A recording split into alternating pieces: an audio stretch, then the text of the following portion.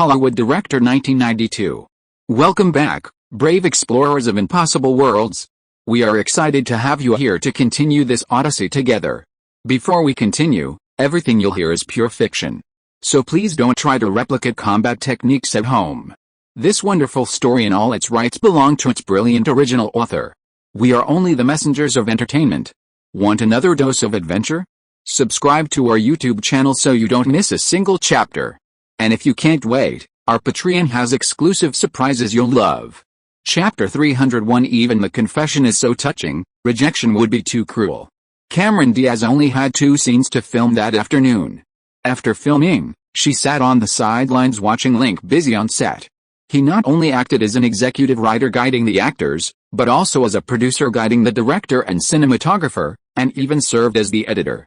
His busy figure could be seen everywhere during filming. No matter how hot the weather, he was always full of energy and vitality, seemingly tireless. Even after the crew finished filming for the day around 5 p.m., Link's work was still not finished. He still had to act as editor, cutting out unnecessary shots from the day's filming, and discussing tomorrow's filming with the main creative team.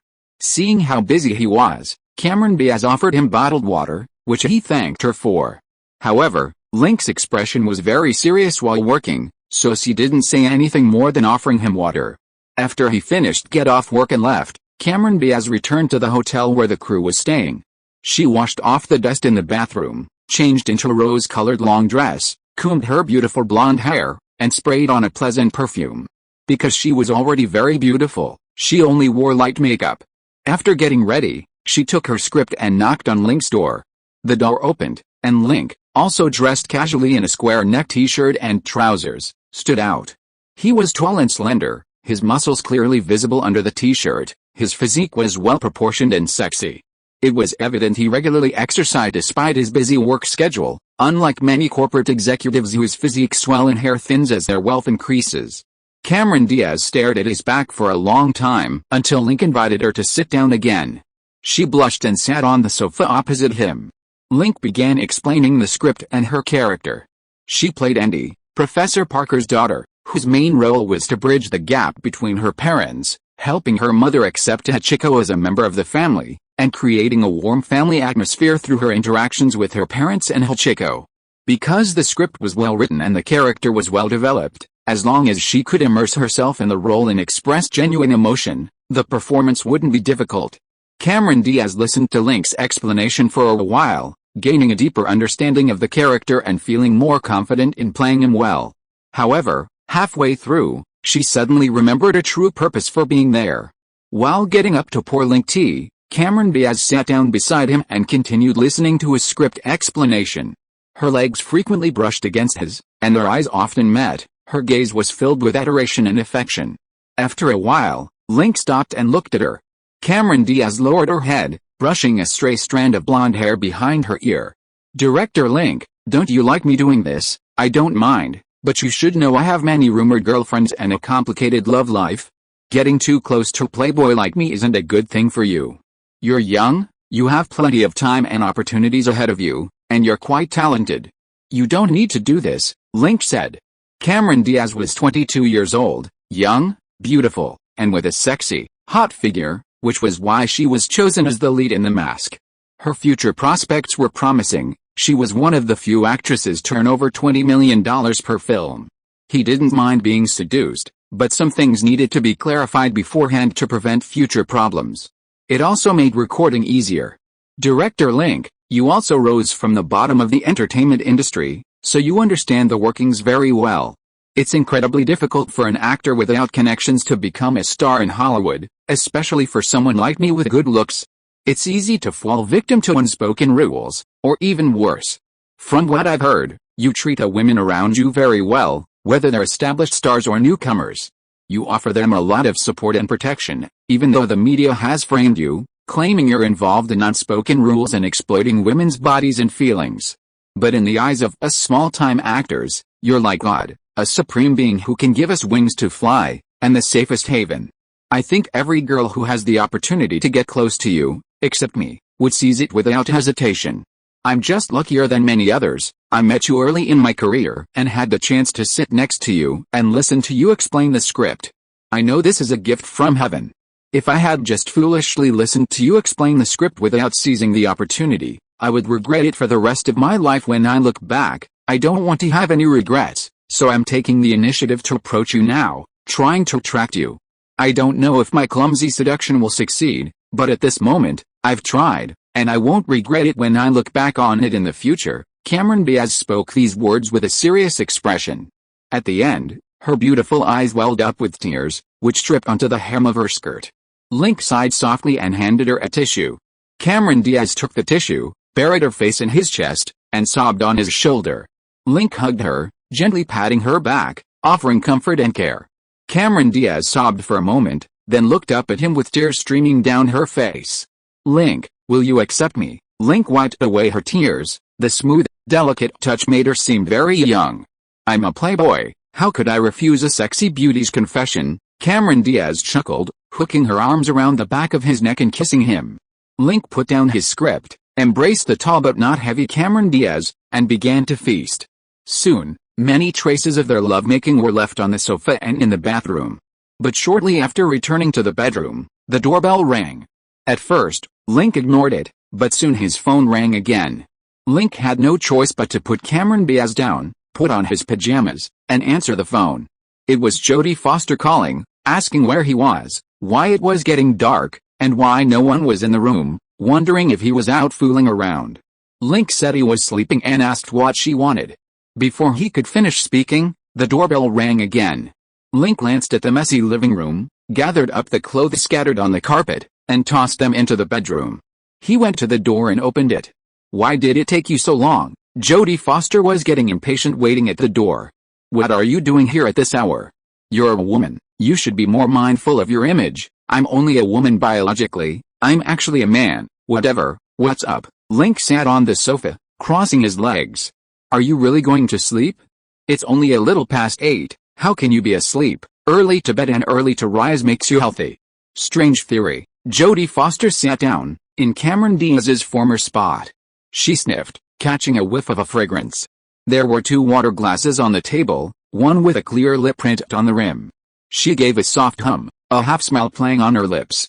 "Is there a woman in here, Cameron?" "She just wanted to talk to me about the script." "Just about the script?" Jodie Foster glanced at the bedroom door and chuckled. "I bet there's someone in the bedroom. Want to go in and check?" Link chuckled. Jodie Foster blinked her blue eyes at him for a few seconds. "Never mind, whether there are other people or not is none of my business. I'm here to talk to you about movies." Then Jodie Foster got down to business, starting with how Hachi, A Dog's Tale was filmed, its composition, and acting. After that, they talked about several recently released films, including The Man from Earth, distributed by Guess What Films. They chatted for over an hour before Jodie Foster reluctantly ended the conversation. "Link, I hope I didn't interrupt your date." Jodie Foster's smile held a hint of mischief. "It's all right. I said sex is a leisure activity, and talking about movies with you is also a leisure activity. They're pretty much the same, so it's not an intrusion," Link said. Jodie Foster's expression immediately fell upon hearing his words. This bastard actually said that chatting with her was the same as sex. He was clearly taking advantage of her. Jodie Foster glared at him and walked out with an annoyed expression. She stopped at the door and asked him if he wanted to attend the British Academy Film Awards next week. Link said he would, and they could go together. Jodie Foster didn't respond to him, only wishing him that his legs would be weak when he woke up tomorrow. After seeing Jodie Foster off, Link returned to the bedroom, where Cameron Diaz was curled up asleep in bed, her face full of springtime radiance mixed with a hint of the pain of a blossoming peach. Link didn't bother her anymore, and held her as they slept soundly through the night. Chapter 302 Nicole, this is a proper occasion, don't do anything messy. While working on the set of Hachi, A Dog's Tale, Link not only directed Jodie Foster and coached Cameron Diaz on acting, but also checked on the progress of the Batman sequel, urging each team to speed up their work and complete set construction within the stipulated time. In January and February, he attended several award ceremonies, including the Screen Actors Guild Awards, the British Academy Film Awards, and the Critics' Choice Awards. These 4 awards, along with the already held Golden Globe Awards, are considered the 4 major indicators of the Academy Awards. Films that win in these 4 categories have a higher probability of winning at the Academy Awards. Films that don't win in any of these 4 categories but still win an Oscar are often considered to have won unexpectedly. This year's Screen Actors Guild Awards were in their inaugural year, with only 4 film awards: Best Actor, Best Actress, Best Supporting Actor, and Best Supporting Actress. Because it was the first year, the judging panel was very cautious in their selections, and the winners were 4 veteran actors. Tom Hanks won Best Actor for Forrest Gump, and Jodie Foster won Best Actress for Nay. The Best Supporting Actor award went to 64-year-old veteran actor Martin Landau, a 2-time Oscar nominee for Best Supporting Actor, who received another nomination for his role in Ed Wood. The Best Supporting Actress award went to 49-year-old Diana West, who won the Oscar for Best Supporting Actress in 1987 for Hannah and Her Sisters, and received another nomination for Bullets Over Broadway. Guess what? Films from the Guess What studio went home empty-handed at this award. At the 48th British Academy Film Awards, BAFTA, 7 received 9 nominations, including Best Film, Best Director, Best Cinematography, Best Screenplay, Best Supporting Actor, and Best Supporting Actress, ultimately winning Best Cinematography and Best Editing in the technical categories. Link won Best Editing, Speed won Best Sound Mixing, and Good Will Hunting won Best Original Screenplay. The biggest winner at this year's BAFTAs was the British film 4 Weddings and a Funeral, which won 5 awards, including Best Film, Best Director, Best Actor, Best Supporting Actress, and the People's Film Award. The popular film Forrest Gump only won 1 award, Best Special Visual Effects. At the Critics' Choice Awards, 7 received 8 nominations, including Best Picture, Best Director, Best Supporting Actor, Best Supporting Actress, and Best Screenplay. It ultimately won Best Editing, Best Visual Effects, and Best Supporting Actor. Leon the Professional won Best Foreign Language Film. Forrest Gump and Woody Allen's Bullets on Broadway were the biggest winners. Judging from the results of the 4 major film awards, it's likely the films from the Studio C King won't perform well at this year's Oscars. After the awards season, Link finished his work on Hachi, A Dog's Tale. The film's plot spans all 4 seasons, with a year-long shooting schedule and frequent breaks in filming, meaning Link didn't need to stay on set. If problems arose during filming, Jodie Foster could call him for advice. Back in Los Angeles, Link led the cast and crew in pre-production for the Batman sequel, including recruiting actors, rehearsing scenes, shooting location footage, and pre-producing CGI visual effects. Haha, Link, it's great to work with you. At the script reading, Jim Carrey rushed up to Link with a big hug. Don't get too excited, Link patted his shoulder. I'm very strict with actors. If you don't perform well, I'll yell at you on the spot. Don't blame me for not giving you a big star face. Haha, don't worry, the Riddler role is perfect for me, and I guarantee I can play it well. Jim Carrey gestured, his expression exaggerated. I also guarantee no problem. I've prepared for this role for 6 months, training every day, reading the script, studying the character. I'm 100% confident I can play Batman. Ben Affleck crossed his arms, raised his chin, and looked cool. This guy arrived wearing only a vest, revealing his thick arms and well-defined shoulder muscles. His pectoral muscles were also quite strong. He could play Superman in a blue leather jacket and red shorts. Good workout, but I hope you can portray Bruce Wayne's aristocratic air during the performance, not just a muscle-bound, brainless athlete, Link said. Aristocratic air is fine too. I've had 2 weeks of aristocratic etiquette training. Ben Affleck lowered his arms, suddenly feeling a chill. Ha ha ha. You call that aristocratic air? What aristocrat wears a vest to a meeting? Jim Carrey clutched his stomach, laughing heartily. This is aristocratic air in my athletic state. Ben Affleck glared at him, took a coat from his assistant, and put it on. Hi, Link. The conference room door glittered with gold as Nicole Kidman arrived, her attire extremely beautiful and captivating. She wore a gold Dior sleeveless gown, its elegant cut and delicate floral embroidery on the neckline and hem, exuding luxury and taste in every detail. The high slit of the skirt cleverly showcased her long, shapely legs, paired with silver high heels, adding to her nobility and sexiness. She was already tall and slender, with fair skin like jade. Her golden hair and long golden dress seemed to envelop her in a captivating halo, making it impossible to look away. Upon her arrival, Jim Carrey and Ben Affleck unconsciously stopped their conversation and turned their attention to her. Director Link, it's so nice to see you here. It's been so long since I've seen you, Nicole Kidman gracefully approached, carrying a fragrant scent. As she spoke, the corners of her red lips turned up, and a charming smile graced her beautiful face, adding a touch of allure to her beauty.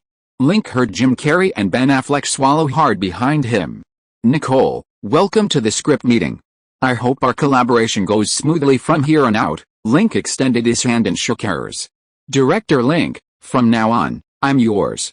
I hope you'll take good care of me." Nicole Kidman grasped his hand, her blue eyes blinking, and another charming smile returned to her beautiful face. "No problem, I'll treat all the actors in the crew equally," Link said. Jim Carrey and Ben Affleck exchanged a glance, one winking, the other making a face. Were they having an affair? They strained their ears and widened their eyes, scrutinizing Link and Nicole Kidman, hoping to glean something more. However, after Nicole Kidman arrived, the rest of the crew gradually arrived. This included the two co-writers, the butler couple, Gary Oldman, who plays Two-Face, Michael Caine, who plays the butler, Ryan Phillip, who plays Robin, Drew Barrymore, who plays Two-Face's sexy assistant, and Salma Hayek, among others. "Everyone's here, please take your seats." After everyone had arrived, the script discussion officially began. Link found a seat at the right end of the large round table in the conference room.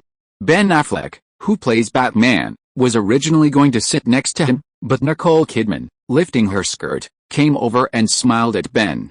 Ben Affleck, being a gentleman, immediately gave up his seat.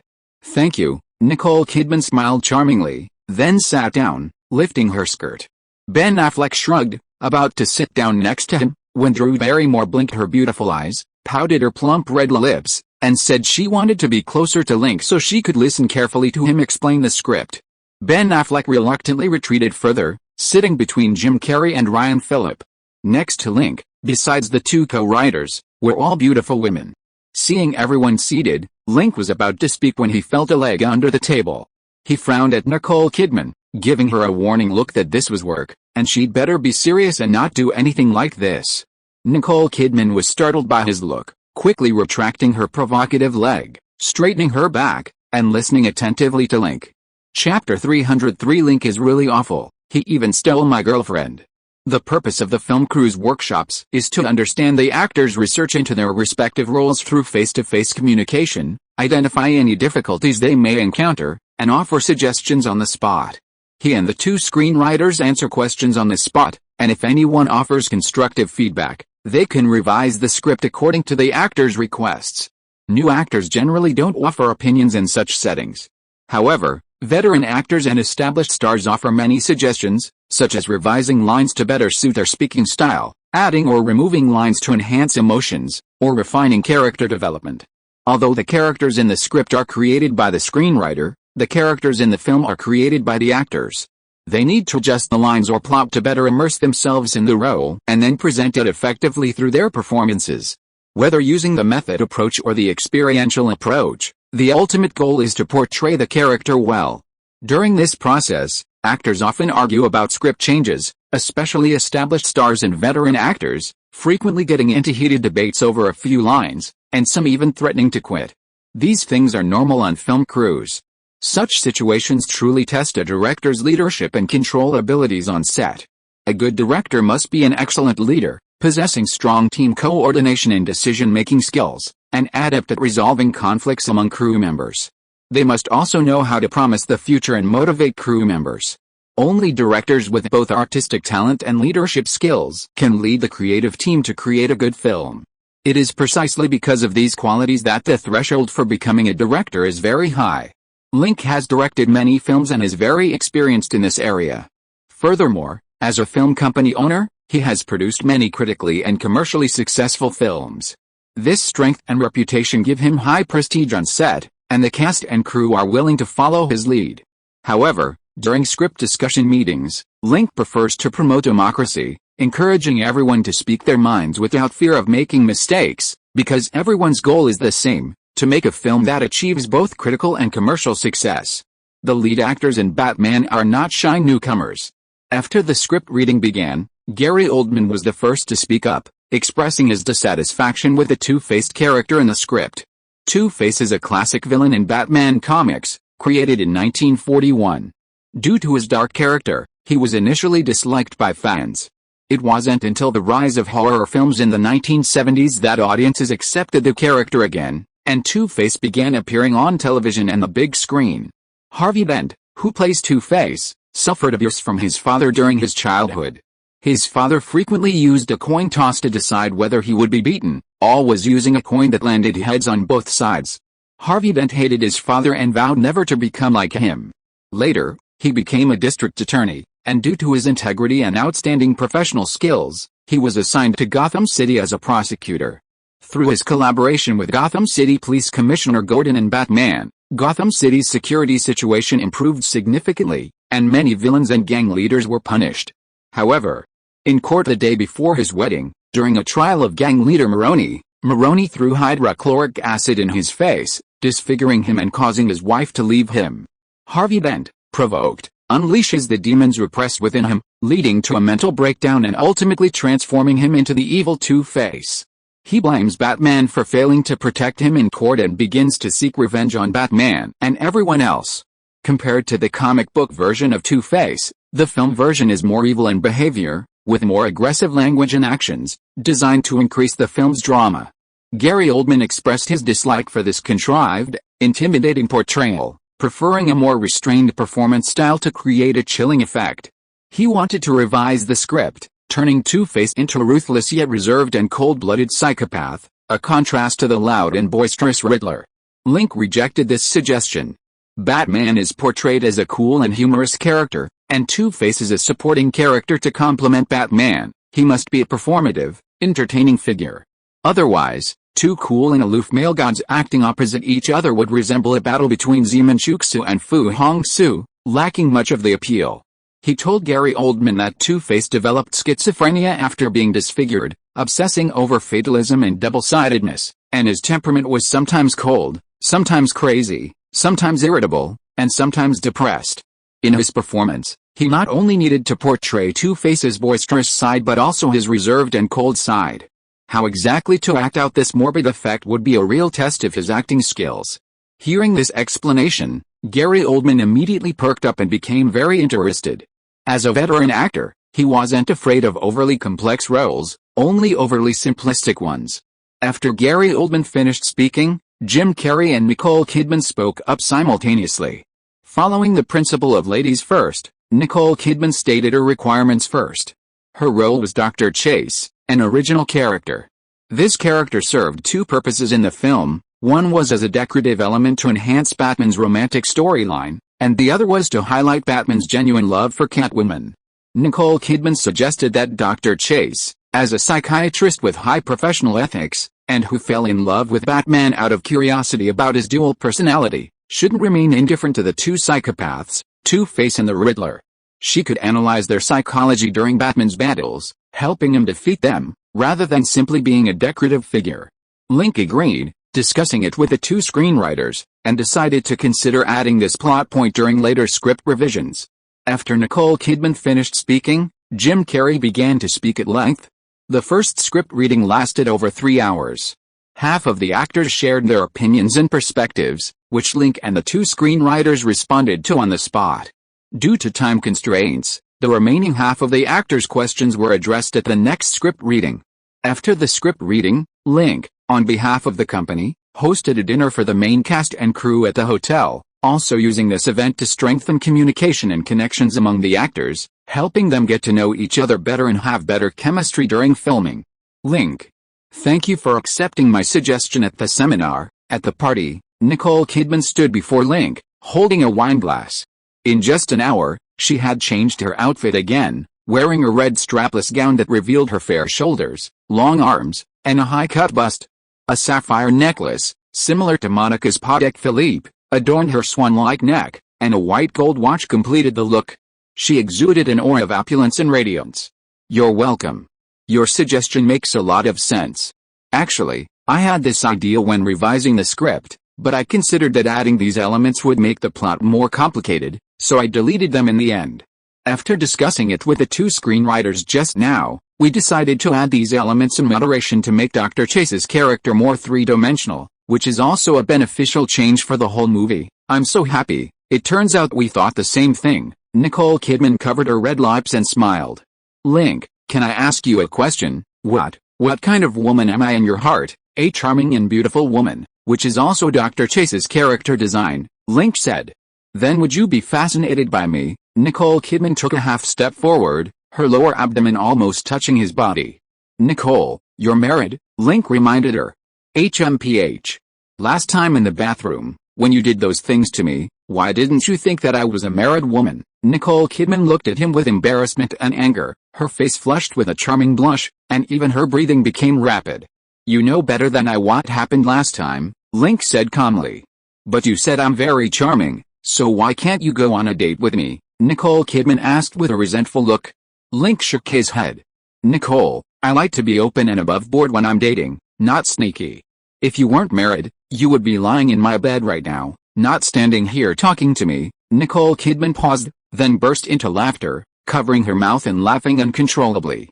Suddenly, she stopped, looked at Link quietly, and said seriously, Link, I think I've fallen in love with you. I really have fallen in love with you. I can't help but think about you every day, about our conversations, about everything that happened between us, every little detail. I know that what I said and did before made you think of me as a promiscuous, shameless crazy woman, but it's okay. From today onwards, I won't do what I used to do. I will become the person you like, and love you more sincerely. Link was surprised. Why had this woman suddenly changed her style? Previously, when they chatted on the phone, Nicole Kidman would use incredibly seductive language to seduce him. Last time, in the bar restroom and at the Golden Globe Awards, she also made many provocative gestures to rouse his desire. Now, in this private setting, the perfect opportunity for her to make her move, she suddenly became reserved and even reflected on her own behavior. This behavior was very abnormal. Was she playing hard to get? Considering she was Michael Ovitz's special envoy and a very shrewd woman, Link wouldn't underestimate her. Link, how about we get along like friends from now on? Nicole Kidman said sincerely. Link looked at her beautiful face and lake blue eyes, surprisingly finding no flaws in her expression. He raised his glass and clinked it with hers. Okay, Nicole Kidman winked and smiled, taking a few sips of red wine. A blush spreading across her cheeks. Every gesture she made revealed her captivating charm, radiating beauty. They seemed to be having a good time. Not far away, Ben Affleck saw Link and Nicole Kidman standing together, a hint of envy flashing in his eyes. Link, dressed in a sharp suit, was tall and imposing, while Nicole Kidman, in a red dress, looked sexy and alluring. Standing face to face, they looked more well-matched than Nicole Kidman and Tom Cruise. That bastard Link not only seduces young girls, but now he's even going after married women. What a beast. Who? Ryan Phillip asked. Ben Affleck gestured with his chin, pointing towards Link and Nicole Kidman. Don't speculate like that. Ms. Kidman is married, Ryan Phillip cautioned. I'm not speculating, I'm just saying they seem to be having a good time. You're the one speculating, Ben Affleck grinned. Hopefully Link can control himself and not make a mistake in this kind of thing, Jim Carrey said, holding his wine glass. That's Nicole Kidman. Could you resist? Ben Affleck asked. Of course I could. I'm a married man. Jim Carrey flashed the gold ring on his ring finger. Ben Affleck scoffed. Since becoming famous, Jim Carrey had been involved in numerous scandals, including rumors of a divorce. Clearly, he wasn't a saint. What are you talking about? Baby-faced Drew Barrymore and Salma Hayek approached. Ben Affleck quickly shut up, turning to look at the two. He saw Drew's rosy cheeks, her sexy and cute appearance, and her curvy, sexy figure. She was quite a pretty girl. He immediately had a crush on her, grinning what he thought was a sunny, handsome smile. Just as he was about to greet her, Drew Barrymore saw Nicole Kidman leave and immediately walked towards Link's location with Salma Hayek. Ben Affleck lowered his hands, clenched his fists tightly, and his face darkened. Damn it, he even stole my girlfriend. Link is so awful. If you are listening to this novel on a channel other than Fanfic World, it means it was downloaded and re-uploaded without effort. We warmly invite you to visit our channel, Fanfic World. There you will find the original version of this story and many other novels of various genres. We look forward to seeing you dive into a world of incredible novels. Chapter 304 Sending a girl is a major red flag. Monica is in for trouble tonight. After the party, Nicole Kidman greeted Link with a smile, showing no intention of seducing him whatsoever, as if she were a completely different person. Back in her car, however, Her face hardened. She kicked the front seat, her expression filled with resentment and shame. Before the script meeting, she had planned to use the opportunity to continue seducing Link, to completely win him over, and then find a way to make him submit to her. But before the meeting, when she tried to seduce Link, he glared at her. His gaze and aura were terrifying, like that of a cold, ruthless, and indifferent king. It chilled her to the bone, filling her with fear and panic. She had heard that Link was a workaholic, extremely dedicated when filming, but she never imagined he could be so terrifying. After being glared at by Link, all her romantic fantasies shattered instantly, even leaving her with a psychological trauma related to him. When she saw him again, she found it difficult to seduce him with the same flirtatious language and alluring gestures as before. This change frustrated her greatly. On one hand, she seriously doubted her own charm. On the other hand, that one glance gave her a deeper understanding of Link. He wasn't as sunny, gentle, and humorous as he appeared. His heart was perhaps darker and colder than a meteorite from the depths of the starry sky. What frustrated her even more was that after seeing Link's inner self, she didn't think of staying away from him. Instead, she became even more curious about him, unable to resist wanting to understand him and get closer to him. Nicole Kidman helplessly realized that when she tried to seduce Link, she seemed deeply attracted to his unique charisma, unable to extricate herself. Ring. The phone rang. Nicole Kidman snapped out of her reverie and answered it. It was Michael Ovitz calling, asking how things were going, whether she had seduced Link, and whether she had taken any photos. Nicole Kidman said no, but Link said she was a married woman and he didn't want to touch her. Michael Ovitz was furious and started cursing, calling Link a playboy who had no moral compass and talking nonsense. Nicole Kidman told him not to rush things. She was going to try a different approach to seduce Link. Another way? What way? Before, to seduce Link, I acted like a bitch, but it didn't work at all.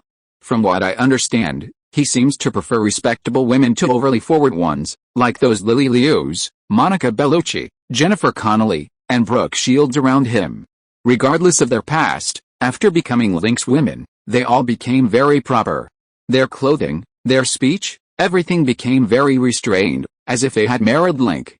Whether they changed voluntarily or Link requested it, it shows that Link prefers respectable women. You mean, I also want to become a respectable woman, to interact with Link as a normal woman, not a slutty bitch.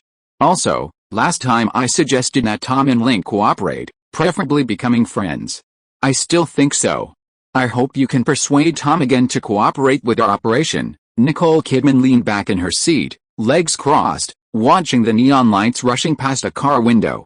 Her tone was calm and decisive. She didn't seem to be doing Michael Ovitz's bidding, but rather giving him orders. Michael Ovitz understood, but he didn't care. As long as Nicole Kidman could get Link into bed and take those unflattering photos, nothing else mattered. Nicole, are you sure this is okay? You said before that Link didn't want to touch you because you're a married woman. If Link and Tom become friends, and you become his wife, will he still touch you? Michael Ovitz voiced his concerns. Nicole Kidman sneered, don't think so highly of Link. No matter how reserved he acts, he's a womanizer at heart. He might not touch a married stranger, but he might not be able to resist a friend's beautiful and charming wife. Don't forget Winona Ryder. I bet she had contact with Link, even slept with him, before she broke up with Depp. Okay, Nicole, I trust your judgment. I'll persuade Tom to work with Link. There's an opportunity right now. Columbia Pictures film project, Jerry Maguire, has been given to Guessing Pictures. That role is perfect for Link, and I'll persuade Tom to take it and work with him. Also, you need to work harder. The 7 major studios are preparing to besiege Guessing Pictures and Link, and they're lacking a breakthrough. I hope you have good news, Michael. Don't worry, I will definitely seduce that bastard Link, then conquer and ravage him, making him kneel before me, willingly becoming my slave. Let's see if that bastard dares to ignore my charm again, Nicole Kidman shouted in a shrill voice. Michael Ovitz seemed startled and quickly assured her he believed her. After hanging up, Michael Ovitz shook his head, wondering what Link had done to offend Nicole so badly that she hated him so much. But for him, it was a good thing. If Nicole was willing to go all out against Link, Link would probably be in trouble. Michael Ovitz was looking forward to seeing Link suffer, but Nicole Kidman was preparing to change tactics, using a strategy of playing hard to get with Link. This tactic was good, but it was slower to take effect.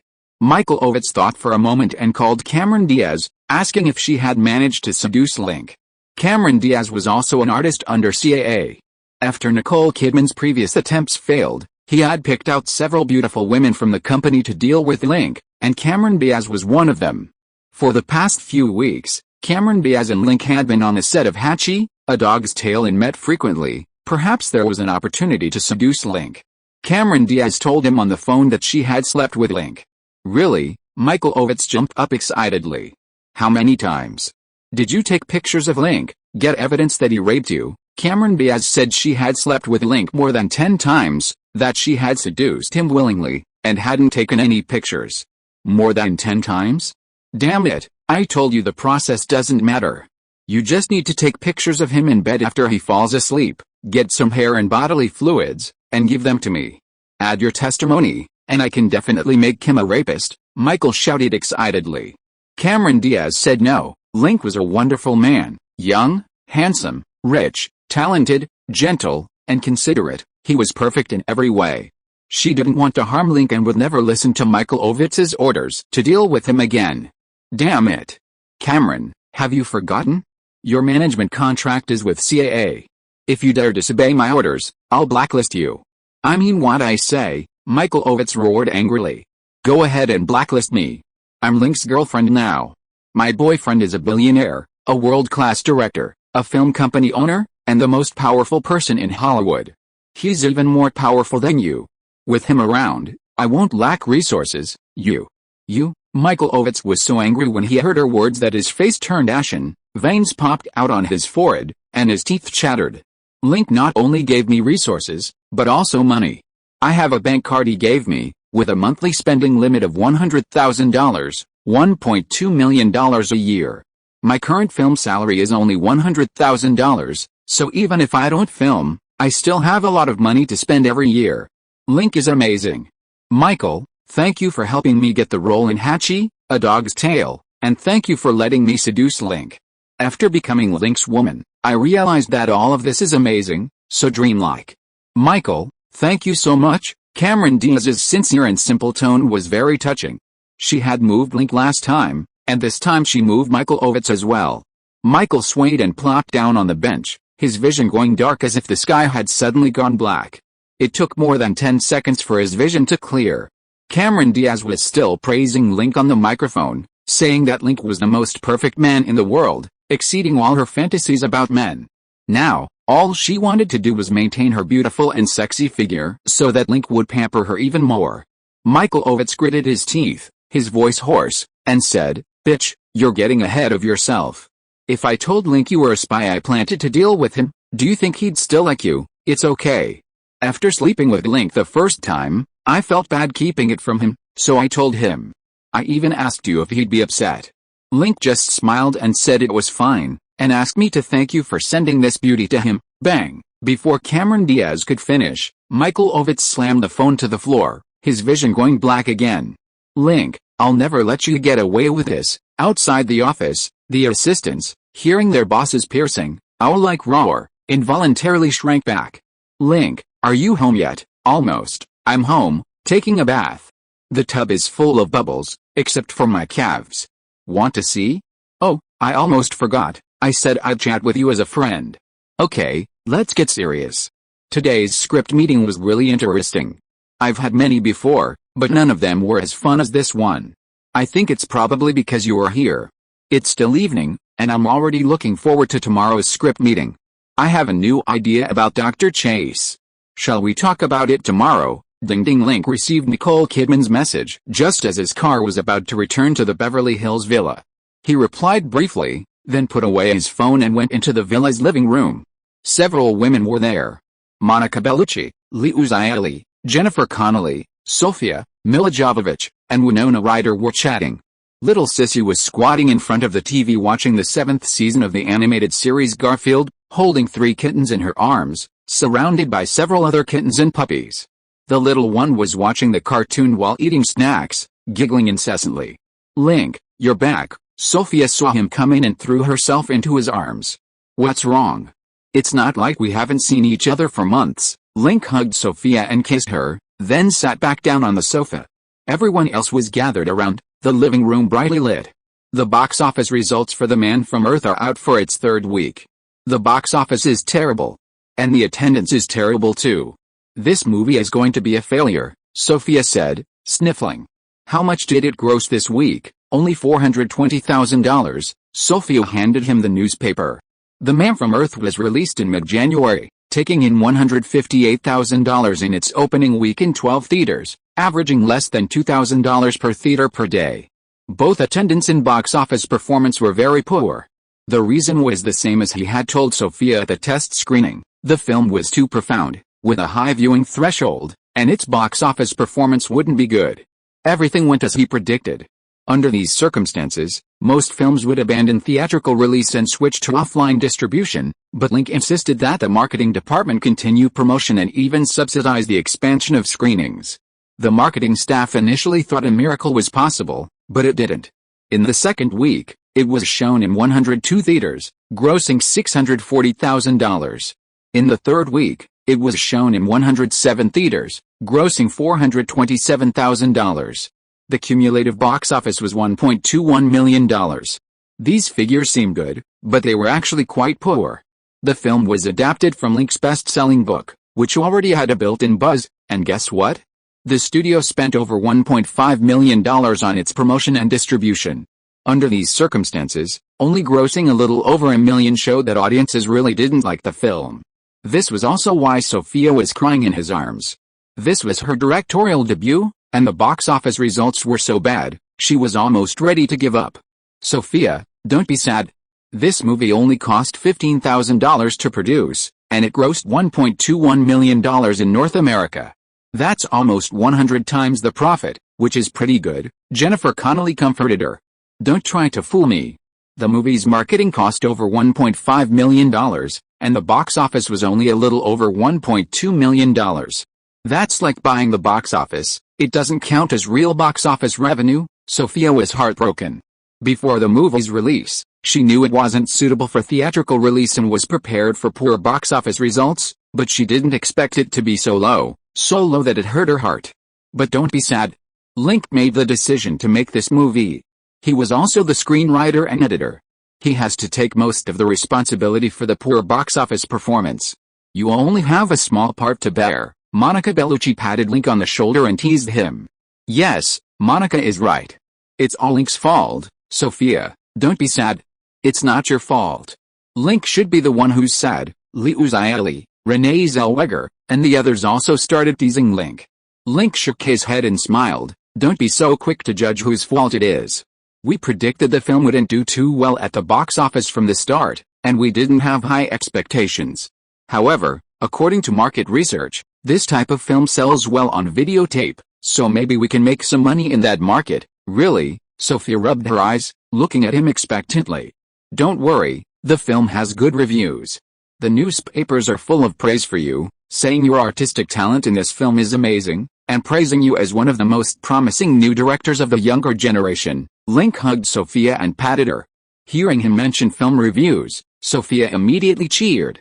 The film's box office performance was average, but the reviews were very positive.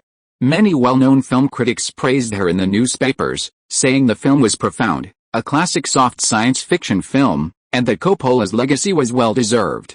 However, Sophia knew that she was more influenced by Link in terms of film technology and theory. Link, why are you back so early? Is the script meeting over? Monica changed the subject. Yeah, didn't you say there was a party after the script meeting? Why are you back so early? Nicole Kidman was there too, didn't you chat with her for a while? Haha, we were just betting whether you'd bring her back tonight. Jennifer, Renee Zellweger, and the others chimed in. Link shook his head. What nonsense are you talking about? The crew had a small get-together at the hotel after the meeting. I came back right after eating.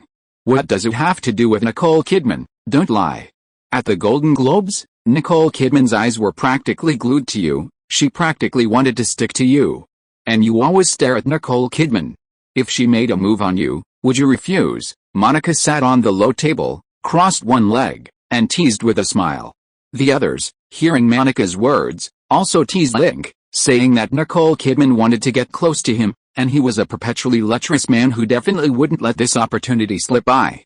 Link sighed. Nicole Kidman is married. I'm not so tasteless as to go after a married woman, so what if she's married? Nicole Kidman was the one who came to you, not the one you were trying to bully. Why are you so nosy? Monica covered her mouth and laughed. The others also chuckled. Seeing that Monica was the ringleader, Link didn't tolerate her. He reached out and pulled her close, giving her a couple of light slaps on her chubby cheeks, making them flush red. You're just making wild guesses. If you were willing to play Dr. Chase, would I need to waste time dealing with Nicole Kidman? It's not like I asked you to choose her as the lead. You probably chose her because you're jealous of her. Monica, despite being slapped, refused to back down, rolling her eyes at him while clutching her bottom. The other women also teased him merrily. Link decided to teach Monica a lesson, hoisting her onto his shoulder and carrying her upstairs. Haha, this is going to be interesting, let's go see. Monica's in for it today. Jennifer Connelly, Sophia, and Renee Zellweger quickly followed upstairs, ready to watch the show. Little Kyankian, seeing the commotion upstairs, put down the remote and wanted to go up too, but before she could even stand up, Liu Xiaoli twisted her ear and dragged her back to the villa next door, telling her to hurry up and do her homework, then continue practicing the piano. Little Kyankian rolled her eyes and angrily did her homework. Liu Xiaoli successfully subdued the little girl, handing her over to the nanny before returning to the main villa. When she arrived, the bedroom was already in chaos. Chapter 305 Morning Rope Training, Monica's Transformation. You tied Monica up like that last night, was that some kind of Japanese rope bondage? How do you know that? Early morning in Beverly Hills, sunlight filtered through the thin mist onto the track. Sophia jogged slowly, glancing curiously at Link. She wore a fitted sports vest, revealing her fair and sexy neck and collarbone, and black sports shorts that accentuated her long, straight legs, making her look incredibly energetic. With each stride, her golden ponytail swayed behind her, fine beads of sweat appeared on her forehead, and her cheeks were flushed from exercise. What Japanese? This technique originated in China. In ancient times, to prevent prisoners from escaping, they were tied up with ropes, sometimes by their hands and feet, sometimes by their entire bodies. Later, this technique spread to Japan, where it was used in bed and even made into movies. I had a Japanese prop master on my old film crew who knew this skill, and I learned a few moves from him, Link said as he ran. Monica seemed really happy last night. I want to try too, okay? Sophia blinked, her voice slightly coquettish, her eyes full of anticipation. Okay, whatever you like. Link ruffled her hair, and Sophia rolled her eyes at him, then suddenly jumped onto his back and hugged his neck tightly. Link smiled and continued running forward with her on his back. Ah, slow down, my chest hurts. Mila Jovovich saw the two of them playfully bickering, smiled, and followed after them with her long legs. After his morning exercise, Link returned to the villa's living room. Everyone except Monica was up, some were doing aerobics, some were applying face masks, and some were putting on makeup and changing clothes. Only Xiaoxi was still yawning on the sofa, seemingly not having had enough sleep and forced to get up early. When Link returned, Liu Xiaoli told the servants to bring breakfast, and the family began to eat. Inside the restaurant, sunlight streamed through the floor-to-ceiling windows onto the oval dining table, which had 20 seats on either side. More than 10 different breakfast items were laid out on the table, each with its own unique flavor, and the air was filled with the aroma of coffee and toast. Link, take a look at these, Liu Xiaoli said, her expression grave. She habitually read the newspaper while eating. After flipping through a few, she handed the newspaper to Link with a serious expression. After the box office results for The Man from Earth came out, many media outlets took the opportunity to criticize us, even mentioning that our second round of financing was about to fail. This news is very bad for us. Link took the newspaper and casually flipped through a few pages. The three newspapers were the Los Angeles Times, the International Herald Tribune, and the Wall Street Journal, all featuring the news of The Man from Earth's box office failure on their front pages. The Los Angeles Times published a commentary titled "A Star-Studded Cast Can't Mask a Box Office Failure. Guess the film industry's box office myth has faded." The commentary specifically mentioned the film's production team. Legendary director Francis Ford Coppola served as executive producer and art director, while current top film director Anthony Link personally handled the screenplay and editing, and Sofia Coppola served as both director and producer. The cast was also entirely composed of veteran actors, including Richard Castle and Talia Shire. Based on the cast alone, the film's box office performance shouldn't be too bad. Furthermore, the film is adapted from Anthony Link's best-selling novel Interstellar. Since its publication in 1992, the novel has sold over 120 million copies worldwide, becoming one of the best-selling works in science fiction history. The Man from Earth, a classic chapter from the novel, is considered a gem of science fiction literature by countless fans for its profound philosophical thinking and boundless imagination. Therefore, when the announcement of the film adaptation last year, fans' expectations were at their peak. With a lavish cast, a popular IP, and guess the movie's lavish promotion, The Man from Earth was predicted by numerous media outlets to be the first film to gross over $100 million in North America in 1995, and guess the movie was poised for another box office triumph. However, the film only grossed $1.21 million in its first 3 weeks, far below expectations and becoming arguably the biggest box office disaster of the year. The International Herald Tribune offered a similar assessment, jokingly remarking that Lin's lucky streak seems to have lost its box office secret. Link's 1991 film Buried, made for $20,000, grossed $75 million worldwide. In 1992, he again made Paranormal Activity on a $20,000 budget, which grossed over $600 million worldwide. Later that year, he created The Blair Witch Project on a similarly low budget, which raked in $300 million worldwide. These impressive results instilled confidence in Link's low-budget films. When Guess C Pictures initially claimed to have a $20,000 budget for The Man from Earth, many believed it would continue this success story. However, it didn't. The film's box office failure not only exposed Link's claim of possessing a box office secret, but also cast a shadow over Guess C Pictures' future. The Wall Street Journal focused on Guess C Pictures' second round of financing. Most companies typically complete their financing rounds within 4 months. Companies that successfully complete financing within this timeframe often demonstrate market and investor confidence. If the financing period exceeds this timeframe, it indicates potential difficulties for the company, increasing uncertainty during the process. Last December, Guess C Pictures announced its second round of financing with a high-profile offer of $1.5 billion. However, more than 2 months later, the investment market remains unusually quiet, with no investment firm willing to take on the investment. This is because Guess C Pictures' valuation exceeded investors' expectations, and coupled with recent fluctuations in the film market, investment risks have been amplified, leading investors to adopt a wait-and-see approach. A Wall Street Journal commentator believed that if Guess Movies could release a few box office hits during its fundraising period, it might reignite investor enthusiasm and show them the company's potential and stock value. However, reality proved less optimistic. Guess Movies' first film of the year, The Man from Earth, was a box office flop, further exacerbating the company's financial situation and severely damaging investor confidence. The commentator sarcastically concluded at the end of the article, Guess Movies is caught in an awkward situation of high valuation but no market demand. No matter how high the valuation, it can't withstand the market's indifference. Link looked at the newspaper and twitched his lips. The news of The Man from Earth's poor box office performance had just broken, and so many people were already gloating. It seemed the $1.5 billion offer had indeed offended many. Link, how do we deal with these negative reports? Liu Zhili asked with a serious expression. Don't worry about it. We're a film company, everything depends on the box office. Good box office results give us more influence, while bad results mean no amount of PR will help. Let's ignore these negative news for now.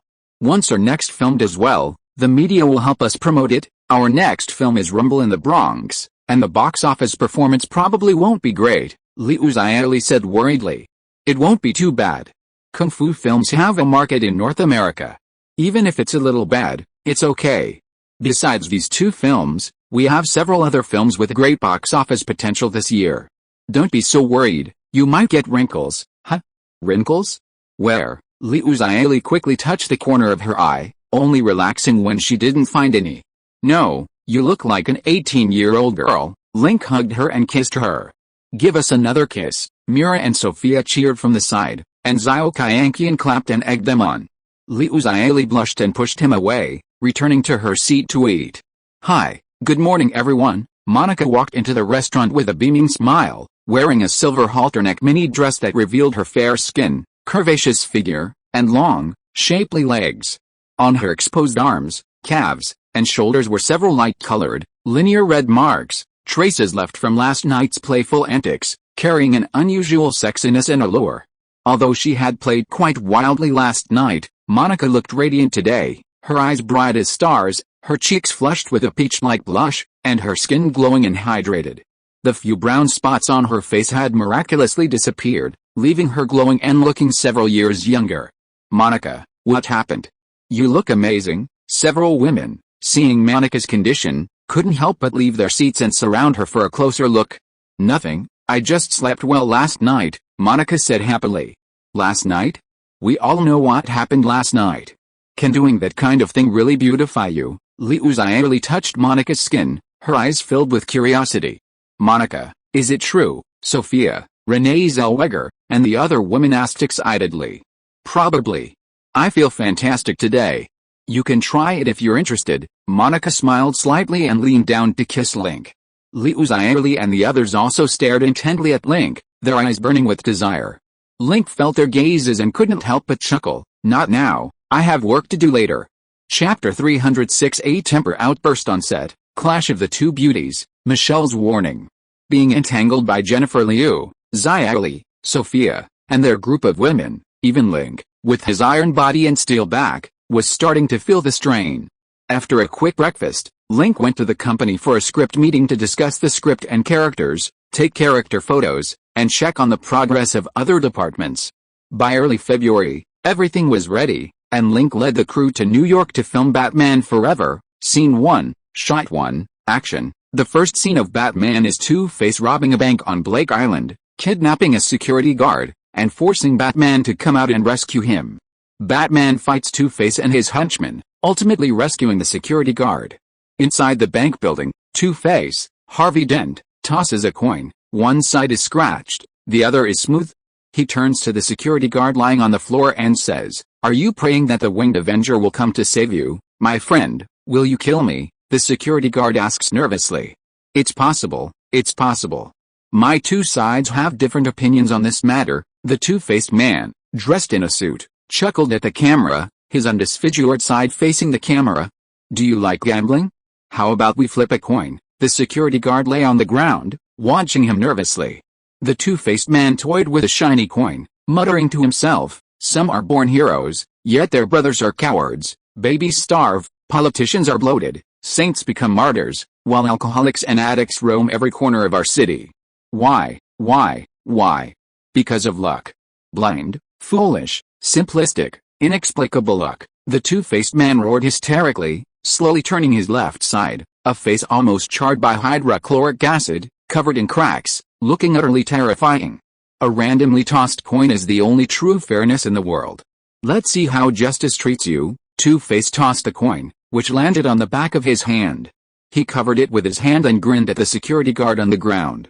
"This moment feels like God's arrangement. We'll see soon enough." Link sat behind the monitor, watching Gary Oldman's performance. Gary Oldman was doing a great job. His lines, movements, and expressions were all very compelling, making him seem like a madman. But his performance also had problems. Filming had just begun, and Gary Oldman wasn't quite in control of his performance. Some parts were overdone, others lacked depth. When these problems arose, the director needed to be on set to correct and guide him, gradually shaping Gary Oldman into the Two-Face he wanted. This is the director's role, to use artistic means to mold actors, making them the way the film requires them. This work is similar to that of a sculptor. Excellent directors create classic screen images, mediocre directors only make bad films. This is why top actors are willing to collaborate with good directors. On the one hand, they can gain fame and fortune by making good films. On the other hand, under the guidance of excellent directors, they can improve their acting skills and create classic roles. Link was already quite skilled, having made 7 films in the past, gaining a lot of directing experience. His filmmaking skills improved, and his ability to guide actors became increasingly impressive. Many veteran actors in the industry know his expertise in guiding actors and are happy to work with him. When Link discovered Gary Oldman's problems, he didn't immediately stop the filming, allowing Oldman to improvise freely. After 5 takes, when Gary couldn't continue to correct his performance, Link finally called Oldman in to discuss the character, pointing out his problems and directions for adjustment. Under his guidance, Oldman had a breakthrough, returned to the camera, and his performance was significantly improved. After 10 takes, Oldman almost completely immersed himself in the role, delivering a captivating performance on screen. Director Link, I've heard you have an excellent eye for talent, are incredibly observant, and are very good at directing actors. I thought you were only in your 20s and didn't have much experience, so I didn't believe the rumors. Now I completely believe it. You truly are a fantastic director. Gary Oldman excitedly gave Link a thumbs up after filming a scene. Link smiled, unpretentious, and calmly accepted the praise. They filmed the Two-Face scenes for a week first, then Batman took the stage. After receiving news of Two-Face's bank robbery, Batman quickly donned his suit, drove the Batmobile to the bank building, and even bumped into Dr. Chase. Wow, what a stunning entrance, Dr. Chase exclaimed, watching Batman descend from the sky on wires. Batman landed, looked at Dr. Chase, then at Commissioner Gordon beside him. Two-Face, yes, 2 guards were killed, and he took a 3rd hostage, catching everyone off guard, Commissioner Gordon said, looking up at the building. Today marks the 2-year anniversary of my capture of him, Batman said. Two-Face loves all numbers related to 2, including the date of the robbery, the second bank, the $22.22 million heist, all related to 2. He's a true idiot. No wonder he couldn't resist committing it again. Dr. Chase extended his hand and said, I am Chase Meridian, Commissioner Gordon said. I asked Dr. Meridian to come and assist us in the investigation. Her expertise is abnormal psychology, various human nature studies. I've read your works, they're simple, but very insightful, Batman said calmly. Cut. After filming the scene of the 2 meeting, Link called a pause, played back the footage, and watched it again. Hey, Link, how was our acting? Wasn't it great? Ben Affleck walked over with a smile, wearing the Batman suit and a bat mask. With his 191 centimeters height, he did look tall, imposing, and strong. Physically, Ben Affleck best fit the requirements for the Batman role. But the inner qualities were far inferior.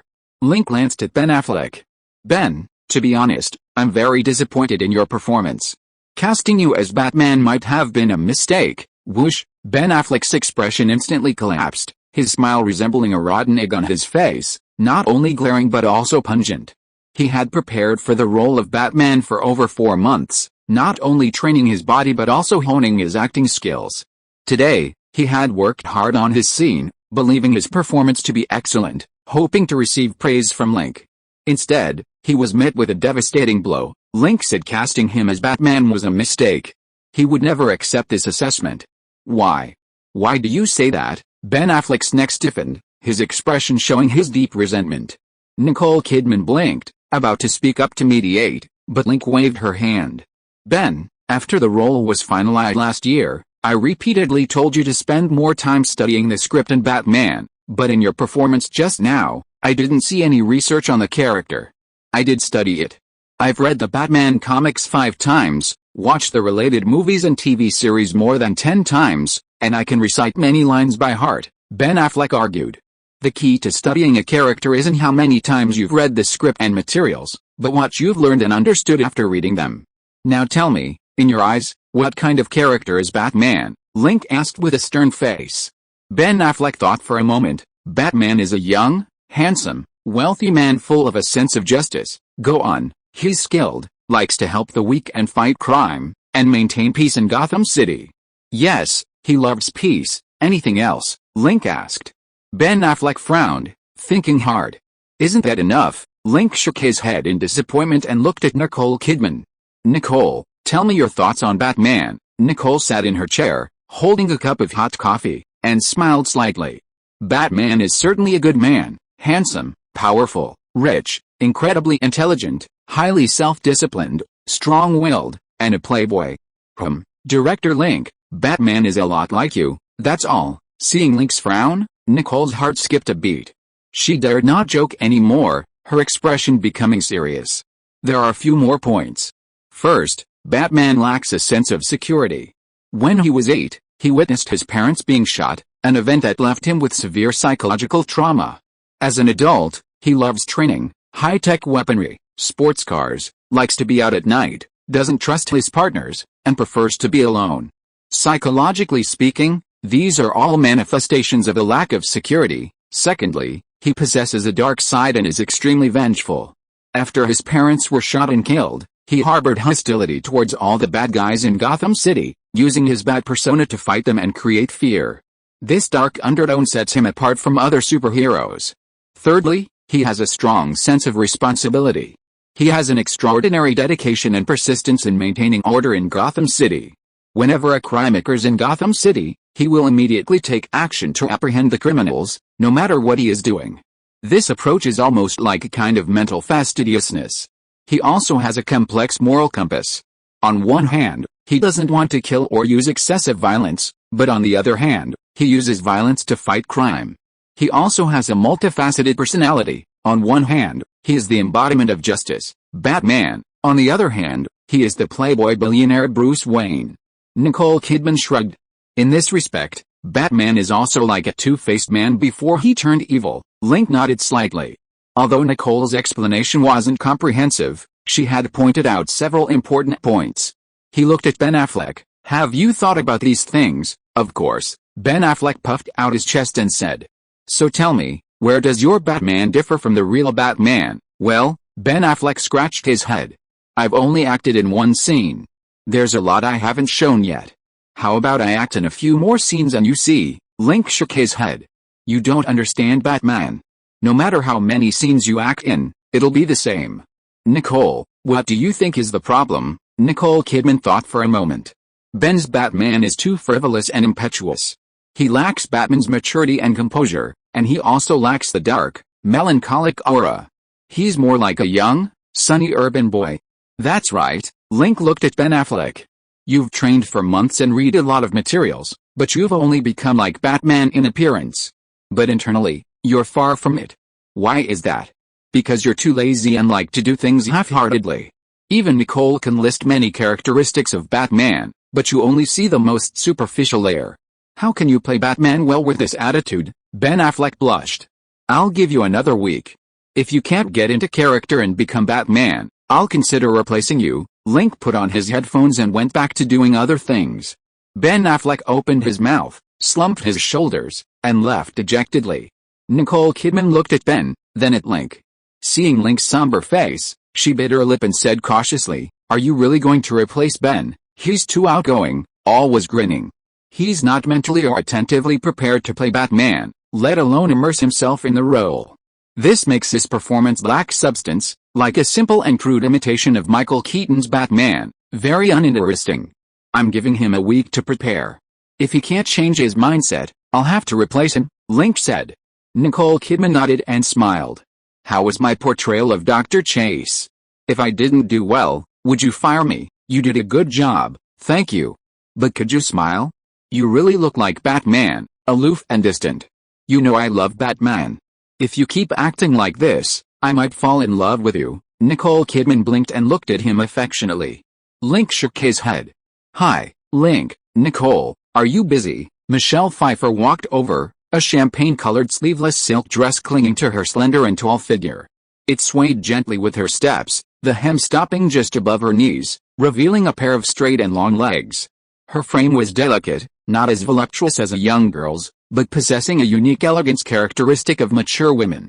Michelle, why did you arrive early? Michelle Pfeiffer plays Catwoman in the film, but her role is small, appearing only in the latter half. I had nothing to do this weekend, so I came to see you. Michelle Pfeiffer smiled slightly, nestled into Link's arms, and kissed him passionately, completely absorbed in the moment. Nicole Kidman's face slowly darkened, a complex mix of emotions rising within her, emotions stronger than even when she learned of Tom Cruise's infidelity. This made her very unhappy. But when Michelle Pfeiffer turned around, she smiled again, revealing a ladylike demeanor. Nicole, your dress is beautiful, Michelle Pfeiffer complimented Nicole, looking her over. Thank you. I'm also looking forward to seeing you in the Catwoman suit again. You were so cool as Catwoman. Nicole Kidman smiled sincerely. Michelle Pfeiffer smiled back, turning to Link. Darling, would you like to see me in it? Link imagined Michelle Pfeiffer in a form-fitting black Catwoman suit, perched on a rooftop, her figure curvaceous, a tail trailing behind her, and he couldn't help but feel a little tempted. But this was a film set. Filming came first. Don't seduce me. Sit here first, I'll keep you company after I finish filming. Link patted Michelle's butt and returned to the director's area to arrange work. With Batman in trouble, the crew continued filming the Two-Face and Riddler scenes to avoid delays. A man working seriously is indeed the most charming. Michelle crossed her legs, leaning lazily against a folding chair on the sidelines, her gaze fixed on Link in the center of the set. He was discussing the next scene with the assistant director, cinematographer, and art director, his sleeves rolled up, revealing his muscular forearms, occasionally gesturing in the air to outline the scene. The afternoon sunlight shone on his angular face. He frowned slightly, intently watching the people opposite him, sometimes stating his views with composure and strength, sometimes listening attentively to others' opinions, his every move exuding both the authority of a leader and the persistence unique to an artist. Yes, very charming, Nicole Kidman echoed, looking at Link. Michelle Pfeiffer turned to look at her, her gaze inquisitive and curious. You like Link too? Yes, Nicole Kidman met her gaze without flinching. Michelle Pfeiffer scoffed. You liking Link shows you have good taste, but you're still pursuing him before your divorce. That's not liking him, it's hurting him. On behalf of Monica, Jennifer, Lily Liu, and all of Link's women, I advise you, stay away from Link until you're divorced. Don't bring trouble to him, or don't blame us for being impolite. Nicole Kidman blinked her blue eyes, a hint of surprise and contemplation flashing within them.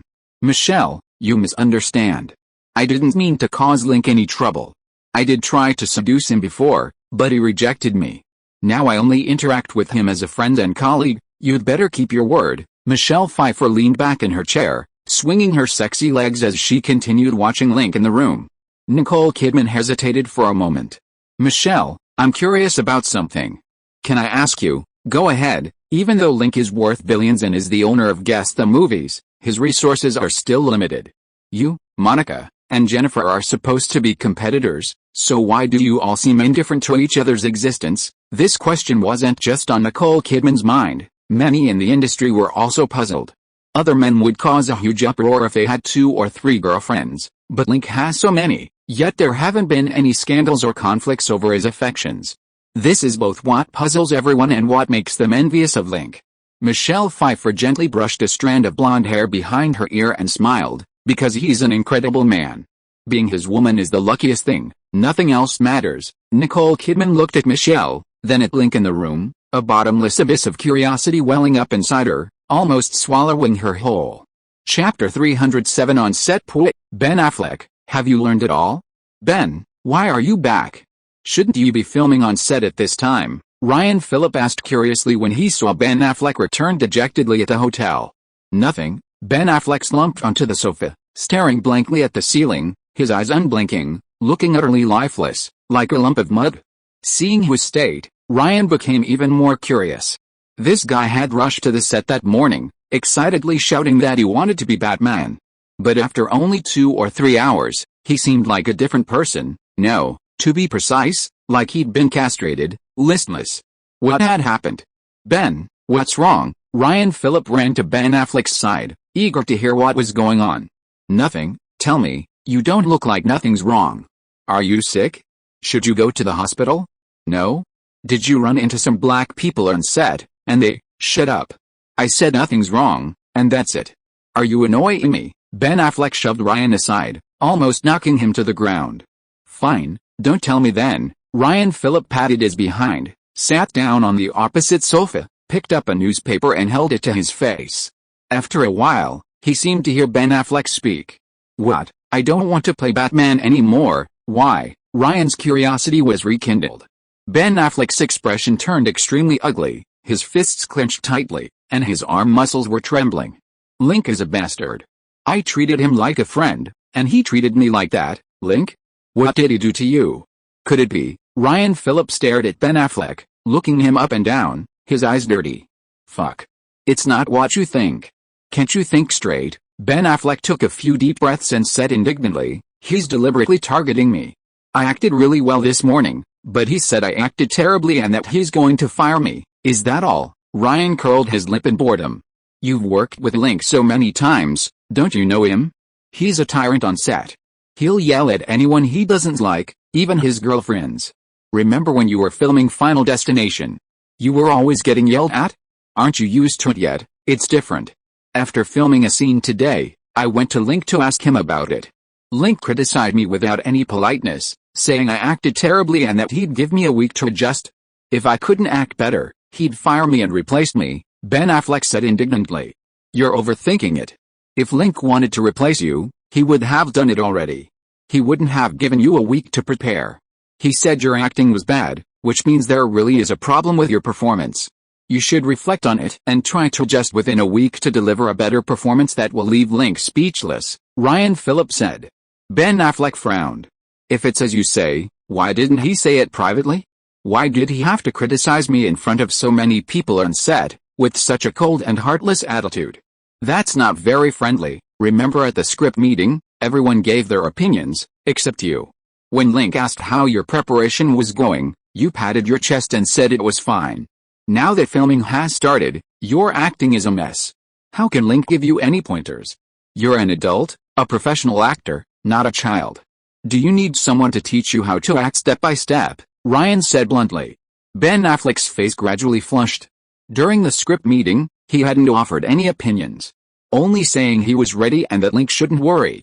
He suppressed his embarrassment and said, I actually did a good job, it's just that Link is too picky. Ryan scoffed. Link is a big director, he's worked with many veteran actors. Does he not know whether you acted well or not? You didn't act well and you don't accept criticism. If I were Link, I'd fire you immediately, not give you another week to prepare. Ben Affleck glared, but then realized he had a point. This time, it was probably his performance that was bad. Nicole Kidman, after reading the script, could articulate Batman's character clearly, while he couldn't. He had indeed disappointed Link's expectations. A week of preparation time wasn't too harsh. Ben Affleck temporarily abandoned the idea of quitting and picked up the script again, trying to get a feel for it, but after 3 readings, he still hadn't grasped anything. He called Matt Damon for help. Matt gave him 2 suggestions. The first was to ask Link for help. Link was the director and screenwriter, and knew the character best. Asking Link for advice was the most direct and effective way. The second was for him to think for himself, to think seriously, and not to be lazy anymore. As long as he did his best, he could definitely do well. Ben Affleck refused the first suggestion. That morning on set, Link had pointed his finger at him and berated him, even saying he would fire him. It was too cold and ruthless. He wasn't ready to face Link.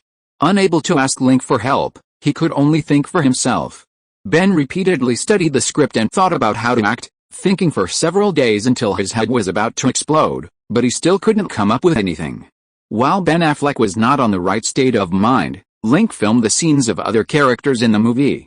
The character with the most screen time in this movie was Batman, and the second most screen time was the Riddler, played by Jim Carrey. The Riddler's real name was Edward Nygma. He was obsessed with all kinds of puzzle games since childhood and claimed to be the smartest person on Earth, able to easily manipulate everyone. To prove that his intelligence far surpassed Batman's. Before each crime, the Riddler leaves clues for Batman to decipher, hoping to defeat him. But Batman is smarter, always managing to solve the riddles, thwart his crimes, and imprison him in Arkham. The Riddler is characterized by his green clothes, top hat, talkative nature, and flamboyant performances. This role wasn't too difficult for Jim Carrey. Sometimes, however, he overdid it, and Link had to remind him to tone it down. That morning, while the crew was filming the Riddler conducting brainwave research, Ben Affleck arrived on set, saying he was ready and wanted to audition. In just a few days, Ben Affleck seemed like a different person, his brow furrowed, his demeanor somber, as if he were carrying a heavy burden. Link agreed, allowing him to act out a scene where the 2 characters meet with Jim Carrey. The Riddler was originally an employee of Wayne Enterprises. After developing a device to collect brainwaves, he took advantage of Bruce Wayne's visit to the factory and offered to help him complete the research with more funding. However, Bruce Wayne refused his offer upon hearing that it would require live subjects for experimentation. The Riddler then turned to the dark side. Cut. Link called a pause before the 2 finished their performance. He told Ben Affleck it wouldn't work. Bruce Wayne was a cold, domineering CEO, not a frustrated office worker. His performance didn't capture Bruce Wayne's character, and this wasn't a Batman he wanted. Link told him to go back and think about it. Ben Affleck, his face grim, clenched his fists and left the stage, his back view showing loneliness and anger. Link, is this okay? Will Ben give up the role and quit? Nicole Kidman asked. Whatever, if he doesn't want it, there's someone else, Link said indifferently. Nicole Kidman smiled slightly and sat down on the folding chair next to him. Don't pretend you don't care. Actually, you care about him a lot. You're using this method to hone him, to put him on the spot, so he can get into character sooner, right? After these few days of training, Ben isn't as impulsive as before, and his acting isn't so exaggerated. He's improved a lot, all thanks to you. As long as he can persevere, he might be able to play Batman well. Nicole Kidman rested her chin on her hand, quietly looking at him, and smiled. Link, you're really good at training actors. Gary and King say so too. You're so good, could you train me more? I want to improve too. Nicole Kidman used training, the kind of training a master gives to a slave, not instruction. No problem, Link waved his hand, signaling the various departments of the crew to prepare and continue filming the Riddler's scenes. Why? Outside the set, Ben Affleck clenched his fist and pounded it hard against the wall, his voice filled with resentment, his expression becoming ferocious. Ryan Phillips scratched the back of his head, secretly worried. Ben, don't be angry. Your performance today was much better than before.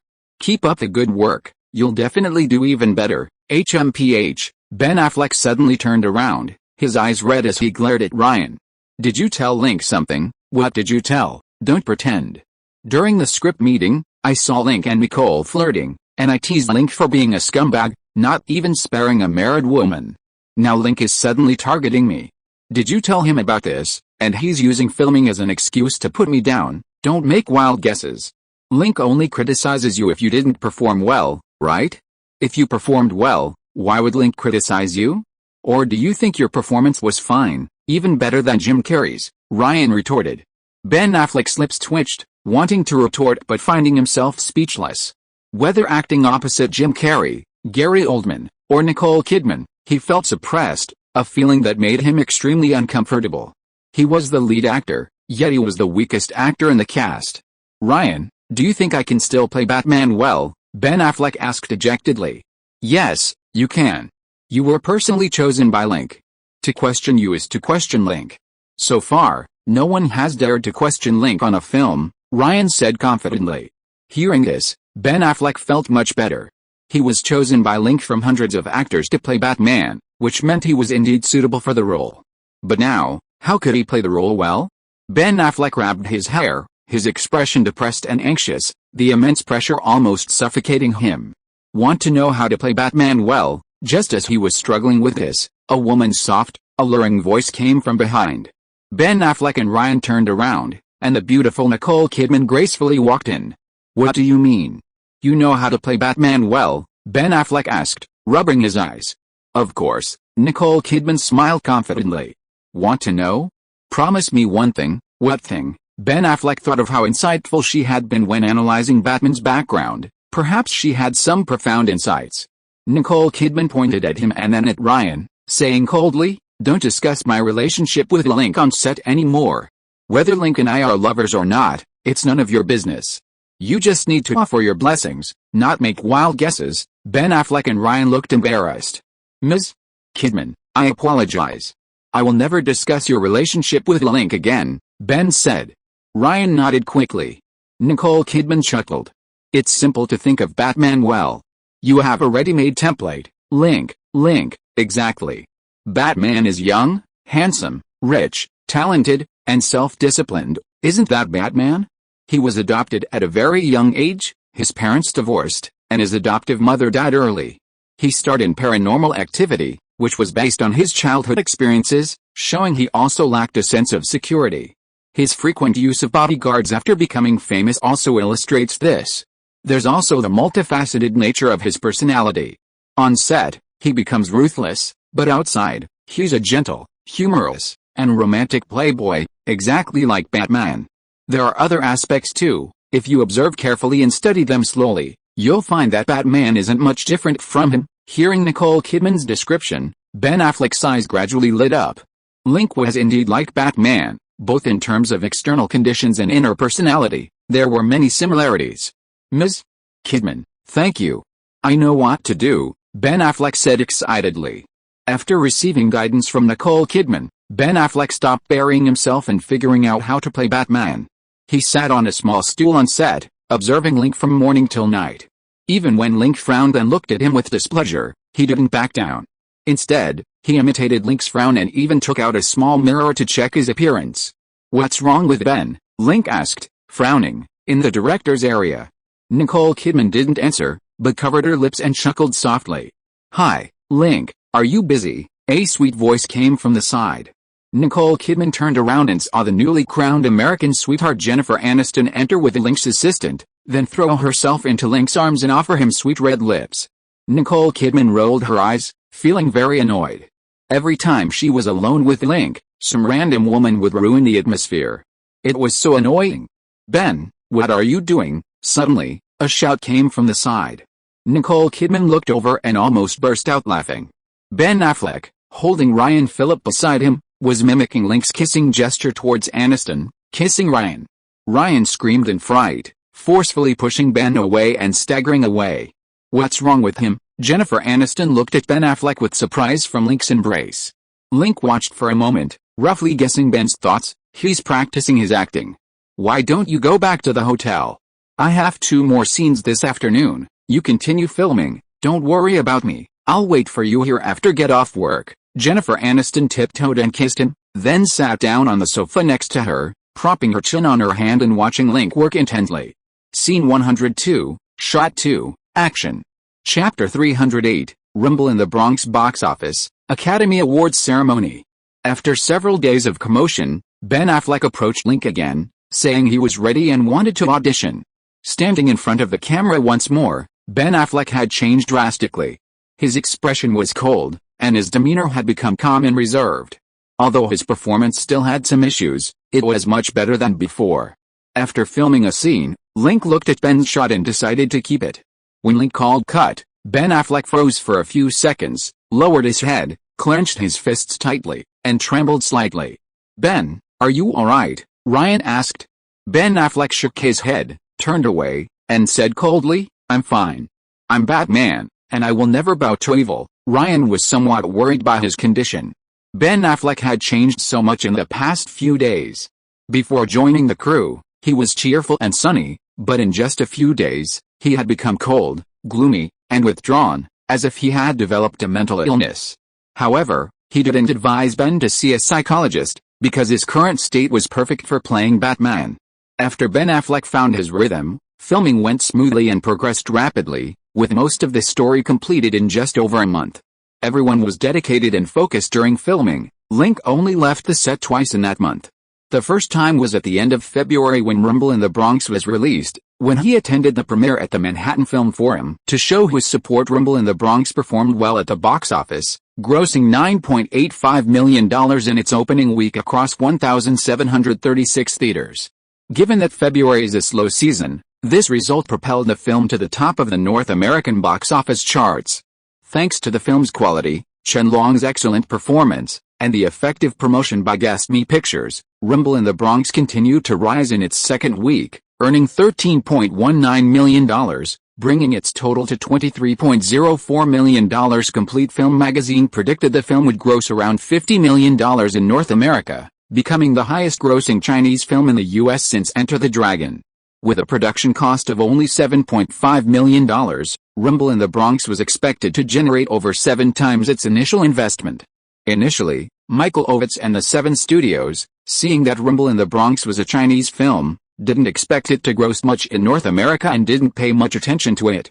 However, by its second week, Rumble in the Bronx had grossed over $20 million in North America, and only then did Ovitz and the Seven Studios take the film seriously. To prevent Guessing Pictures from earning more box office revenue, the Seven Studios media outlets began publishing negative reviews of Rumble in the Bronx, describing it as a Chinese kung fu film with obvious logical flaws, a chaotic plot, and incomprehensible storylines. This was intended to discourage North American audiences from watching the film. Affected by the negative reviews, Rumble in the Bronx's box office dropped significantly in its third week, earning only $6.82 million, a drop of 50%. After the sharp decline in Rumble in the Bronx's box office, The Seven studios arranged for their media outlets to continue publishing negative news about Guessing Pictures. It's said that neither of the two films released by Guessing Pictures this year have achieved outstanding results, indicating that the company is on a downward trend. Link's insistence on maintaining a valuation of $1.5 billion and refusing to lower the price will inevitably lead to the failure of Guessing Pictures' second round of financing. Haha, Link, I heard that Guessing Pictures' two consecutive films have performed poorly at the box office, and their second round of financing is going to fail. That's really discouraging news. Haha, Michael Ovitz laughed incessantly on the phone. Is there anything else? If so, hurry up, I'm very busy. Link sat in a folding chair in the director's area, making the call while simultaneously monitoring the actors' rehearsals.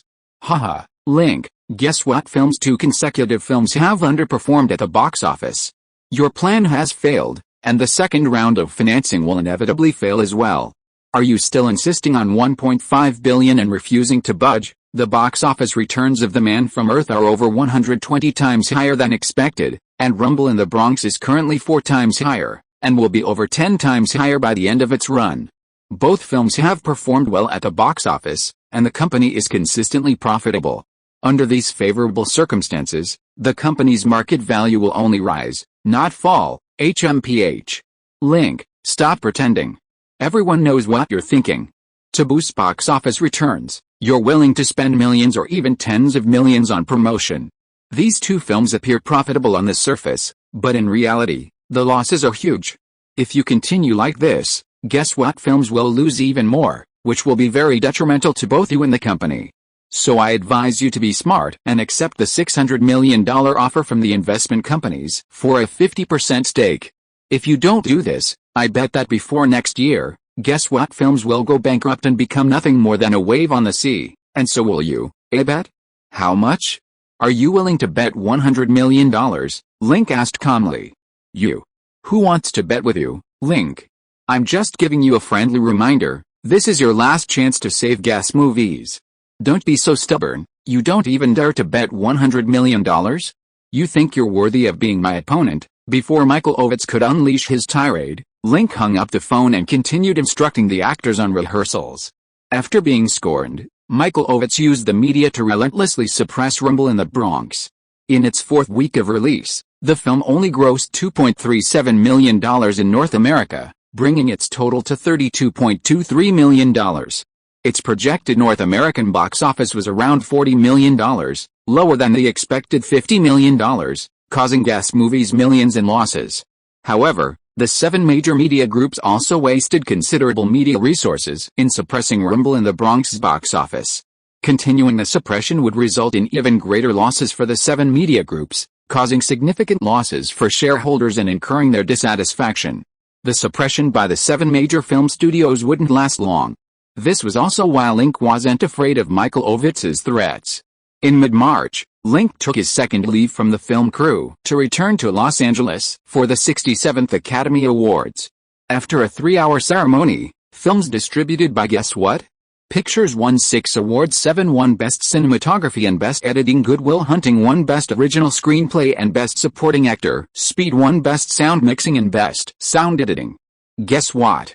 Pictures had 6 films nominated this year, receiving 22 nominations, and ultimately winning 6 awards. While this achievement doesn't match Paramount Pictures' success, distributor of Forrest Gump, it's more than other major film studios. Link also won the Best Editing Oscar for 7. As he left the stage, Quentin Tarantino glared at him with envy. This guy was only 23 and had already won an Oscar, getting ahead of him again. Don't look at me like that. I didn't win Best Screenplay either. The two had made a bet on who would win a screenplay award, but Best Original Screenplay went to Good Will Hunting, and Best Adapted Screenplay went to Forrest Gump. Neither of them won. Quentin snorted and turned to Harvey, asking, why didn't Pulp Fiction win? Pulp Fiction received 8 nominations, and by the end of the awards ceremony, it hadn't won a single award. Quentin was very dissatisfied. Harvey Weinstein also frowned. Based on his analysis, the film should have won at least 1 award, but it had 8 nominations and 0 wins. Quentin, Pulp Fiction could have won Best Original Screenplay, but it ran into Good Will Hunting. That screenplay was more inspirational and aligned with mainstream values, which is probably why the judges voted for it. What about the other awards? None at all. Don't worry, maybe it will, but in the end, Pulp Fiction didn't win any awards either. However, Miramax's Bullets on Broadway won Best Supporting Actress, and Crazy King George won Best Production Design. 2 wins out of 18 nominations is a respectable result. But Harvey, like Quentin Tarantino, was very dissatisfied with the outcome. During the awards campaign, he spent over $2 million on the 4 nominated films, more than the 7 major studios, yet only received 2 awards, far less than the expenditure. Harvey called acquaintances on the Oscars committee to inquire about the situation. He discovered that the reason Miramax's films didn't win more awards was due to Guess Movies.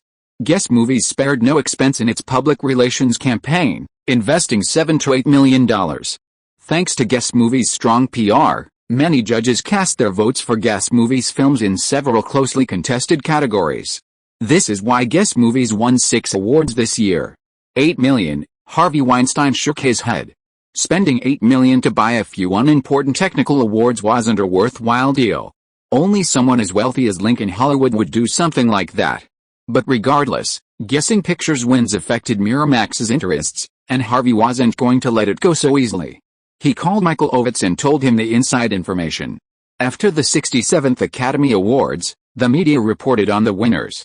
Forrest Gump won 6 out of 13 nominations, taking home Best Picture, Best Director, and Best Actor, becoming the biggest winner of the year.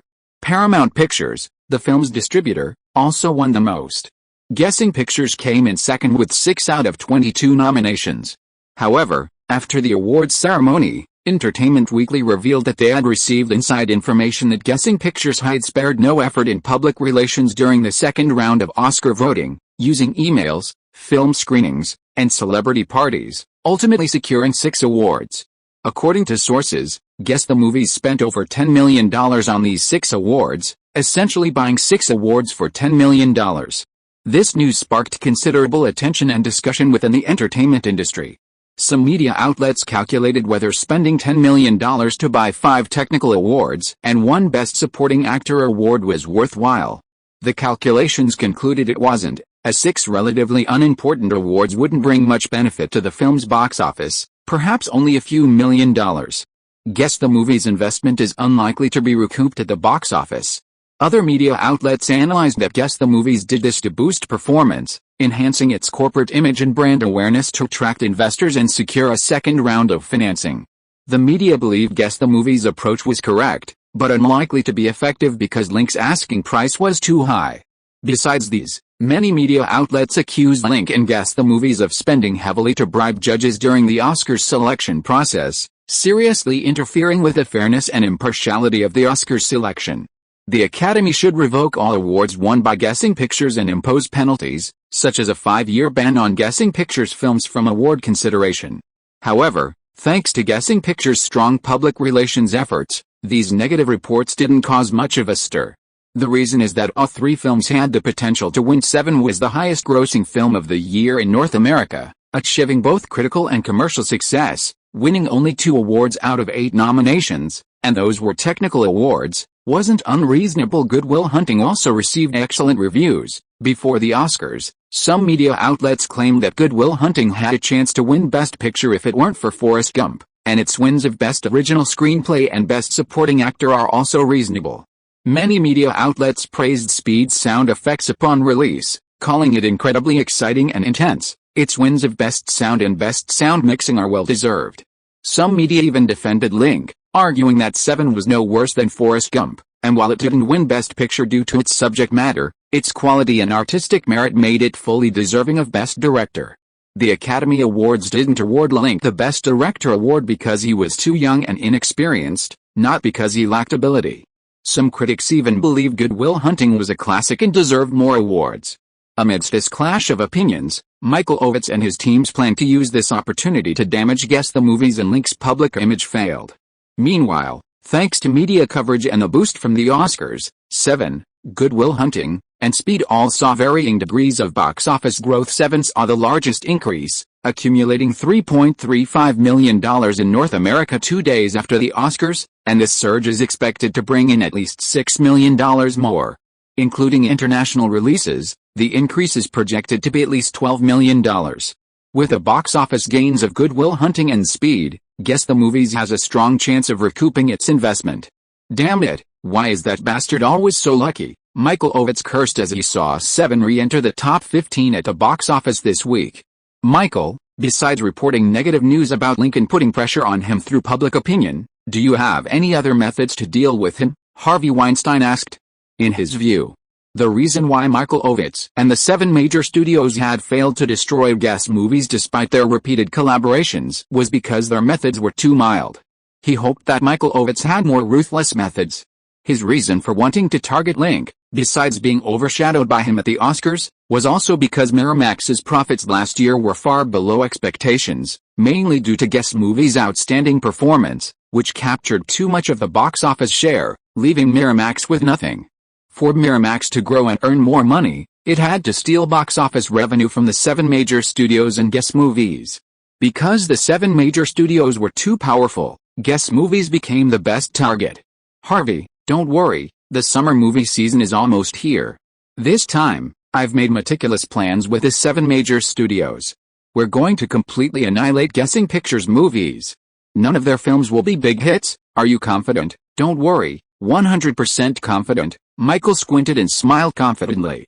Link, the newspapers say you spent over $10 million on Oscar lobbying. Is that true? Courtney Cox, wearing pajamas, asked while flipping through the newspaper at the dining table in Jennifer Aniston's New York apartment.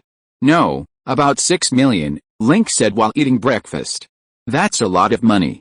Can't you get an Oscar without spending money on lobbying? Jennifer Aniston, wearing a tank top, leaned on his shoulder. Sure, but this way the chances of winning an award are higher. Spending money on Oscar PR is also a form of film promotion, said Phoebe Lisa Kudrow. After winning an Oscar, the film's box office and video sales will increase. The newspapers say that after Seven won, the box office increased by more than 5 million, and it is expected to increase by 10 million worldwide. The box office of the other 2 films will also increase, which shows that the expenditure on Oscar PR is worthwhile. Using 6 million in PR to get 10 or 20 million in box office revenue is like gambling, Courtney Cox said. It is a bit risky, but these 3 films made money, and we have enough funds for promotion. Also, compared with the films released by the big 7 studios, independent film companies have fewer promotional resources. The Oscars have high viewership and are a top promotional platform, which is why independent film companies are more enthusiastic about Oscar PR than the big 7 studios, Link said. The 3 women nodded. In fact, there was another reason why Link spared no expense in promotion. The box office subsidy in the system would be more after the film won an award. The box office subsidy given at the end of the 7's test screening was 2.6 times. Thanks to extensive publicity, the O.J. Simpson murder case, and the film's Palme d'Or and Oscar wins, box office subsidies have increased 2.8 times. The probability of recouping this investment is extremely high, which is why he's not afraid to spend money. Secondly, the Academy Awards have had public relations issues since their inception, but the Academy has never prohibited it. This is because film companies spending money on public relations shows they value the Oscars. The more they spend, the more they value them, thus elevating the Oscars' status in the film industry. The Academy is happy to see this. Therefore, Link will continue to manage public relations for the Oscars within the rules to win more awards. Ring. The doorbell rang. Jennifer Aniston put on her coat and went to open the door, where Matthew Perry, Matt LeBlanc, and David Schwimmer walked in arm. What brings you here? Hey, Jennifer, don't be like that. We talked on the phone today, and we're here to discuss the script. You forgot. Matthew Perry waved the script in his hand. I didn't forget, but I didn't expect you to come so early. Are you having breakfast? Perfect. We haven't had any either. Let's join. Matthew Perry and the other 2 followed him into the restaurant and suddenly saw Link sitting at the head of the table, with Jennifer, Courtney, and Lisa on either side, looking like a family of 4. The 3 exchanged glances, winked, and chuckled. Hi Link, good morning. Matthew Perry greeted him with a grin, and the other 2 followed. Link smiled and greeted them in return. After the first season of Friends aired, all 6 of them became stars. Jennifer Aniston was a top star, and the other 5 were second-tier stars, but compared to Link, they were far behind in both fame and status. Link inquired about the filming of the 2nd season of Friends. After breakfast, Link said goodbye to the others and returned to the Batman set to film. After he left, Matthew Perry looked at the three women with a look of utter disappointment. "It's been a year, and you're still messing around with Link. What do you mean by messing around? Don't talk nonsense. We're just dating normally," Jennifer Aniston said, displeased. Courtney and Lisa nodded in agreement. "Good heavens. The three of you dating Link alone, and you call that normal dating?" Matthew Perry asked, his eyes wide. "I also think it's not right." David Hutton glanced at Jennifer, completely baffled. Jennifer was so beautiful, 25 years old, and after the first season of Friends, she had become a national sweetheart, a top-tier celebrity in the entertainment industry, with neither fame nor money. There was absolutely no need for her to continue messing around with Link, this playboy. "This is our private matter, mind your own business," Jennifer Aniston said impatiently. "Yes, I know you mean well, but we have a wonderful time with Link, and we're happy doing this, so don't worry, okay?" Courtney Cox laughed. "I've never regretted dating Link, especially with the three of us best friends together. There's nothing better." Lisa Kudrow smiled, holding Jennifer and Courtney's hands. The three looked at each other and smiled knowingly, everything understood without words. Matthew Perry, David Hutton, and Matt LeBlanc also exchanged glances, their eyes filled with disbelief, incredulity, and intense envy and jealousy. Chapter 309 Annual Box Office Rankings, Latest Forbes Rich List. After leaving Jennifer's apartment, Link received calls from Vanguard Capital and Morgan Stanley. Greg Davis and Paul Hankerson mentioned a newspaper article about him spending over $10 million on public relations for the Academy Awards. They were very unhappy with this, saying he was wasting shareholders' money and this behavior had to be stopped. Link argued that public relations for the Oscars were for film promotion, not for personal matters, and they had no right to interfere. Furthermore, he stated that he was the largest shareholder of Guess Movies, and even if he spent the money, it was his own money. Shareholders had no right to dictate the matter. The two men slammed their fists on the table in anger, saying that they also had a share in that money. Link told them that if they were optimistic about Guess Movies' future, they shouldn't interfere in the company's affairs. If not, they could withdraw their investment. Guess Movies was willing to redeem its shares from the two companies for $600 million. The two companies had made over $10 million in profit from their investment in Guess Movies in less than a year, making it a profitable investment. The two men disagreed with withdrawing their investment.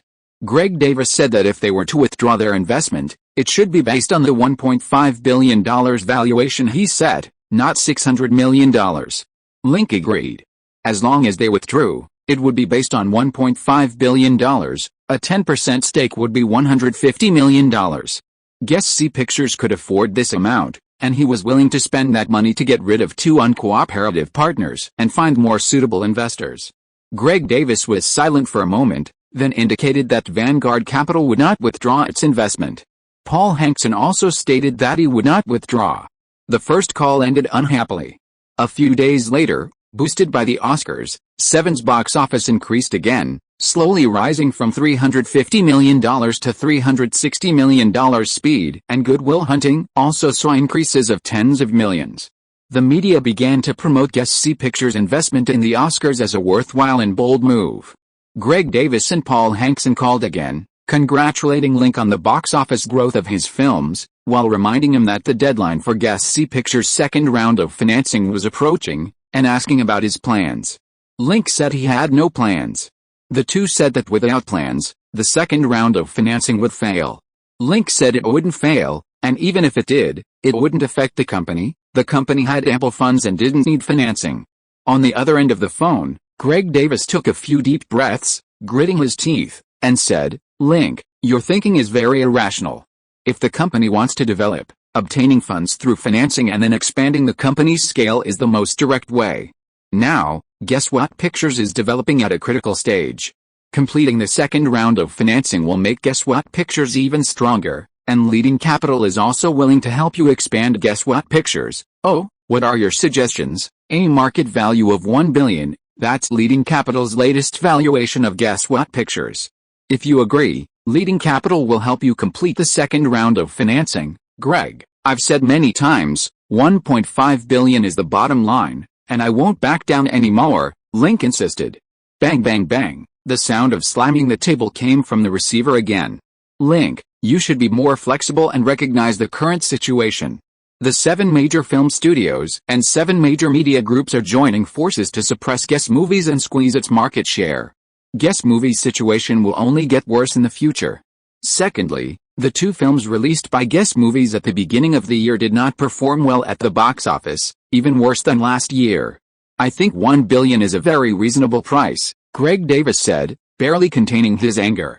Link laughed. The 7 major media groups joined forces to suppress me at the beginning of the year, hyping up negative news about me, trying to bring me down with these methods, but they failed, and they won't succeed in the future.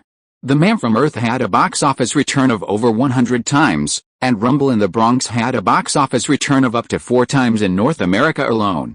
These kinds of movies are projects worth celebrating with champagne at the 7 major studios, yet you're telling me these 2 movies aren't outstanding?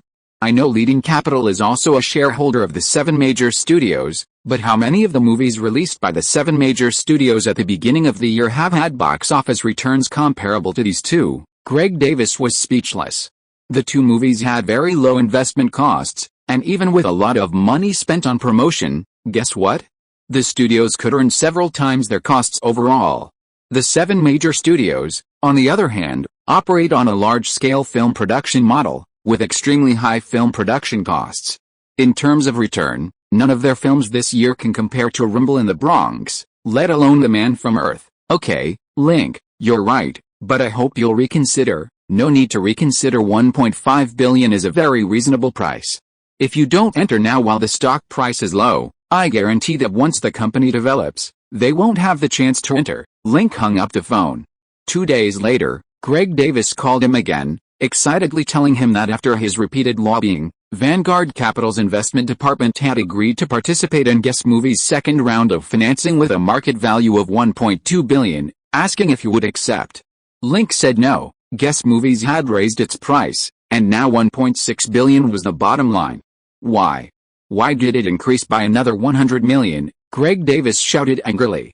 He had painstakingly used psychological tactics and investment strategies to test Link's bottom line little by little, and he thought he was about to find it, but when he took a step forward, Link took a big step back.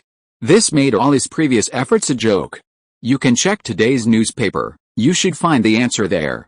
There's another reason. Last year I said that during the second round of financing, we would prioritize investment companies that could significantly contribute to the company's development, but unfortunately, Vanguard Capital wasn't among them. Last year, the 7 major film studios joined forces to suppress Guessing Movies, and we also played a part, yes, but unfortunately, we couldn't hold out, Link said. Greg Davis gritted his teeth and hung up the phone unhappily. He asked his assistant to bring all the newspapers and magazines related to Link and Guessing Movies that day. The top newspaper was The Hollywood Reporter. It contained the 1994 Hollywood box office rankings, a list and information on the top 20 films, as well as the box office revenue and profit comparisons of all Hollywood film companies last year. Last year's North American box office champion was Seven, with a North American box office of $363 million and a worldwide box office of $836 million. Second place was Forrest Gump, with a North American box office of $320 million and a worldwide box office of $657 million. Third place was The Lion King, with a North American box office of $306 million and a worldwide box office of $852 million. Fourth place, True Lies, $146 million in North America, $368 million worldwide. Fifth place, Good Will Hunting, $138 million in North America, $225 million worldwide. Sixth place, The Flintstones, $130 million, $340 million worldwide. Seventh place, Speed, $125 million, $360 million worldwide. Eighth place, Dumb and Dumber, $122 million, $247 million worldwide. Ninth place, Clear and Simple, $122 million in North America, $215 million worldwide. 10th place, The Mask, $119 million in North America, $357 million worldwide. 11th place, Pulp Fiction, $109 million in North America, $213 million worldwide.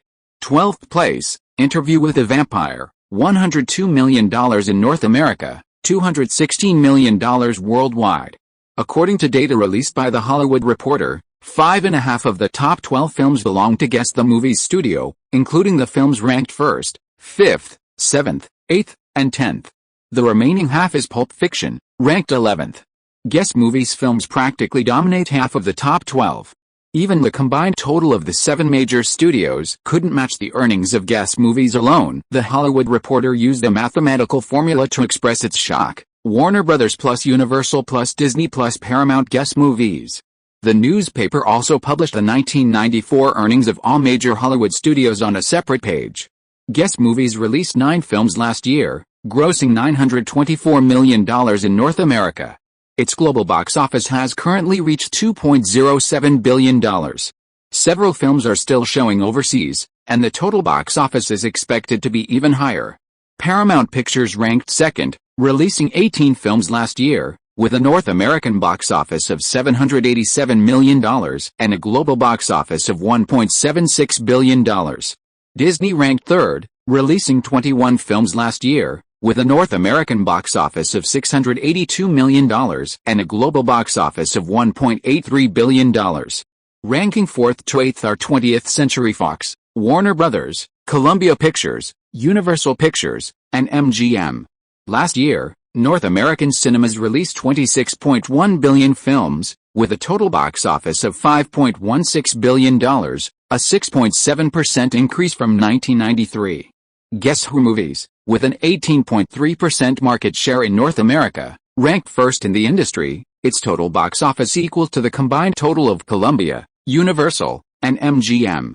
The Hollywood Reporter called Guess Who Movies the new hegemon of the Hollywood film industry, stating that the Big 7 studios are the Big 7, and that the current Hollywood film industry landscape presents a one hegemon plus 7 big structure, elevating Guess Who Movies to an extremely high position. Upon reading this, Greg Davidson couldn't help but smack his lips a few times. Even though he disliked Link's money-grubbing style, he had to admit that under Link's leadership, Guess Who Movies had created a remarkable achievement, becoming a glittering goldmine with an immeasurable ability to generate wealth. This is probably the source of Link's confidence in raising the company's price to $1.6 billion despite the siege from the 7 major film studios. Greg Davis stroked his chin and continued flipping through the next magazine. The latest Forbes billionaires list was out. Link's net worth has changed dramatically this year. In the latest Forbes global billionaires list, Link ranked 102nd with total assets of $3 billion, an increase of $1.55 billion from last year, moving up more than 300 places on the list.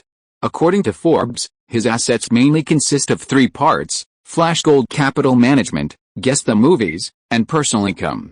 Flashgold Capital is a large investment company that has suddenly risen on Wall Street in the past 2 years. The shares it manages include 4.38% of Microsoft, 2.42% of Cisco, 3.2% of Disney, 0.32% of Apple, and 1.21% of Berkshire Hathaway. He also holds shares in more than 10 unlisted companies, including 15% of Netscape, 95% of Marvel Entertainment, 20% of Guessing Game Studios, 15% of Yuta Entertainment, and 18% of Limited, the parent company of Victoria's Secret.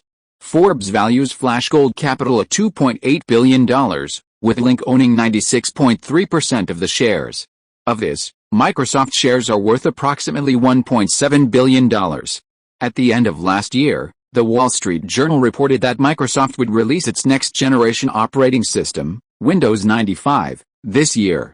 In the following 2 months, Microsoft's market capitalization rapidly increased from $33 billion to $36 billion.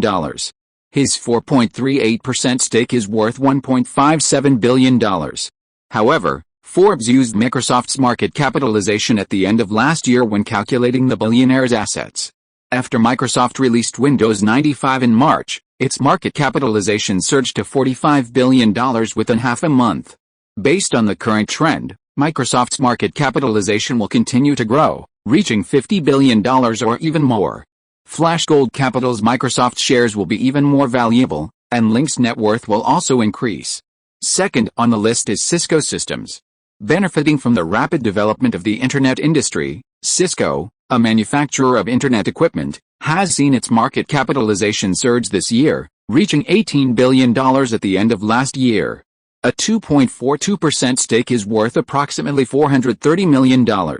Third on the list is a 3.24% stake in Disney. Last year, due to internal changes, Disney's market capitalization fell from a peak of over $18 billion to $12 billion and is still declining. Despite this, Flash Capital's 3.2% stake in Disney is still worth a substantial $380 million. Other company shares are mostly worth around $100 million. The second asset is Guess the Movies. Forbes values Guess the Movies at $800 million, with a 53% stake worth approximately $420 million. The third asset is Link's income last year from film salaries, box office revenue sharing, and book copyright royalties, totaling approximately $180 million. These three assets combined amount to approximately $3 billion. However, Forbes magazine added a note at the end of its Link article. Over the past few years, Link has acquired numerous properties worldwide, including a Beverly Hills mansion, a Hawaiian resort estate, a Hong Kong mid-levels mansion, a French castle, and a Manhattan mansion, as well as yachts, private jets, jewelry, and substantial bank deposits. Link's true net worth far exceeds $3 billion. He ranks 43rd on the America's 400 richest people list. On the Chinese rich list, Link's net worth ranks 4th, behind only Li Ka-shing's $8.5 billion, Li Shaoqi's $6.5 billion, and Chang Yutong's $4.2 billion. On the Forbes celebrity income list, Link tops the list with an income of $180 million, surpassing all athletes, actors, and singers. $3 billion, Greg Davis gritted his teeth, grinding them together in a mixture of envy and shock. Link's net worth exceeds $3 billion, placing him among the top 50 richest people in the United States, a giant in his industry. Link's down-to-earth manner often made him forget this, treating Link only as the owner of Guess the Movies, and even daring to lose his temper with him on the phone. Now he felt it necessary to change his attitude towards Link. Furthermore, Guess the Movies was number 1 in annual box office and revenue, earning more money than the 7 major studios with market capitalizations exceeding tens of billions. Under these circumstances, investors were more enthusiastic about investing in Guess the Movies. Wall Street investment firms would also have a better evaluation of Guess the Movies, with a market capitalization estimated to exceed $1 billion. But Link was asking for $1.6 billion. Greg Davis considered it and decided to discuss with the company's board of directors whether to acquire Guess the Movies shares at a premium. After the latest annual box office rankings and Forbes' rich list were released, Link received congratulations from many people, colleagues and friends, entertainment stars, politicians, Wall Street investment advisors, and so on. Especially from the political world, after he first appeared on the Forbes rich list, many party members contacted him hoping to receive his funding. Initially, Link didn't want to get involved in politics, only funding a few Justice Department officials. Now, with his increased fame and wealth, even the White House has contacted him. On the advice of his advisory team at Flash Capital, he has made moderate investments in several members of Congress and politicians, including Schwarzenegger, who is preparing to enter politics, and Texas Governor Bush. In America, when one's assets reach a certain level, personal business inevitably becomes involved in politics. Gaining political support not only enhances one's business interests and leverages political policy inclinations to obtain a favorable policy environment for the company's development, but also improves and solidifies one's position within the industry, expands one's network, obtains more resources, and enjoys political protection. Compared to other industries, the entertainment industry is more closely linked to politics. Every Hollywood power leader in history has endorsed a president. This includes the earliest Hollywood king, Louis Mayer, Lew Wasserman, the former Universal Pictures boss and the most powerful figure in Hollywood in the 1970s and 80s, Michael Ovitz, the leading figure in Hollywood in the early 1990s, and Harvey Weinstein, the future Hollywood king. Since last year, Link has been ranked by many media outlets as the most powerful person in Hollywood. After acquiring this title, he couldn't avoid politics, and getting involved in it became inevitable. But politics is a poison. Louis Mayer, the first king of Hollywood, was both the founder of MGM and the initiator of the Academy Awards. He rose to power in the 1920s and 30s by supporting Herbert Hoover, but later lost power with Roosevelt's rise to power. He died in poverty and obscurity in the mid-1950s. The rise and fall of Michael Ovitz and Harvey were also closely related to political factors. Given these people's fates, Link would get involved in politics, but not too deeply. His main purpose in Hollywood was still to make movies, and make more movies. Hey, billionaire, congratulations on making the Forbes list. When are you going to throw a party to celebrate? Let us help you spend some money, Quentin said on the phone. I don't have time right now. I'll treat everyone to drinks when I finish filming and come back, that's more like it. Tisk, I really don't understand how you made so much money, $3 billion US. Can you even spend it all? It's all stocks. It wouldn't be much if I exchanged it for cash. I remember you said last year that you were going to invest in stocks too. The market is doing well now. How much did you make? I didn't invest. I was planning to, but I didn't have enough money. If I used it for stocks, I wouldn't have any money left to spend. Link and Quentin chatted for a bit about the movie. Just as he hung up the phone, he received a call from Chen Long. Chen Long called him the god of wealth, congratulating guest C Pictures on reaching the top of the industry, and also talked about the box office performance of Rumble in the Bronx. Currently, the North American box office is $35.53 million US, and the overseas box office is about $16.03 million US, with a total box office of over $50 million US, a 7-to-1 box office revenue ratio. The box office results are very good. Chen Long is planning to hold a celebration party at the villa and asked you if he has time to attend, saying that it's up to him. Link said that Batman will probably wrap up filming in about 3 weeks. Chen Long said he could wait for him, and also mentioned the second round of financing for Guess the Movies. An investor from Hong Kong had asked him to relay a message that they wanted to participate in the financing of Guess the Movies, asking if he had any opportunities. Link thought for a moment and said he could discuss it. Actually, besides obtaining more funds, the main purpose of the company raising funds was to gain the support of the investment company's affiliated forces. Funds from Hong Kong don't have much of a foothold in Hollywood, so bringing them onto the company's board of directors wouldn't be very effective. However, if the capital from Hong Kong could afford a high price, he wouldn't mind bringing a Chinese shareholder onto the board of Guess the Movies. Just after hanging up, Link received a call from Sophie Marceau in Paris. Sophie said she missed him and asked you if he wanted to come to France for the Cannes Film Festival in May. Link said he was filming and wasn't sure if he could come. He suggested Sophie Marceau could come instead. Her film, Braveheart, co-starring Mel Gibson, was releasing in May, and she was coming to Los Angeles for promotional activities. Sophie Marceau gently agreed. Chapter 310 We can call the police. Let's call the police now. We will never let Link get away this time. After his conversation with Sophie Marceau, he received calls from several media figures, including Aaron Kutch, deputy editor of The Hollywood Reporter, Ross Stanton, deputy editor of the Los Angeles Times, and Graydon Carter, editor of Vanity Fair.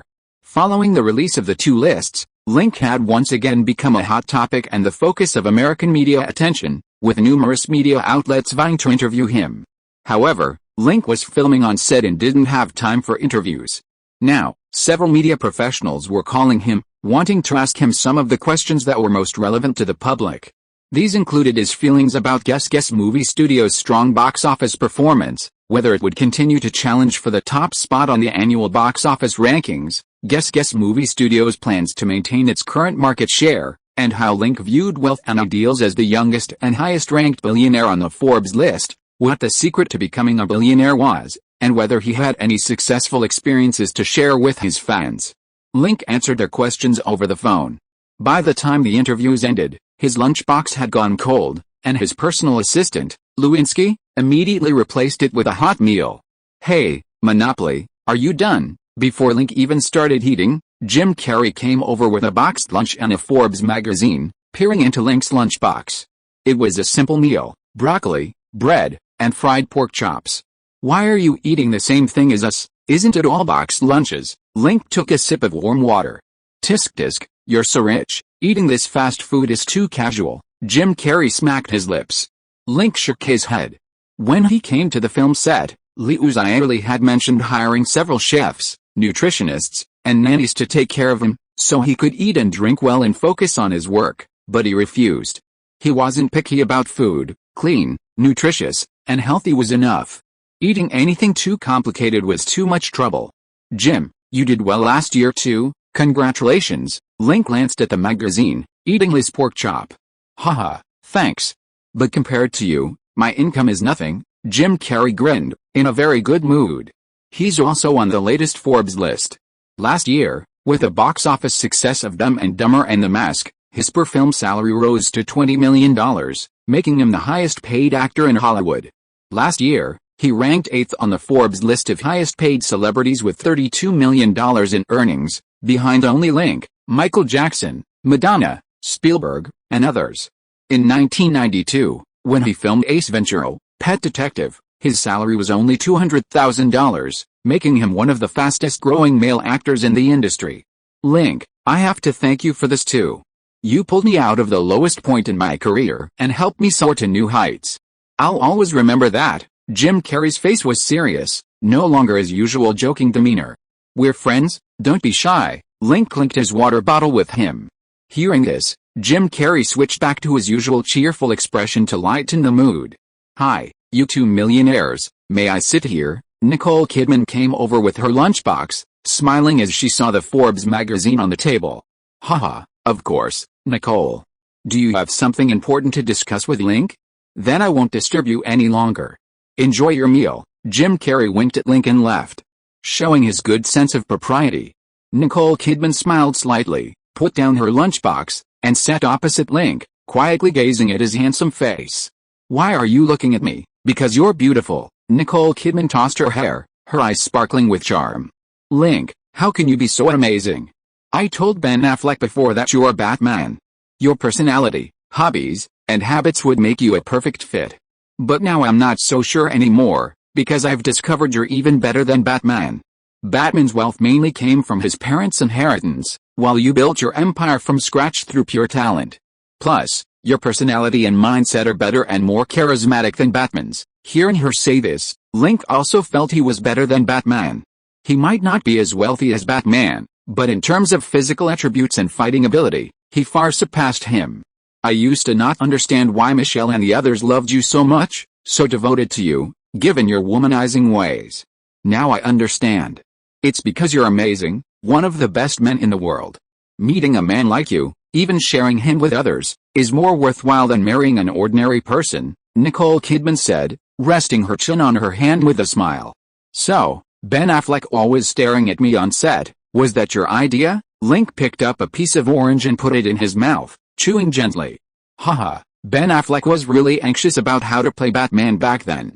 I told him, you are Batman, and if you imitate you can play the role well. Ben Affleck did as I said, and the effect was fantastic, which proves my suggestion was correct. Nicole Kidman blinked her blue eyes, giving him a praise me look.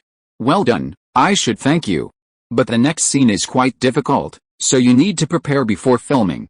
We'll try to get it in one take, don't worry, no problem. Wait, I think you've led me astray. We're talking about you, not work. Nicole Kidman gave him a coquettish glare, leaning forward and resting her body on the table, her cleavage generously displayed before him. The air was filled with the aroma of food and the peach-like fragrance emanating from her. This is a film set, work is the most important thing. We can talk about everything else after filming. Okay, I'm finished eating, you should finish eating quickly so we can start filming too. Link threw the empty lunchbox into the trash can, got up and walked into the set, loudly directing the crew to get moving and prepare for the next scene. Nicole Kidman rolled her eyes at him, smiled slightly, and looked back at the Forbes magazine on the table, her eyes gradually becoming complicated. She wasn't on the list in this issue, while several of the women around Link were on the list of highest-paid Hollywood actresses. Michelle Pfeiffer ranked 5th with an annual income of $21 million, Sandra Bullock ranked 8th with $15 million, and Monica Bellucci ranked 12th with an income of $10 million, including film salaries and advertising income. Jennifer Connelly ranked 18th with $8.5 million, and Julianne Moore, Renee Zellweger, Winona Ryder, and Mila Jovovich all had annual incomes of over $3 million. As the wife of superstar Tom Cruise, she only earned $2.6 million last year with 2 movies and 3 commercials. Now, almost everyone in Hollywood is envious of these women. After getting into Link's bed, They not only have access to a wealth of film and television resources, but also the protection of the tycoon Link, earning millions annually. There's nothing better in the world. Nicole Kidman used to think marrying Tom Cruise was incredibly lucky, but compared to these women, it was nothing. She gently stroked Link's photo in the magazine with her slender fingers, her eyes burning even more intensely. This kind of man should be hers. Nicole, Mr. Cruise is on the phone. Is it convenient for you to answer? Her assistant Millie said, holding the cell phone. Nicole snapped out of her reverie, took the phone from her assistant, and Tom Cruise's voice came through the receiver. What are you doing? Why are you asking this? I'm your husband. Can't I ask? Sure, Link and I are either having dinner or in bed. Which do you want to hear? Nicole Kidman sneered. Nicole, mind your place. You're my wife, so I can't have dinner with a director on set. Really, just dinner? You've been on set for over a month, seeing each other every day. Link's a playboy. Can you guarantee your relationship is just about meals? What are you trying to say? Nicole Kidman asked impatiently. There are rumors about you two in the newspapers, lots of rumors, saying you and Link are always together, having a very improper relationship. Is that true? Tom Cruise asked, his voice low. Because Link was a playboy, and Nicole Kidman was one of Hollywood's most beautiful actresses, after the filming of Batman began, entertainment newspapers published many rumors about the two, claiming they were close, staying at the same hotel, and frequently going in and out together. Although the media didn't explicitly say she was cheating on Link, every word implied an improper relationship, and when reporting on their affair, they deliberately dragged Tom Cruise into it, portraying him as a scoundrel. Tom Cruise was furious when he saw this. He knew that Nicole Kidman had a mission and would inevitably have to have a relationship with Link, but he didn't want this to be exposed too early, at least not before going to court, as it would make him lose face. Nicole Kidman sneered, an improper relationship? Yes, the newspapers are right. I'm so beautiful, with such a sexy figure, how could that bastard Link let me go? Shortly after I joined the crew, he took advantage of a rehearsal to force himself on me in his office. Afterwards, he forced me to live with him. He filmed during the day and abused me severely at night, treating me like a slave. I'm just a small-time actress. What can I do against a big-time director like him? Damn Link. I'm going to kill you, Tom Cruise cursed angrily. Nicole, do you have any evidence? Photos, videos, or other physical evidence? We can call the police. Call the police now, send him to jail, ruin his reputation as a big-time man. Tell me, where's the evidence? No evidence. The first few times were forced, but later I was willing. What? How could you do this? Don't forget who you are, you're my wife, mine, Tom Cruise shouted angrily into the phone. I didn't want this either, but Link's charm is just too much. He's not only young and handsome, but also gentle and considerate. During the time I spent with him, I was gradually conquered by him, both physically and emotionally, and then I fell hopelessly in love with him. I don't know why, bitch. Bitch. How could you do this? Don't forget the task Michael gave you, Tom Cruise shouted angrily. Nicole Kidman's face was cold. Michael Ovitz's task? You really knew Michael Ovitz's plan, using his wife as a honey trap. Although Michael Ovitz hadn't told her that Tom Cruise knew about it, after several tests, she guessed that Tom Cruise might know. Now, hearing Tom Cruise say it himself, Nicole Kidman couldn't help but shudder, her whole body turning cold. Tom Cruise was possessive and controlling towards her. Every time they were in public, Tom Cruise liked to put his arm around her, strictly monitoring her, and even forbidding her from saying a word to other men. She thought this was a sign of love, and although she felt disgusted, she could tolerate it. Only now did she realize that it wasn't like that at all, it wasn't love at all, just possessiveness and vanity. I don't. Okay, I know, but it was Michael Ovitz's idea. I objected, but it was no use. He said you were the most suitable candidate, and there was no one else. I had to agree. Tom Cruise's voice held a hint of helplessness, which turned into indignation. Nicole, don't blame me. It's all that bastard Link's fault. After he entered Hollywood, Hollywood became a mess, losing its original order. The CAA and the 7 major studios' status in the entertainment industry was greatly affected, and their dominance declined significantly. The film industry was also greatly affected. Bad movies sold well, good movies couldn't be released normally, many film companies went bankrupt, and many excellent actors lost their jobs. All of this is because of Link. If he continues to stay in Hollywood, the entire film industry will be affected in the future, and the art of film will decline. We are doing this for the sake of film, for the sake of Hollywood. Can you understand my feelings? Nicole Kidman sneered and wiped away her tears. For the sake of film? For the sake of Hollywood? Hell, don't make excuses for yourself. Everything you've done is for yourself.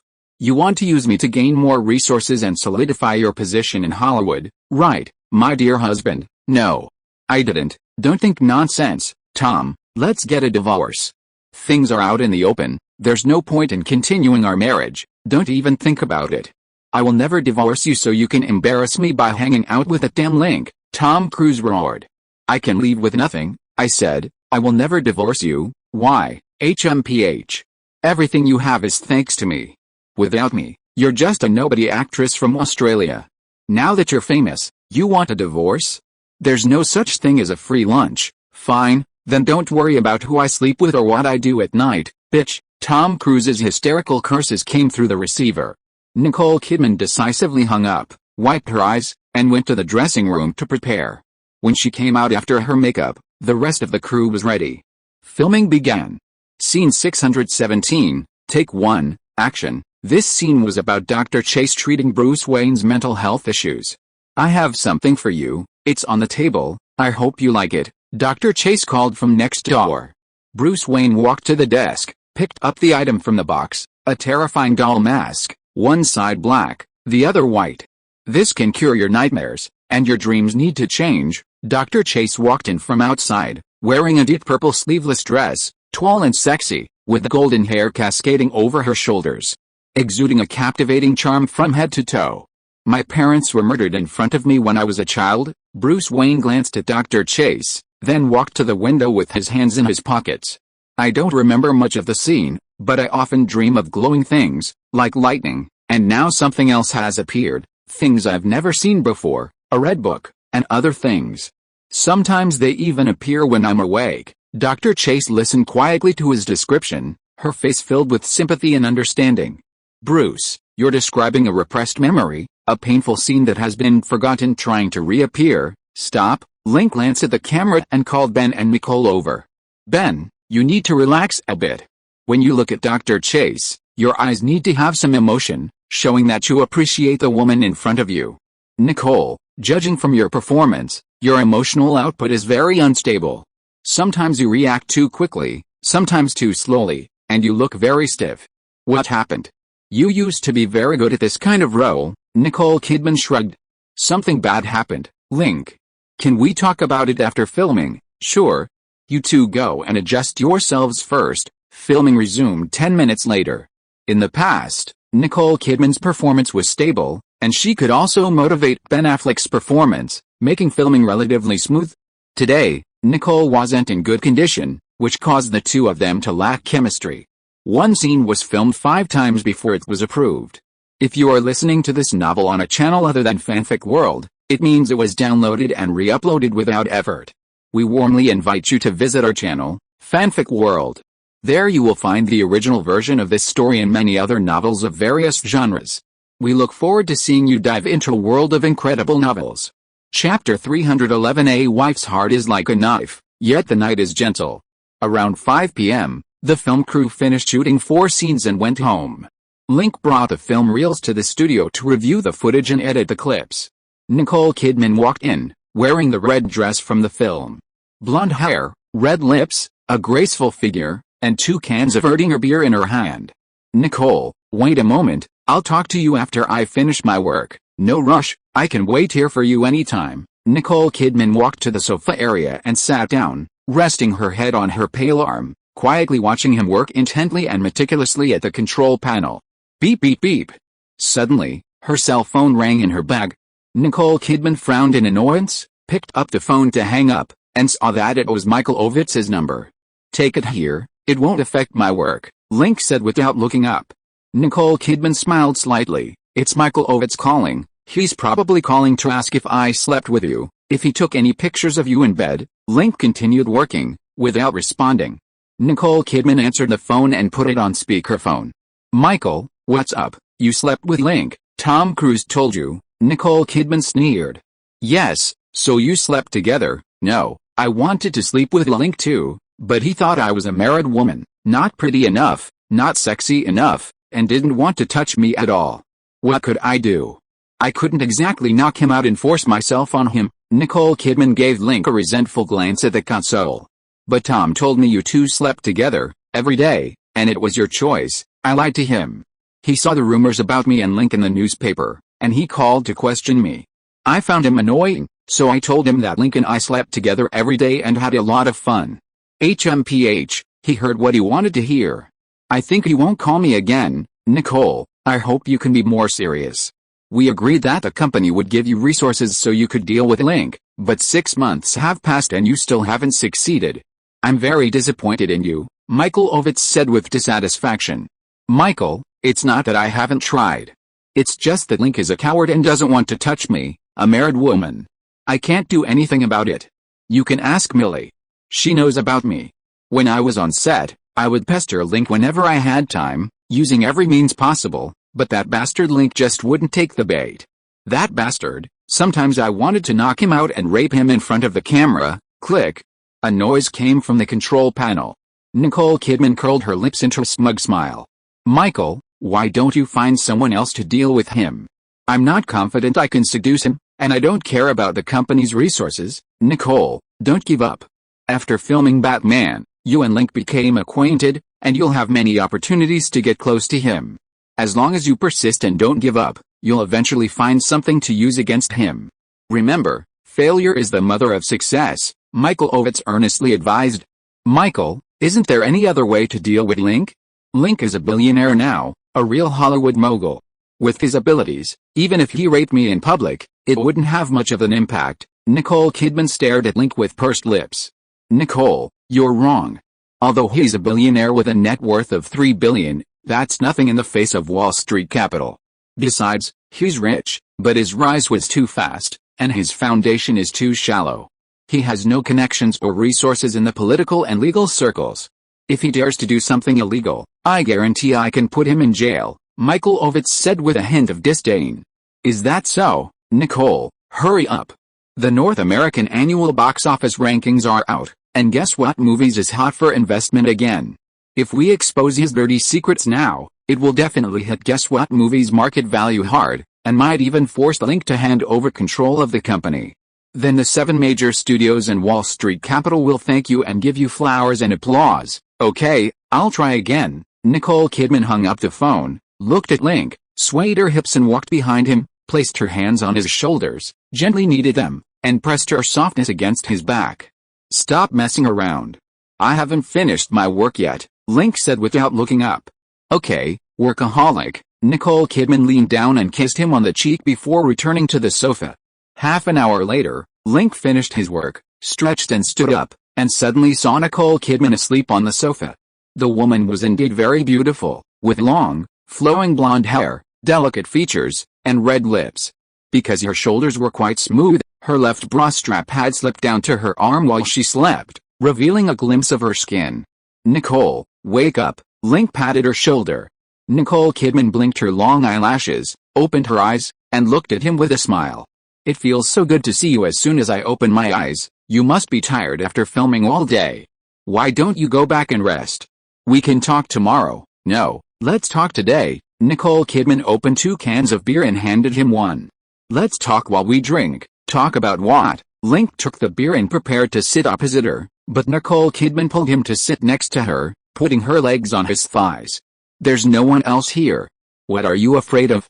Afraid I'll rape you? Nicole Kidman chuckled. Link shook his head, looking at his pale knees, and said, Michael Ovitz is right. Although I'm rich, I don't have many connections in America. I have many enemies around me, so sometimes I have to be careful. Don't lie to me. I saw Mr. Charles Schumer and his group visiting the set last time. He's a U.S. Senator from New York, right? I heard he has a lot of influence in politics. Does that count as not having connections? Nicole Kidman blinked and laughed. Just knowing a few people doesn't count as having any connections. Link waved his hand and took a sip of beer. Now, let's talk about your business. Nicole Kidman shrugged and pulled up her slipped belt. I originally wanted to confide in you, but I suddenly realized that my problems are nothing compared to yours.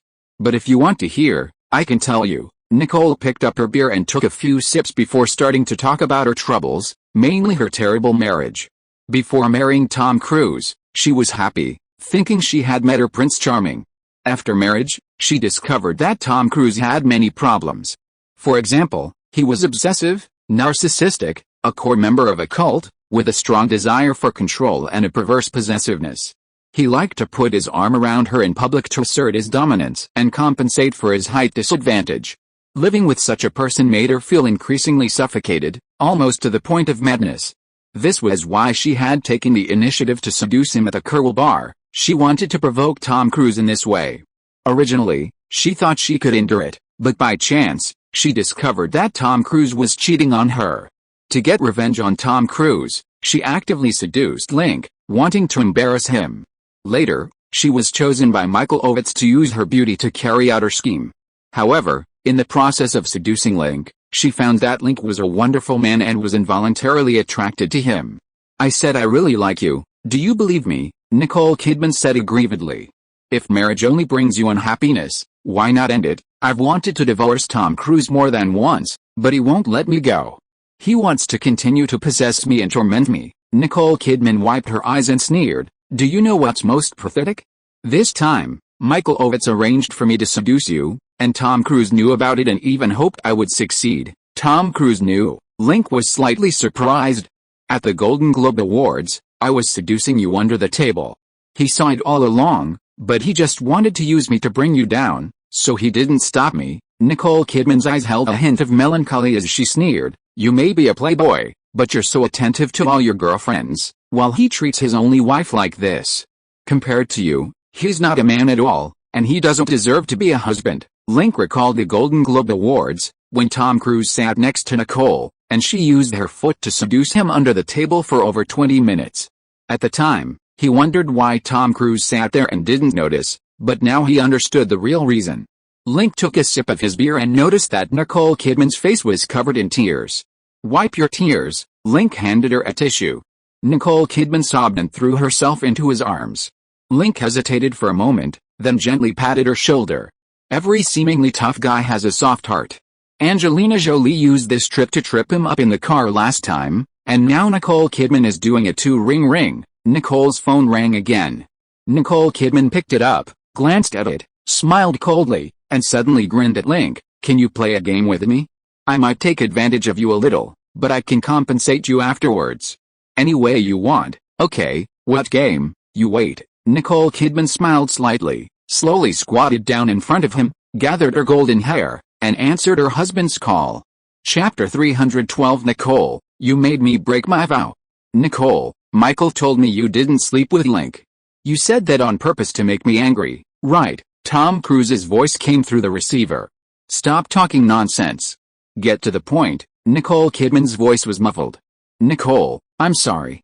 I was really angry when I heard you say you slept with Link and that you sleep together every day. I couldn't help but say those hurtful things. I regret it afterwards. Can you forgive me?" Tom Cruise said sincerely. Nicole didn't respond. "Nicole, please don't be angry with me. This time it was my fault. I know I was wrong and I promise I won't do it again. And about using you to deal with Link, I know it wasn't a good arrangement, but Link is just too awful. He's fighting the 7 major studios for market share, fighting CAA for resources, causing chaos in Hollywood. If that bastard stays in Hollywood, none of us will have a good time. We did this for Hollywood, for the movies. Honey, are you listening?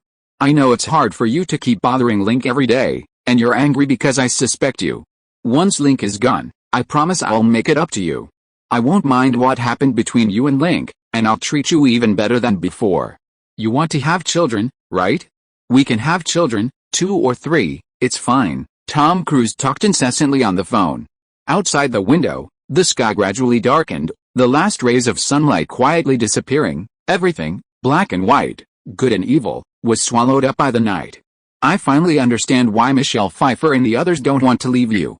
It's not because of your wealth, nor because of your resources, but because you're just too incredible." After a long silence, Nicole Kidman looked at him with a smile. "Michelle is right. Meeting you is our luck as women.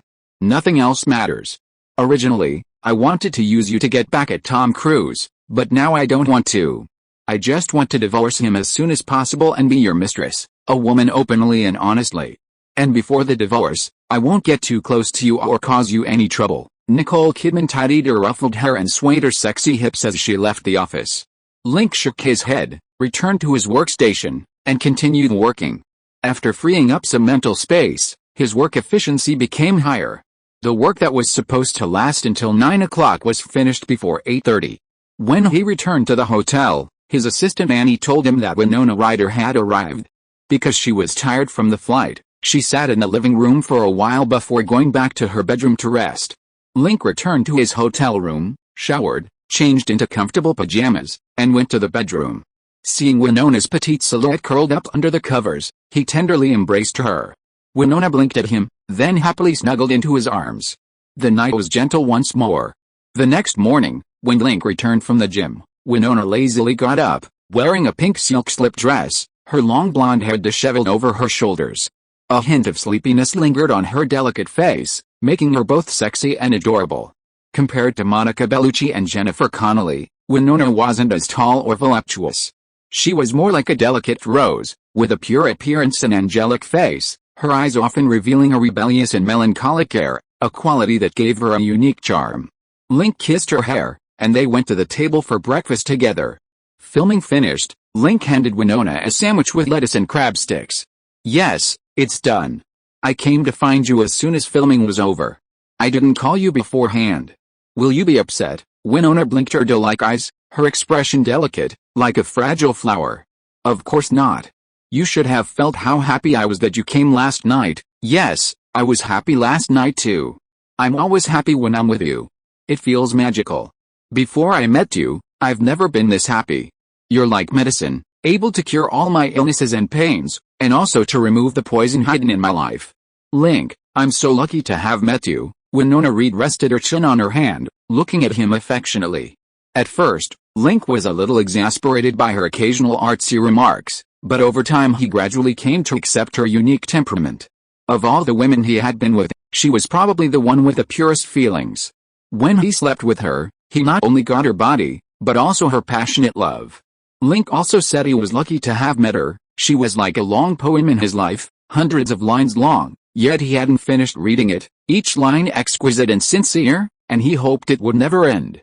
Hearing this, Winona happily sat in his lap, wrapped her arms around his neck, and kissed him. The two shared breakfast. In the morning, at the film set, Nicole's assistant, Millie, came to ask for leave, saying that Nicole had accidentally burned her mouth and throat while eating the previous night and couldn't appear on camera, needing 2 days of rest. Link granted Nicole leave, filming other scenes first. While filming, Winona Ryder would sit off-set watching Link, her eyes unblinking, sometimes not even hearing greetings from those nearby. "Sometimes I really don't understand, can you really find love by dating a playboy?" Ryan Phillip, after greeting Winona without a response, sat down on the folding chair opposite her with a smirk, nudging Ben Affleck, who was reading his script. Affleck continued reading, muttering to himself, ignoring him. "Give me some reaction, will you?" Ryan Phillip nudged Affleck. "What? I'm talking about Winona and Link. I used to think girls liked Link because he was rich and talented, but it seems that's not the case. Look at Winona's eyes and expression. When she looks at Link, her eyes are full of affection, like she's looking at a lover she's been with for decades, a love that's unwavering." Ryan shook his head incredulously. "I used to think that being too rich would lead to losing true love. Now I'm wrong. Link not only makes a lot of money, but he also gets women's love. It's so enviable." Ben Affleck glanced at Winona Reed across from him. Her bright eyes did indeed hold deep affection. And in the past few months, more than one woman had sat in that spot, staring at Link with that loving gaze. Affleck didn't want to comment on this. "Hey, can you stop this? Why are you being so boring? Would it kill you to say another word?" Ryan Phillip looked at him with displeasure. Ever since Ben Affleck took on the role of Batman, he had changed drastically. His expression was cold, his demeanor aloof, he preferred solitude, rarely smiled, and possessed a melancholic air. As filming progressed slowly, his Batman traits became increasingly pronounced, as if he were possessed by Batman, transforming him from a sunny youth into a dark one. At the last Oscars ceremony, When he and Matt Damon won the Best Original Screenplay award, he remained expressionless and silent during his acceptance speech. Afterwards, everyone said Ben Affleck had changed, becoming like Link. Ben Affleck glanced at him. "What are you talking about? What does it matter to us whether Link and they are truly in love? We are actors, our job is to play our roles well and not hold others back." After saying that, he continued reading the script. Ryan Phillips stood up angrily and sat down to one side, reading the script while staring at Winona. Before he debuted, Winona Ryder was already a pure and innocent idol who was popular throughout Hollywood, and also his favorite actress. He had originally thought that after becoming a star, he would have a chance to get closer to his former goddess. But now, separated by half a set, he found that the distance between them was still so unreachable. Ryan sighed inwardly, his expression mirroring Affleck's somber mood. "Ryan, Ben, it's time to change your makeup. It's your turn for the next scene," a production assistant informed them. Okay, while Batman and Robin were performing, Nicole Kidman arrived on set, wearing a casual sundress, her long blonde hair flowing freely. She was tall and stunning, though a mask concealed her beautiful face. Seeing Winona Ryder there, she greeted her and then left the set. Back at the hotel, her assistant, Millie, told her Tom Cruise had arrived. Chapter 313. I held roses, but she carried a knife. "Why is he here?" Nicole Kidman frowned as she entered the hotel lobby. Pushing open the door, she saw Tom Cruise holding a bouquet of roses, dressed in a suit and platform shoes, smiling at her. "Nicole." Surprise. Tom Cruise strode towards Nicole with a bouquet. His assistant was taking pictures of the two of them. "Why did you come early?" Nicole Kidman asked. "I was planning to come today anyway. I said I'd come over the weekend to surprise you." Tom Cruise smiled charmingly. "This is boring." Nicole Kidman took the flowers and headed for the elevator. Tom Cruise watched her go, a hint of anger flashing across his face. He turned to his assistant, who nodded and put away his camera.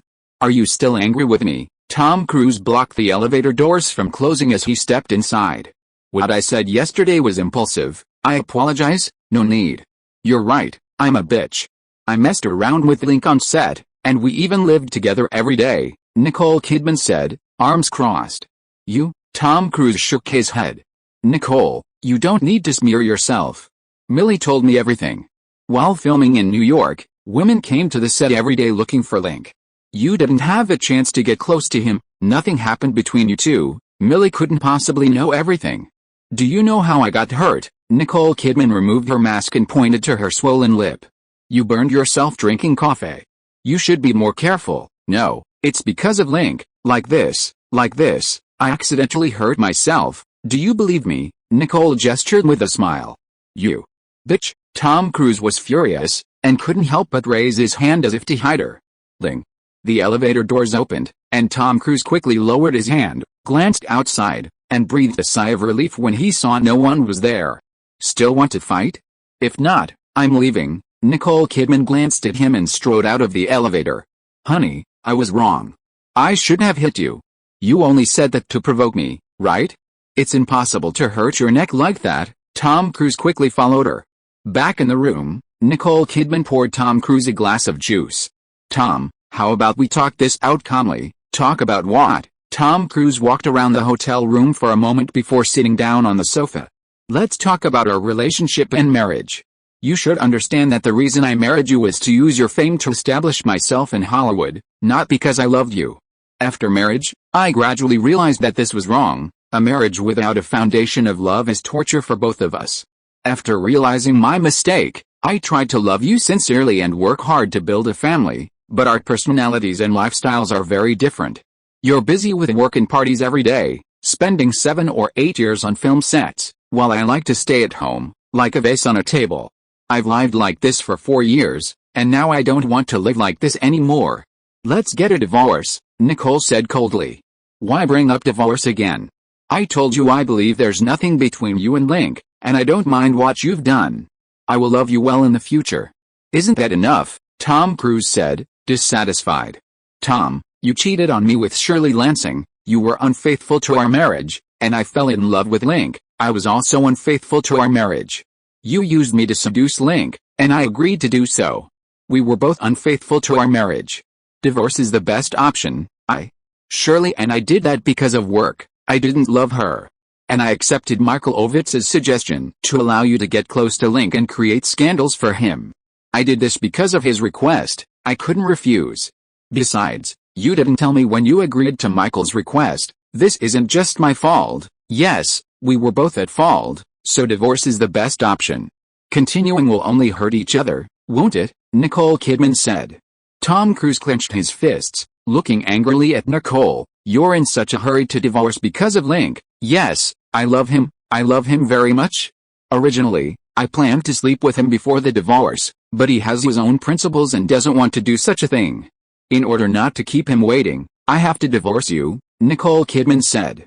Bitch. Tom Cruise trembled with rage upon hearing her words, gritting his teeth as he said, You're a hopeless woman.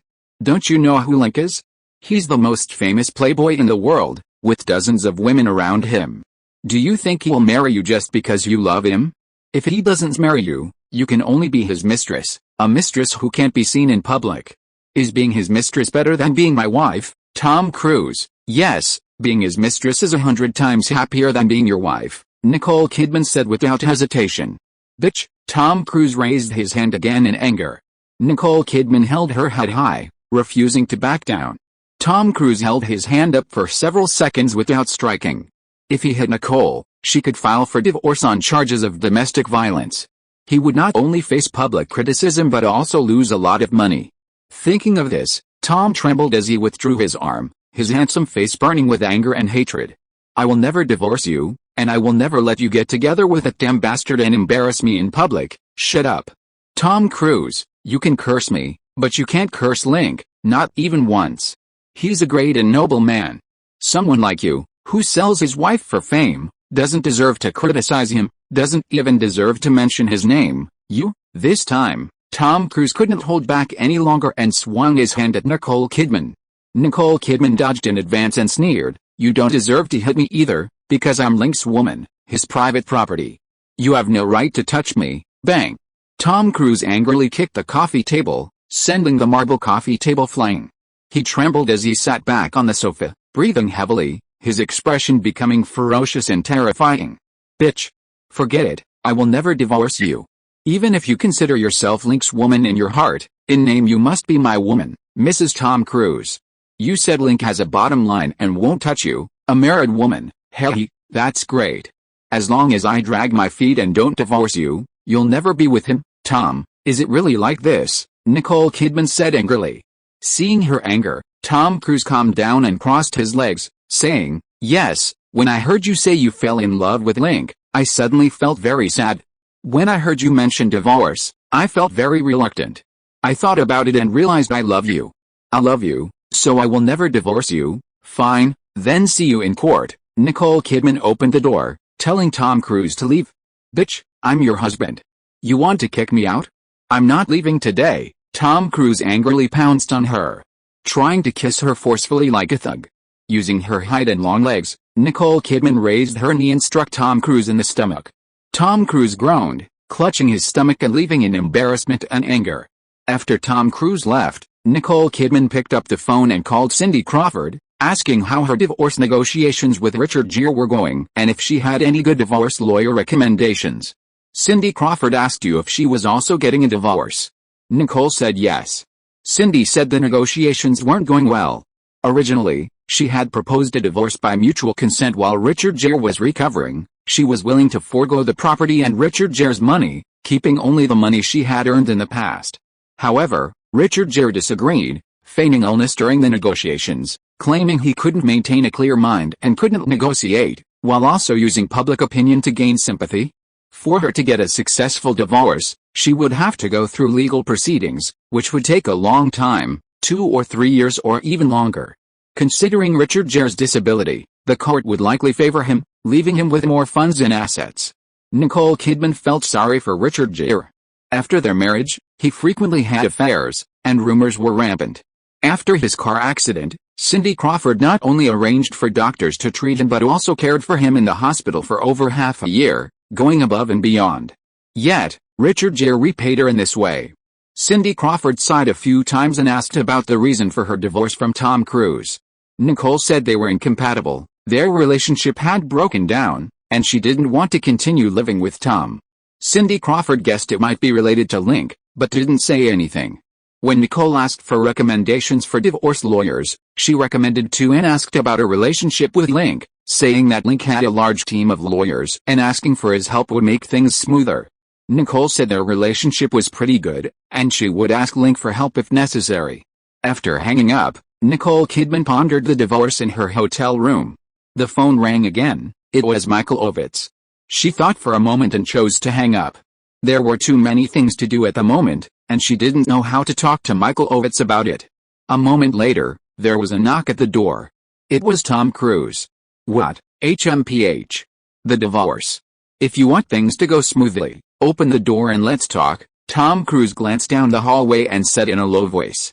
Nicole Kidman went back to the living room first, found a fruit knife on the table, and then went back to the door to open it. Chapter 314. Now that you're with Link, don't forget to take care of your ex-husband. When Tom Cruise entered, he saw the fruit knife in her hand and his expression instantly contorted with rage. I'm your husband. Given your past behavior, I had to be careful. Nicole Kidman returned to the living room and sat on the sofa, legs crossed. Tom Cruise scoffed. You want a divorce? Fine, as long as you agree to take a few photos of you and Link in bed for me, I'll sign the divorce papers and give you a few $100,000 more in settlement. Nicole refused. Impossible. Link is the man I love. I won't do anything to damage his reputation for the sake of a divorce. Don't even think about it. Tom Cruise glared at her angrily. They had been married for over 3 years, and even at the height of their relationship, Nicole Kidman had never defended him like this. Now, she was protecting Link at every turn, which made him even angrier. Fine, if you don't agree, then we'll drag this out without a divorce for 3, 4, 5, 8 years. I have money, I can drag it out as long as I want. And you're 27 this year. Will you still be as beautiful as you are in 8 years? In 8 years, Link will have countless women around him. Will he even remember who you are then? Tom Cruise sneered. Nicole Kidman's face gradually turned cold. This was the reason she was so eager to divorce Tom Cruise. She was beautiful now, and even in more than 10 years, she was confident she could maintain her beauty and attractiveness. But Link was too outstanding, many women coveted him, and once those women got into his bed and experienced his benefits, it was hard for them to leave. If she didn't join Link's group of girlfriends sooner, in a few years when Link had many more, she wouldn't have much status, let alone much favor or resources. Therefore, she had to divorce him as soon as possible and secure her place by Link's side. What do you want? With Link's status, you don't think you can bring him down with just a few bad photos, do you? Never mind that. Just give me the photos, and I'll sign the divorce papers, Tom Cruise said calmly. Nicole Kidman glanced at him, then suddenly smiled. This was Michael Ovitz's idea, wasn't it? Tom, if I were you, I would never agree to such a self-destructive idea, HMPH. Enough talk. If you agree, we'll get a divorce. If you don't, we'll drag it out and see who can outlast whom, Tom Cruise said. Nicole Kidman looked at him with pitiful eyes. Tom, I'm only now realizing how stupid you are. You didn't even know you were being used. Wait, don't argue yet, listen to me first. You're an actor, your goal is to become a world-class star, earn more money, and have a higher status in the entertainment industry, right? And you've been currying favor with Michael Ovitz, groveling to Shirley Lansing, and using me to seduce him, all for that purpose. Now, a better opportunity is presented to you, one that can help you gain more resources. Do you want to seize it? Tom Cruise frowned. An opportunity, that's right. Anyone with a brain can see that the future of Hollywood belongs to Link. In the competition with Link, Michael Ovitz's power will only weaken. Do you agree with that? Nicole asked. Tom Cruise didn't refute her. It's good that you're willing to admit it. Since you acknowledge that Link will get stronger and Michael Ovitz will get weaker, then you should be smart and improve your relationship with Link sooner rather than later. If you continue to oppose Link, what will you do when Michael Ovitz falls and Link becomes the king of Hollywood? Nicole sneered. Tom Cruise frowned deeply. Link becoming the king of Hollywood won't be easy. The Big Seven studios and Michael Ovitz won't agree. What does it matter if the Big Seven disagree? After the annual box office rankings come out, the shareholders behind the Big Seven saw that Guess's earning power was stronger, so they've already placed heavy bets here, continuing to support Guess's instead of the Big Seven. It doesn't matter if Michael Ovitz disagrees either. CAA is getting weaker and weaker, receiving fewer and fewer resources, and his power is diminishing. He doesn't even have a good way to deal with Link, he can only use his charm. With him like that, what ability does he have to support you to continue moving forward? Nicole Kidman looked at the thoughtful Tom Cruise and continued, you're already a top star. The only person who can help you maintain your current position is Link, currently the most powerful person in Hollywood. If you're willing, I can arrange for you to talk to Link, ease tensions, and further discuss cooperation. Link isn't a narrow-minded person. His main purpose in Hollywood is to make movies and make money, not to have conflicts with people. As long as you're willing to compromise, I'm confident I can get you Link's support. Tom Cruise remained silent, lost in thought. Suddenly, he raised an eyebrow. You said you'd help me? You'd help me for no reason. Of course not. My help is contingent on you signing the divorce papers, Nicole said. Tom Cruise scoffed. After all that, you just want to trick me into divorcing you? Not so easy, Nicole smiled. As long as you agree to the divorce and make me Link's woman, I'll help you once I'm with Link. If you don't agree, HMPH, let's see if Michael Ovitz can outmaneuver Link.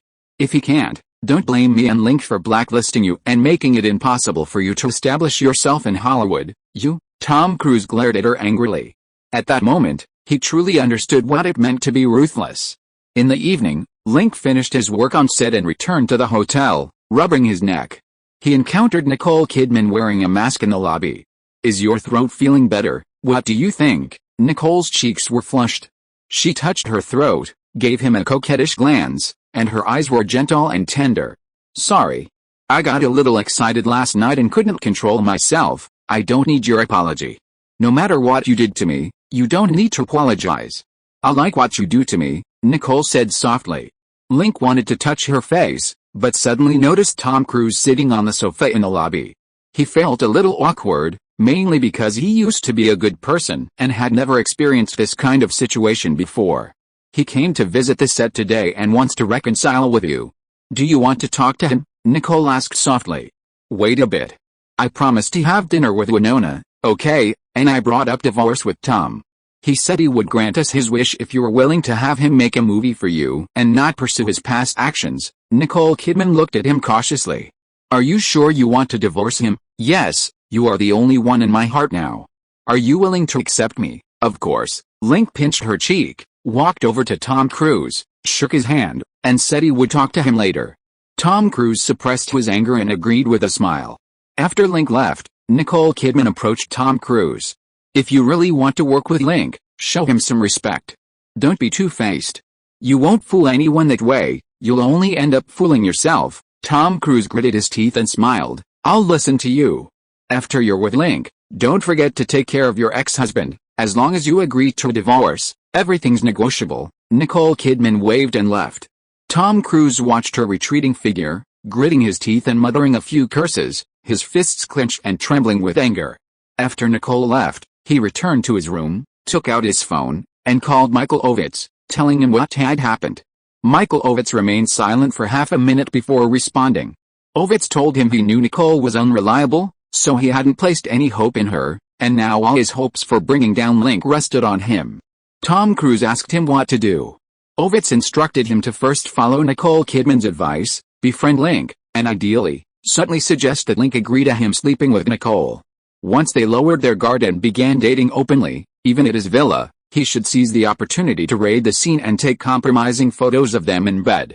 This would make Link appear as a shameless homewrecker, ruining his reputation. Tom Cruise said Nicole Kidman wanted to finalize the divorce quickly, and before that, she and Link wouldn't sleep together. Michael Ovitz cursed a few times on the phone, telling him to come up with a plan, a separation before the divorce. During the separation, he could befriend Link and induce them to sleep together, whether by getting them drunk or drugging them, making sure to take compromising photos. Tom Cruise's eyes lit up, and he agreed to the suggestion. Chapter 315 Chatting with Tom Cruise. After having dinner with Winona, Link took her to a coffee shop downstairs to relax and chat with Tom Cruise.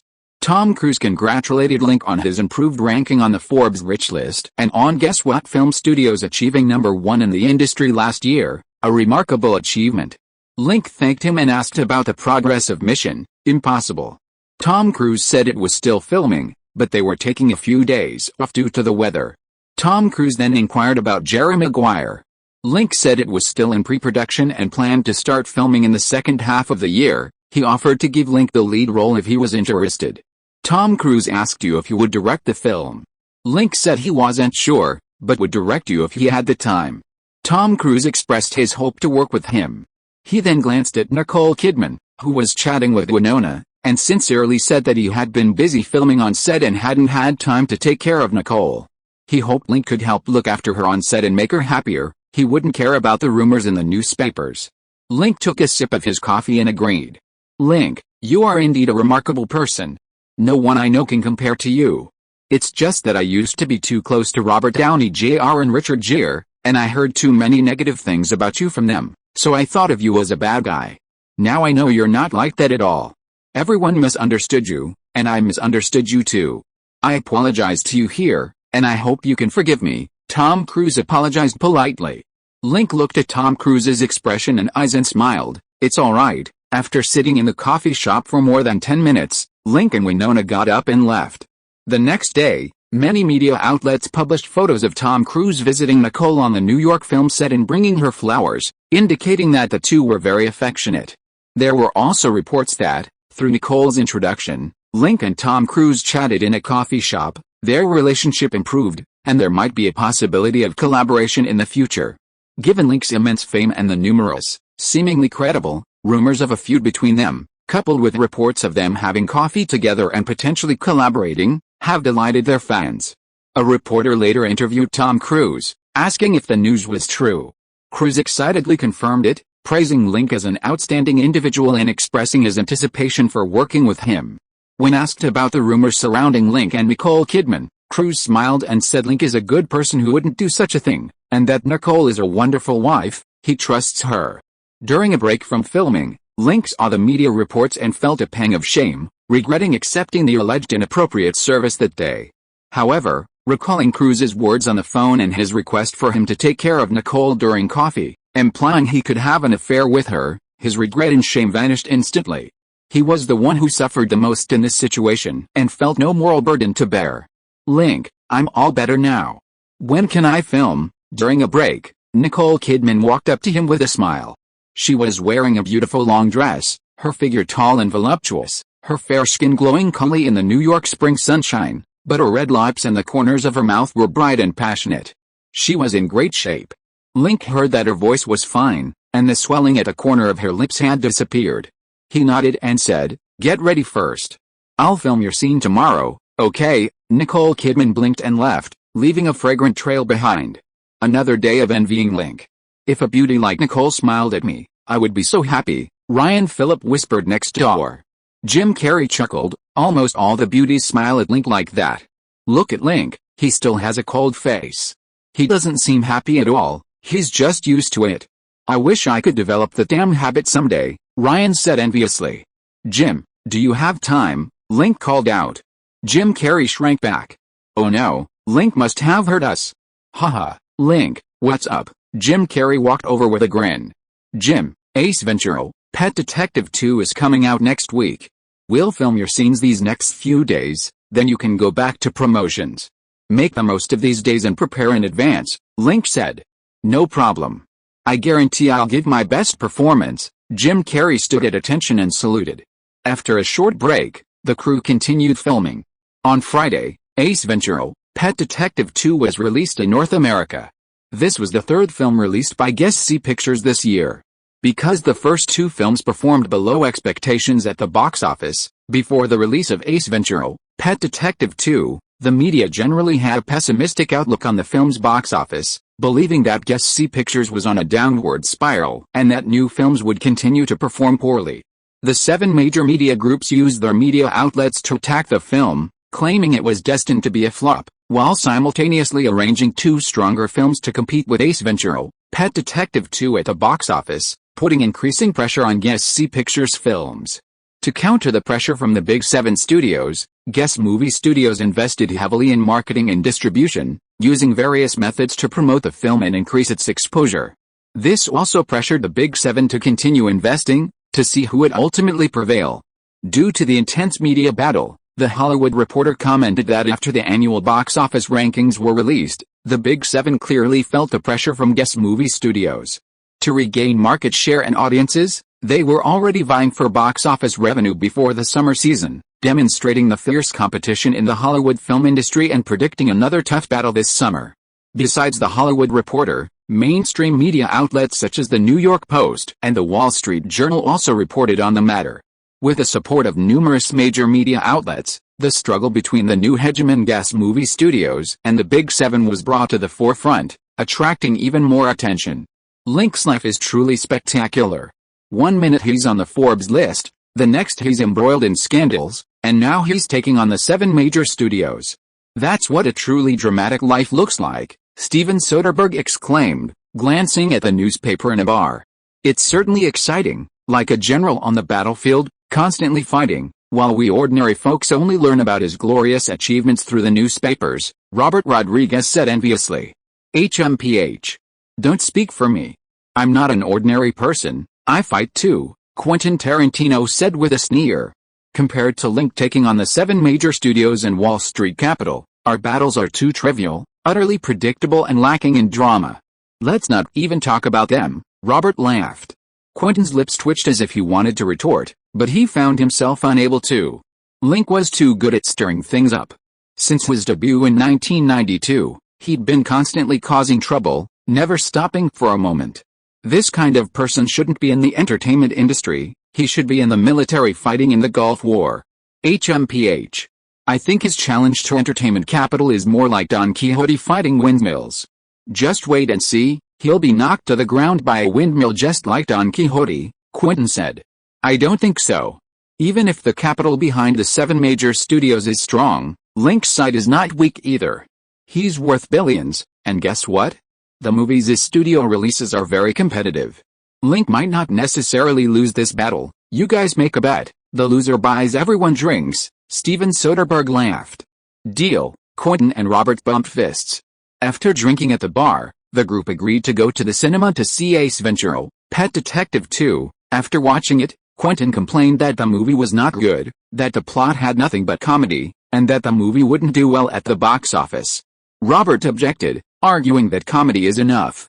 He pointed out that the audience laughed a lot during the screening, indicating that they liked the movie, and that Jim Carrey's fame and box office appeal were good, so Ace Ventura, Pet Detective 2 should do well at the box office. At Steven's suggestion, the two made another bet, the loser would buy everyone drinks. Chapter 316 Box office hits, videotapes sell like hotcakes, shares in high demand. After a week of screenings and promotion, the opening weekend's box office results for Detective D, Resurrection were released.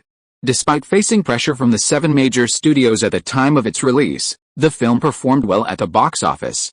It grossed $37.8 million in 2,652 theaters in its opening week, surpassing Universal Pictures' Major Pine and Sony Pictures' Tears of the Heart to take the top spot at the box office. With a production cost of $32 million, the film broke even in its opening week, proving its excellence and potential to continue the success of the first film. Yes, I won. Robert excitedly pumped his fist after seeing the box office results, calling Quentin Tarantino to treat everyone to drinks, a bet he was begging for. Tarantino, however, scolded him for neglecting his duties, saying a director who doesn't focus on making movies and only thinks about drinking is pathetic, and he'd quit drinking from that day forward.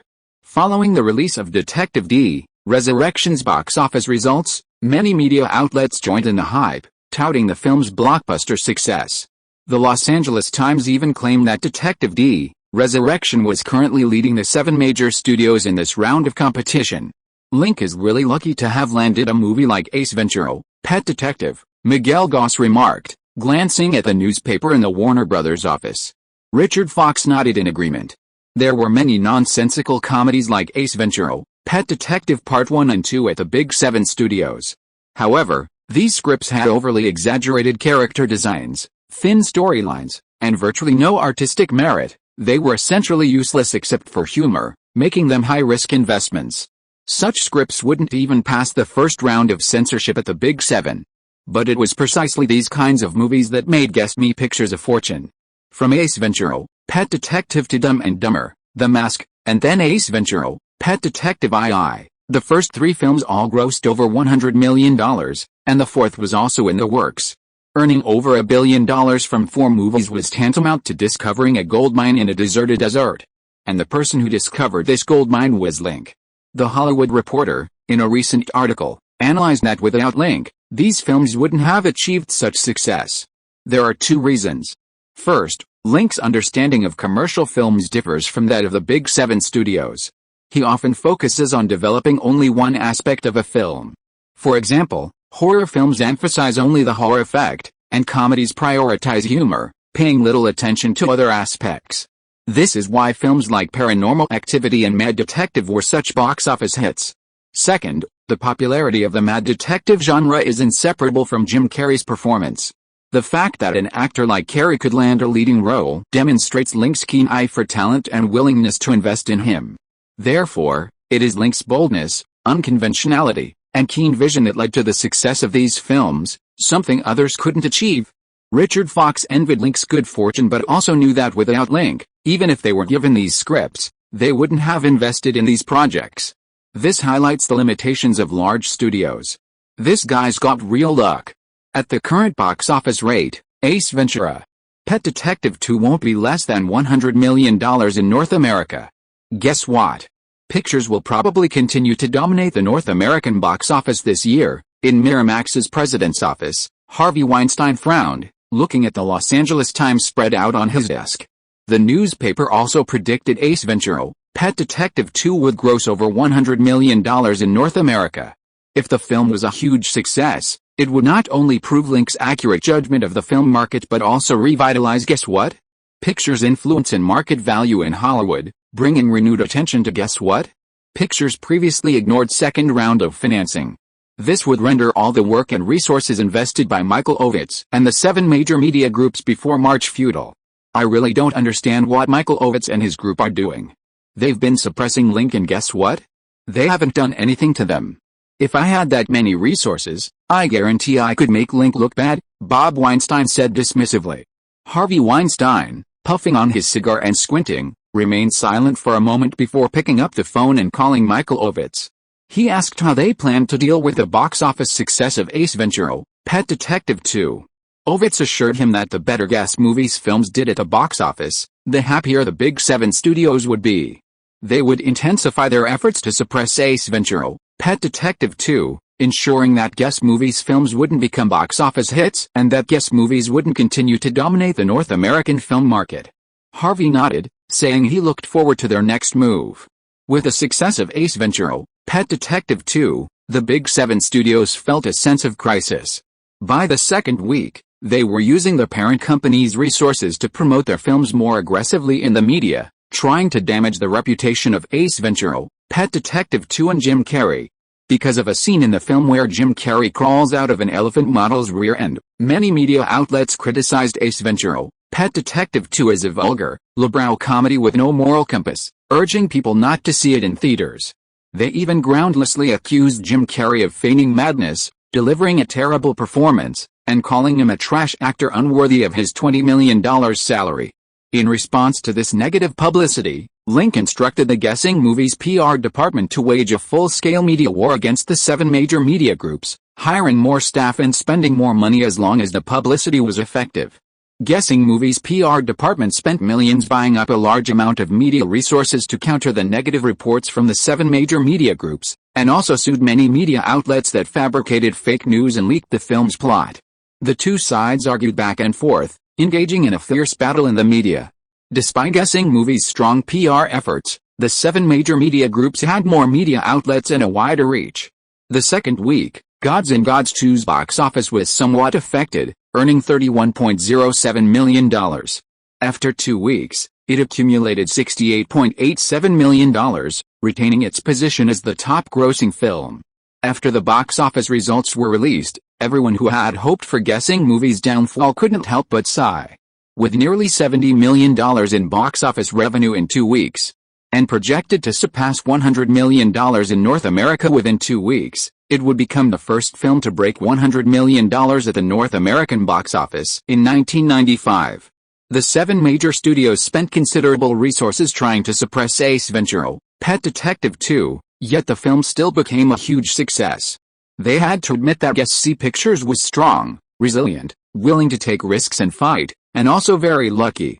Such a company becoming the industry leader was a testament to its strength. After the success of Ace Ventura, Pet Detective 2, SC Pictures' stock price rose on Wall Street. Many investment companies began to reconsider participating in SC Pictures' second round of financing. While filming on set, Link received numerous calls from acquaintances inquiring about the second round of financing, including Greg Davis and Paul Hankson. The two proposed continuing to raise funds for SC Pictures at a valuation of $1.5 billion. Link said it was too late, there were no more slots available, not even at $1.6 billion. Greg and Paul were shocked, asking why and who had secured investment shares. Link told them to look at the newspapers. In the third week of its theatrical run, Ace Ventura, Pet Detective 2, The Man from Earth, which many considered a box office flop, began appearing in video stores across North America after its theatrical run ended. In just over 3 months, it sold 1.16 million videotapes in North America, including cassettes and VCDs, generating $37.12 million in sales.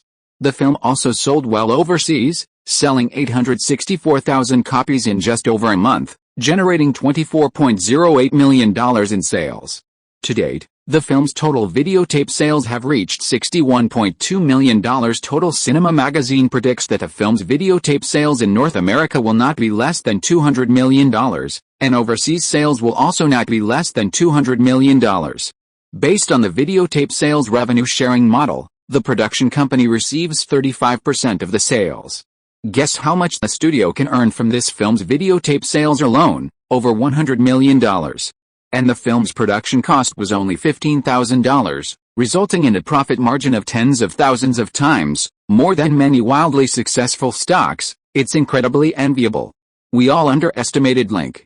Since 1992, almost every film he's invested in has been a success. The Man from Earth is his script, so it's even less likely to fail. We should have realized this sooner. In the conference room of Leading Capital's investment department, Greg Davis put down his newspaper and looked at the dozen or so senior partners present. Behind these partners stood several billionaires and foundations. Their job was to manage clients' money, making money with their clients' money and taking a cut. If they made money for their clients through stock and business investments, the clients would trust them and give them more funds and dividends. If investments failed, they would lose client support and their income would decline. Therefore, they valued projects with sustainable profitability more than anyone else. They had previously been optimistic about Link and Guess the Movies, but Link was too stingy, offering too little profit sharing. This dissatisfaction led them to support the 7 big shots in suppressing Guess the Movies, putting pressure on Link to give up more shares, ideally relinquishing control of the company. With controlling stake, they would have the power to decide how much profit Guess the Movies would distribute annually, how much to invest, and when to go public. Link was even tougher than they had anticipated. Facing the combined pressure from the 7 major studios and investors, Link refused to yield, single-handedly withstanding their onslaught. Through a series of blockbuster films, he gradually turned the tide. Now, with 2 consecutive blockbuster films from Guess Movies, the company was gaining an advantage in the competition, forcing them to choose between the 7 studios and Guess Movies. Which side should they support? I propose we participate in Guess Movies' second round of financing as soon as possible. If Link asks for $1.6 billion, we'll give him $1.6 billion. Any later, and I'm worried we'll miss this great opportunity, said Greg Davis. The partners were silent for a moment before expressing their opinions. Some supported it, others opposed it. Supporters argued that Guess Movies was developing rapidly, had great potential, and would have a higher future market value, making investing in Guess Movies a worthwhile investment. Opponents stated that continued investment was possible, but they wanted to find a way to gain controlling interest in Guess Movies to prevent being blackmailed by Link. Just like the 7 major studios cracked down on Guess the Movie earlier this year, simply because the company didn't support him, he shamelessly announced no dividends, using the money that originally belonged to shareholders for his own public relations, Oscar campaigns, promotion of other films, and even high salaries for his girlfriends. This behavior was extremely excessive.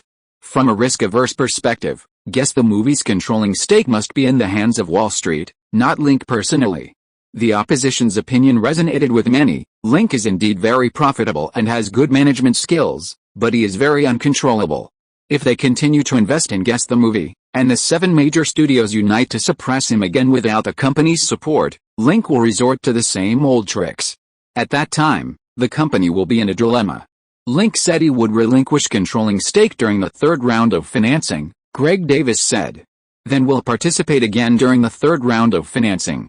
We absolutely cannot be held hostage by Link, partner Anthony said. However, the timing of the 3rd round of financing is uncertain, and we will miss out on the rapid growth of Guess movies over the next few years. Also, during the 2nd round of financing, a portion of our shares will be raised, significantly reducing our influence on the board, Greg Davis said, shrugging. His words sparked another heated discussion among the partners. Supporters and opponents were equally determined. Greg Davis called for a Democratic vote. Ultimately, a majority voted 9-6, favoring continued investment in Guess movies. Following the success of The Man from Earth, not only Vanguard Capital, but also Morgan Stanley, Goldman Sachs, BlackRock, Deutsche Bank, and other investment firms actively contacted Guess movies, wanting to participate in the 2nd round of financing. Some media outlets even reported that due to the high demand for Guess movie shares, an investment company was willing to invest $300 million to purchase 10% of the company, pushing its market value to $3 billion, higher than Columbia Pictures and Universal Pictures. These reports triggered another wave of envy and resentment towards Guess movies in Hollywood. Guess the Movie's valuation continued to rise. Wall Street investment advisory firms also raised their valuation again, to between $1 billion and $1.5 billion. Because Guess the Movies was consistently profitable, the advisory firms believed that while investing in the company was risky, the returns were high, hence the maximum valuation of $1.5 billion. However, Link wasn't satisfied with this valuation. In the 2nd round of financing, he asked for $1.8 billion to $2 billion, aiming to raise 30% of the capital, and expected to bring in 10 shareholders, each new shareholder receiving approximately 3% of the shares. Shareholders who invested more would receive more shares and a board seat. At the same time, new shareholders would not participate in company dividends for 2 years. This was clearly an attempt to inflate the price. However, Guess the Movie shares were incredibly attractive. Last year, Vanguard Capital and Morgan Stanley invested $50 to $60 million in Guess the Movies, and in just 1 year, their investment quadrupled. There was no more profitable company in the entertainment industry. Many Wall Street investors, while criticizing Link for being greedy, were waving checks and rushing to invest in Guess the Movies. However, Link was busy filming and didn't have time to deal with financing. He entrusted this task to Jack Brennan, Chief Investment Officer of Flash Capital, along with Michael Leeson and Joe Ferrer. This financing team handled the specifics, while Link only needed to oversee the overall direction. Cut. On the set of Batman Forever, Link reviewed the completed shot, found no problems, and waved his hand under everyone's watchful eyes. That was a take, yay! The cast and crew jumped up excitedly, shouting. Ryan Phillip and his team sprayed champagne everywhere, filling the set with its aroma. After more than 70 days of intense filming, Batman Forever wrapped in early April, and Link returned to Los Angeles with a crew to work on the film's special effects. Chapter 317 Warm in the boudoir, I don't want to attend the morning court. In his Beverly Hills villa, Link lay on the sofa reading the newspaper when Liu Xiaoli brought in a fruit platter. You're home now, so rest well. Don't read too much news, or you'll get upset, Liu Xiaoli said. The newspapers are full of good news lately, how could I be upset? Link kissed her smooth cheek, and a piece of pineapple was fed to him. Reading too much good news can be annoying too, okay. With his beautiful wife by his side, Link temporarily put down the newspaper and enjoyed her service. This movie's finished filming, when's the next one? I just finished filming and you're already asking about the next movie? Do you want to work your man to death? What nonsense, Liu Xiaoli rolled her pretty peach blossom eyes at him. I'm asking on behalf of everyone about your upcoming plans. If the next movie is filmed a little later, we can make work arrangements in advance and go on vacation to Hawaii together. A vacation, Link looked at Liu Xiaoli and laughed. Before, When we talked about vacations, you always made excuses and advised me not to be playful and to spend more time working while I'm young. Now why are you suggesting a vacation? Liuziali, you're acting very strangely. Slap. Liuziali slapped his mischievous hand, her cheeks flushed, and said, I see you've been working too hard these past few months, and I wanted to advise you to take some time to rest. It's not for any other reason, really. Link smiled gently, suddenly noticing her attire. She had been wearing a serious, formal women's suit, but a short while later, she had changed into a silk slip dress, revealing her sexy and voluptuous figure. She was originally a dancer, tall, with a slim waist, long legs, and excellent flexibility. The downside was that she wasn't voluptuous enough. After living with him for a few years, she seemed to have developed a second puberty, her figure gradually resembling that of Monica and the others. Wearing this kind of dress, her figure was round and shapely, looking incredibly alluring. Link, seeing her attire and demeanor, instantly understood the beauty's intentions. After Monica's appearance underwent a subtle change, everyone looked at him like demons looking at Tang Sanzang, their attitude 100 times more enthusiastic. Even the originally aloof Liuziali couldn't resist. Link smiled slightly, not minding her ulterior motives. Lena, is Link back? Link, we're back. Before he could even start his mischief, Monica Bellucci, Jennifer Connelly, Sofia Coppola, Mila Jovovich, Brooke Shields, Julianne Moore, Renee Zellweger, Jennifer Lopez, and others appeared in the living room one after another. Link sighed inwardly at his bad luck. He had just gotten off the plane. And now he had to start his busy schedule again. The next day, the weather was fine, with blue skies and white clouds. Link, as usual, got up early to exercise and go to work. After filming Batman Forever, besides his company work, he also had to oversee Industrial Light and Magic's post-production visual effects, doing his best to ensure the film's special effects were done well. While he was busy, guess what? Four films released in the first quarter continued to perform well in the film market. Ace Ventura, Pet Detective 2 earned $23.71 million in its third week in 2,705 theaters in North America, bringing its total to $92.58 million. It firmly surpassed $100 million in its fourth week. Rumble in the Bronx earned $670,000 in its ninth week, bringing its North American total to $37.52 million and its international total to approximately $23.03 million. Its global box office reached $60.55 million, a return of over 8 times. In addition, The Man from Earth continued its strong performance on video this week, ranking first in the science fiction category. It sold over 2 million copies in North America and 1.5 million copies internationally, bringing its total sales to $100 million. Because the film was produced by Guess Movies, and the videotape distribution company was Artisan Entertainment, the third largest videotape distributor in North America, after Columbia Pictures and MCA Universal Home Entertainment, this company became a subsidiary of Guess Movies after being acquired by the company in late 1993. This means Guess Movies was both a videotape producer and distributor, receiving over 65% of the videotape profits. An article in Complete Film magazine stated that after the release of The Man from Earth and Rumble in the Bronx earlier this year, many media outlets, seeing the film's poor box office performance, seized the opportunity to criticize Guess Movies, saying it was declining, mocking Link for forgetting the box office secret, and ridiculing Sofia Coppola's unfortunate directorial debut. Now, many have been proven wrong by the data. The Man from Earth was a huge success in the videotape market. Rumble in the Bronx grossed over 8 times its cost worldwide, and Detective D: Revenge of the Fallen became the first film to gross over $100 million in North America this year. These figures all indicate that Guess Movies is still on the rise and remains one of Hollywood's most profitable film companies. For the 7 major film studios to surpass Guess Movie and regain their Hollywood dominance, they need more box office hits. Influenced by these 3 films, Guess Movies' second round of financing became extremely sought after. Wall Street entertainment capital firms waved checks, vying to secure funding from Guess Movie. Due to the fierce competition, Goldman Sachs and Deutsche Bank were the first to act, acquiring 6% and 5% of Guess Movie shares for $135 million and $110 million respectively, directly pushing the company's market capitalization to $2.2 billion. This was $200 million more than Link's initial offer of $1.8 billion to $2 billion.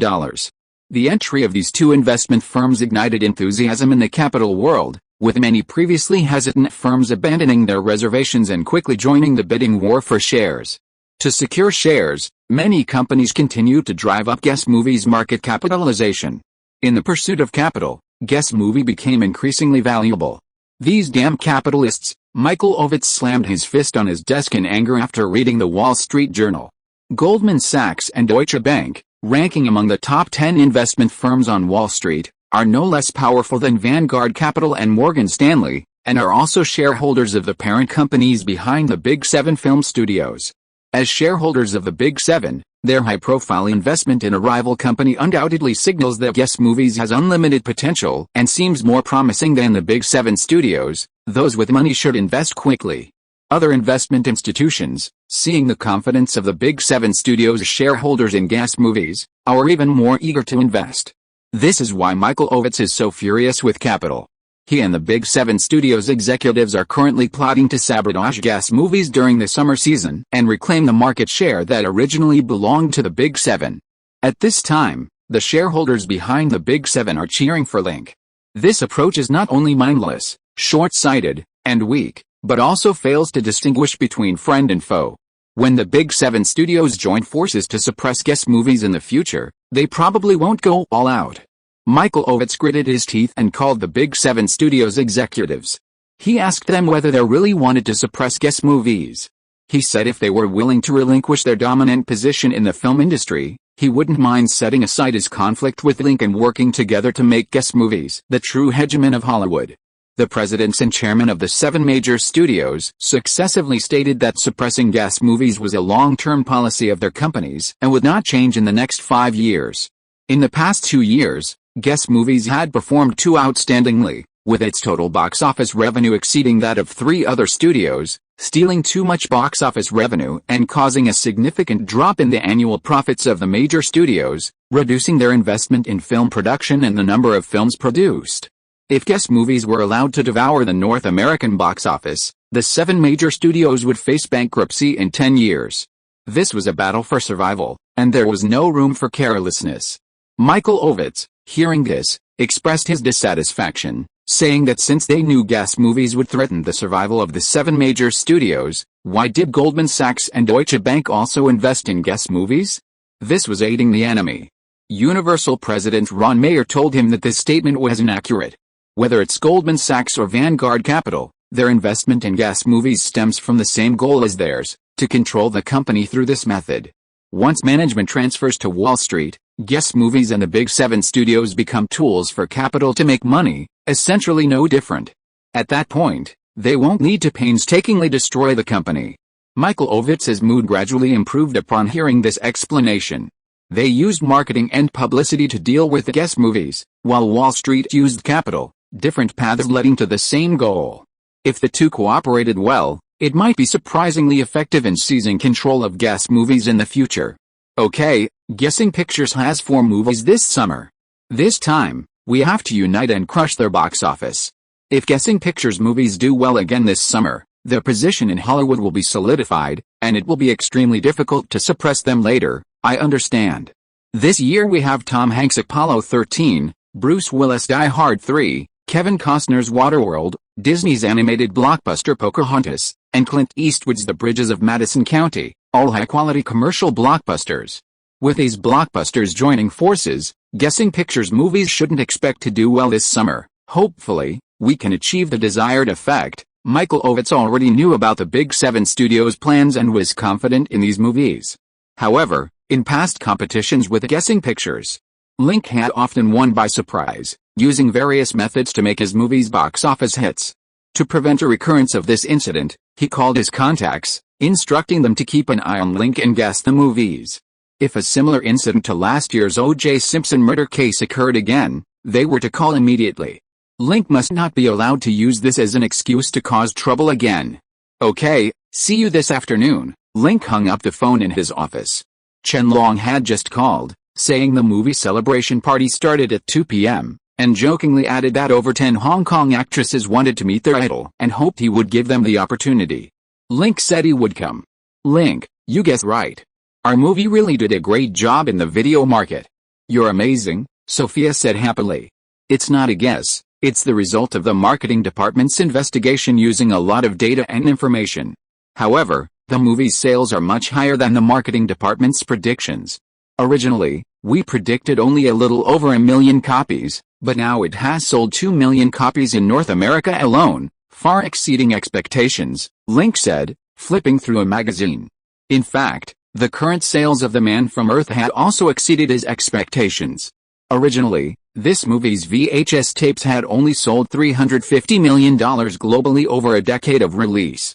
Now, 3 months after its release, sales have reached $100 million, with a chance to surpass $200 million within the year and a minimum of $400 million in 10 years.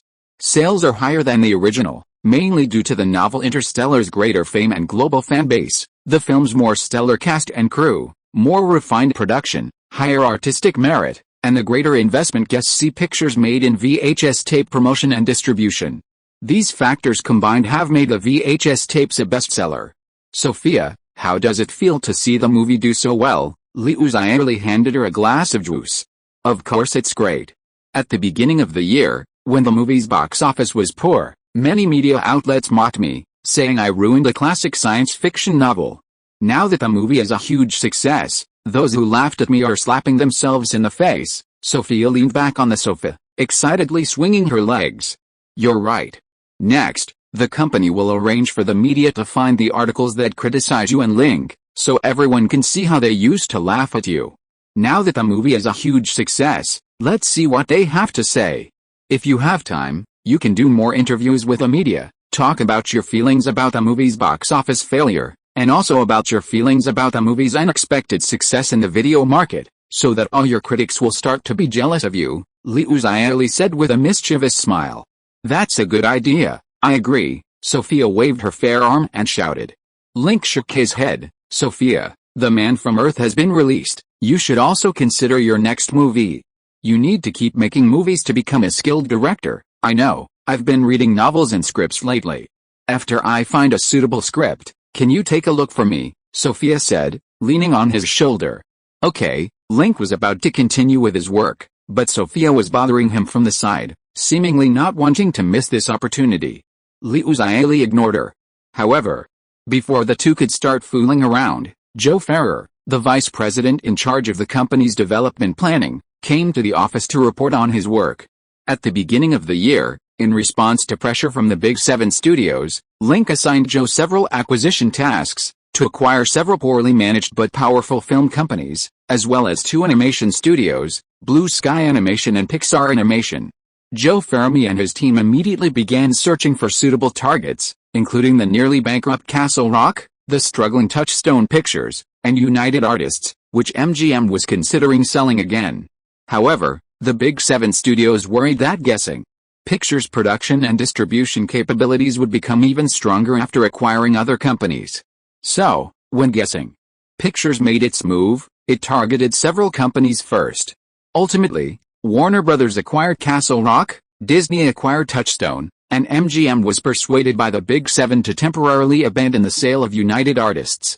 Regarding the animation studio acquisitions, 21st Century Fox acquired Blue Sky Animation several years earlier than originally planned, while Jobs refused to sell Pixar. These actions by the Big 7 studios hindered guessing Pictures' acquisition plans in this round. However, Link wasn't willing to give up. He instructed Joe Ferrero to continue his public relations efforts with Jobs, constantly increasing the offer for Pixar Animation Studios from the initial $300 million to $500 million and a 5% stake in Guess the Movie. As the offer continued to rise, Jobs' side softened their stance. Hearing that Link had returned to Los Angeles, he sent a message through Joe Ferrero, wanting to speak with Link in person. Link accepted the invitation and set the meeting for Saturday. If you are listening to this novel on a channel other than Fanfic World, it means it was downloaded and re-uploaded without effort. We warmly invite you to visit our channel, Fanfic World. There you will find the original version of this story and many other novels of various genres. We look forward to seeing you dive into a world of incredible novels. Chapter 318 Passionate Hong Kong Female Stars. In the afternoon, Link arrived at the Beverly Hills Montage Hotel to attend a celebration party hosted by Golden Harvest Pictures. Originally, Guess Pictures planned to hold the party after the film's release. However, Golden Harvest Pictures was more enthusiastic about hosting the party, wanting to use it to network with industry peers and enhance Golden Harvest's reputation in Hollywood. Guess Pictures was willing to oblige. Link also brought two of his company's top executives, Michael Leeson and Daniel DeVito, to show their support. When they arrived at the hotel, Chen Long, along with the Golden Harvest Pictures North America president Zhu Chongyan, Edco Films owner Zhang Ziqiang, and others, greeted the three at the entrance and led them into the lobby. Mr. Link has arrived, someone shouted in the lobby. Bang! Bang! Bang! Dozens of champagne bottles were popped, and confetti cannons began spraying water. Hundreds of people at the party rushed towards the entrance, greeting Link one after another. The scene was very lively. Through Chen Long's introduction, Lin K met many Hong Kong filmmakers, including Ho Kun Chung, general manager of Golden Harvest, film actors Sammo Hung and Chow Yun-fat, the Yuan Wu-ping brothers, with whom he had recently collaborated, Liao Cheng-yuan, owner of Seoul Metropole Organization, director John Woo, director Wayne Wang and his wife, and many Hong Kong actresses, such as Maggie Cheung, Vivian Chow, Michelle Race, Ching Mi-yor, Rosamund Kwan, and Karina Law. At the party, several Hong Kong filmmakers expressed their desire to strengthen cooperation with Guessing Pictures, jointly producing more films like Rumble in the Bronx, to help Hong Kong cinema reach a global audience. Meanwhile, Edco Films owner Kong Chi-kian hoped to acquire exclusive distribution rights for Guessing Pictures films in Hong Kong and Southeast Asia, guaranteeing the highest revenue share. Liao Cheng-yuan, general manager of Seoul Metropole Organization, hoped to participate in Guessing Pictures' second round of financing. Seoul Metropole Organization was founded in the 1980s through the merger of Great Wall Films, Phoenix Films, and New Union Film Company, and is one of the strongest film companies in Hong Kong and Southeast Asia, with mainland Chinese background. After 1997, it became a state-owned enterprise. Link wasn't opposed to collaborating with Hong Kong and briefly introduced the financing situation of Guess Movies. Currently, Goldman Sachs, Deutsche Bank, Vanguard Capital, BlackRock, and Carl Icahn have all invested in Guess Movies.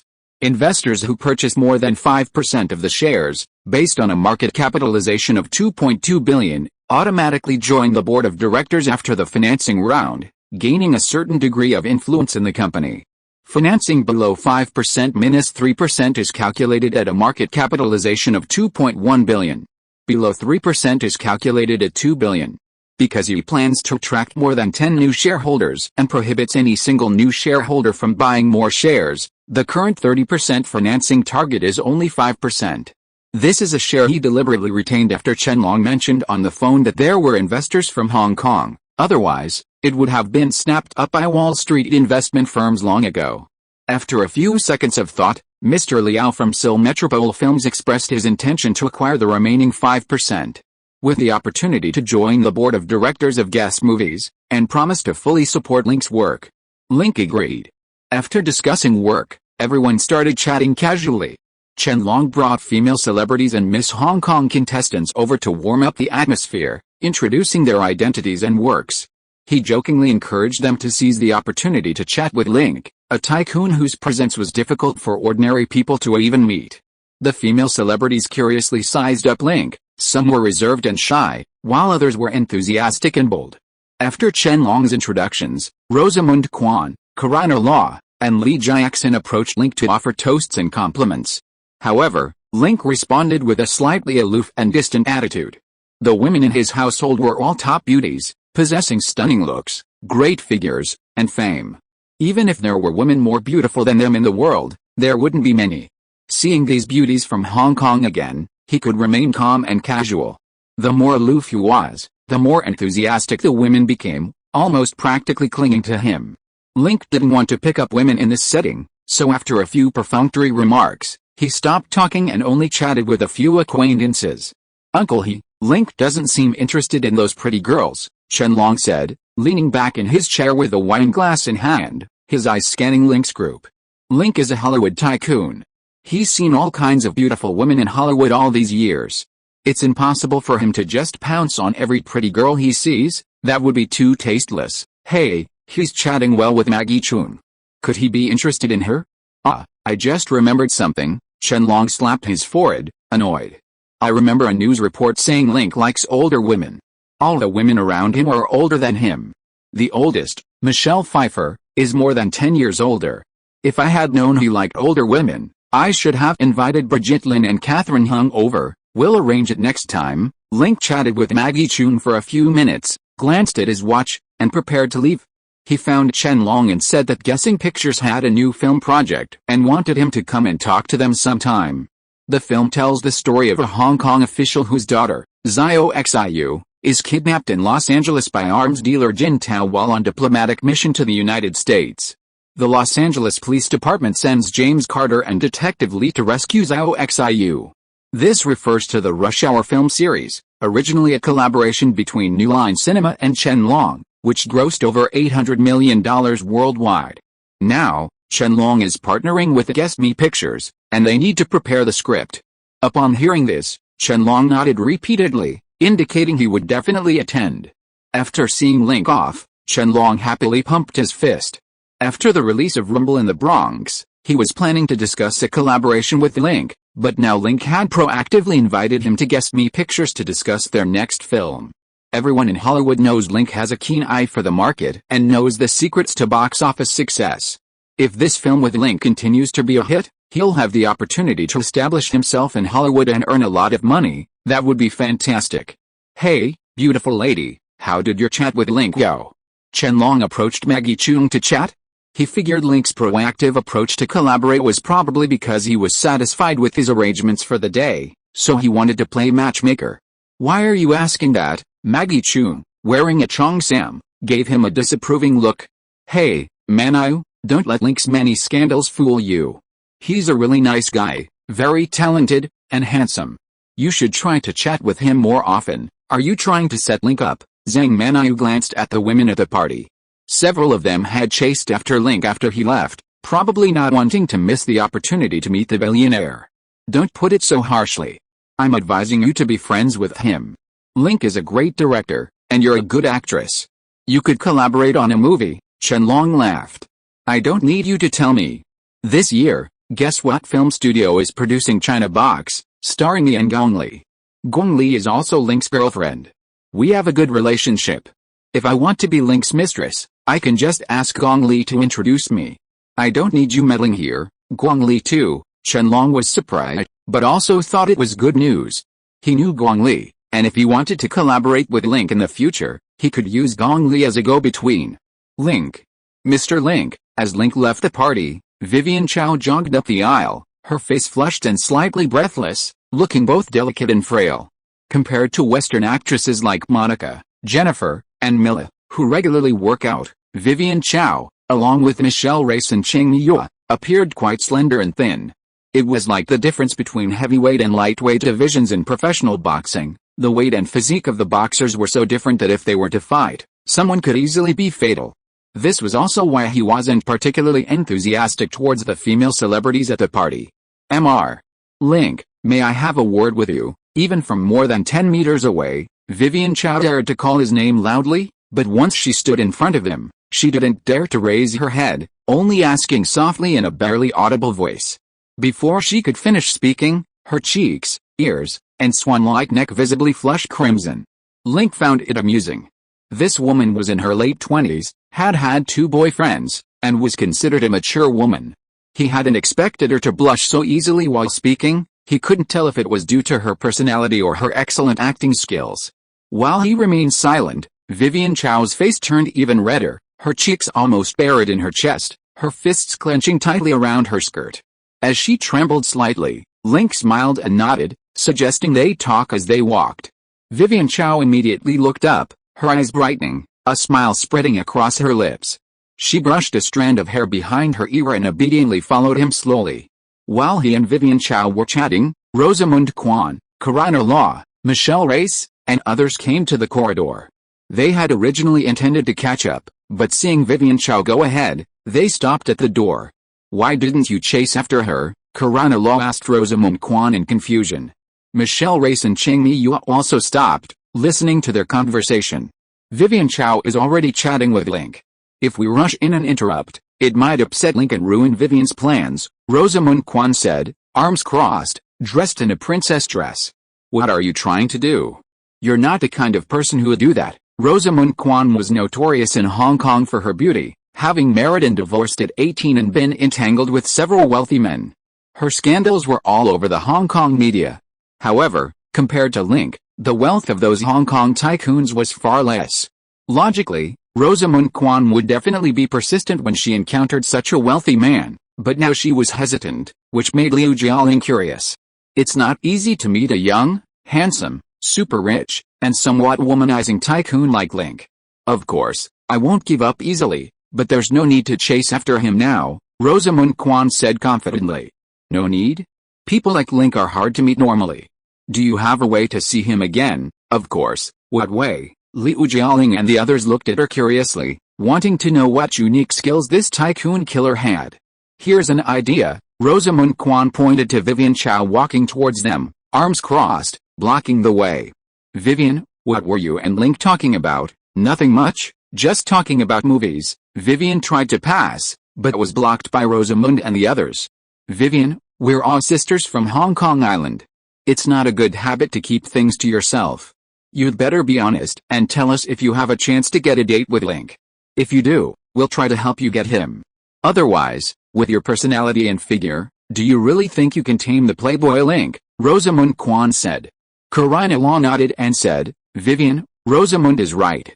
Link has many girlfriends and a big appetite. You definitely can't handle it all by yourself. If we team up, maybe we'll have a chance. Yes, Rosamund and Karina have more experience in this area and can give you some ideas, Ching Miwa said, winking. Vivian thought for a moment and said she had just asked Link for help because she wanted to stay in Los Angeles to develop her career and asked you if he could introduce her to a talent agency. Link said yes. That's all, Rosamund Kwan frowned. You found Link just to ask him to help you get a talent agency? And you two are so close, why would you ask him for help? Vivian Chow blushed and said, I've met Link once and spoken to him twice. We're fairly familiar.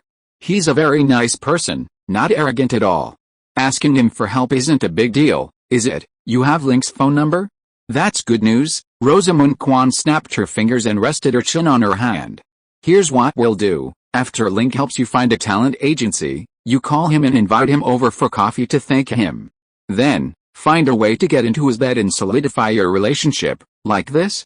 Isn't that too fast? Vivian Chow blushed and hesitated.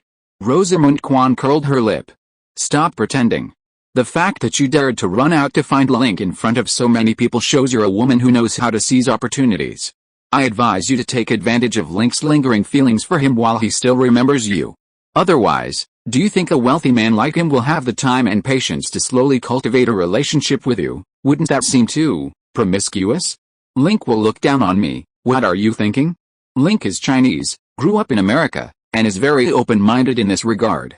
His girlfriends must have slept with him as soon as they clicked. Do you think they dated first and then slept together?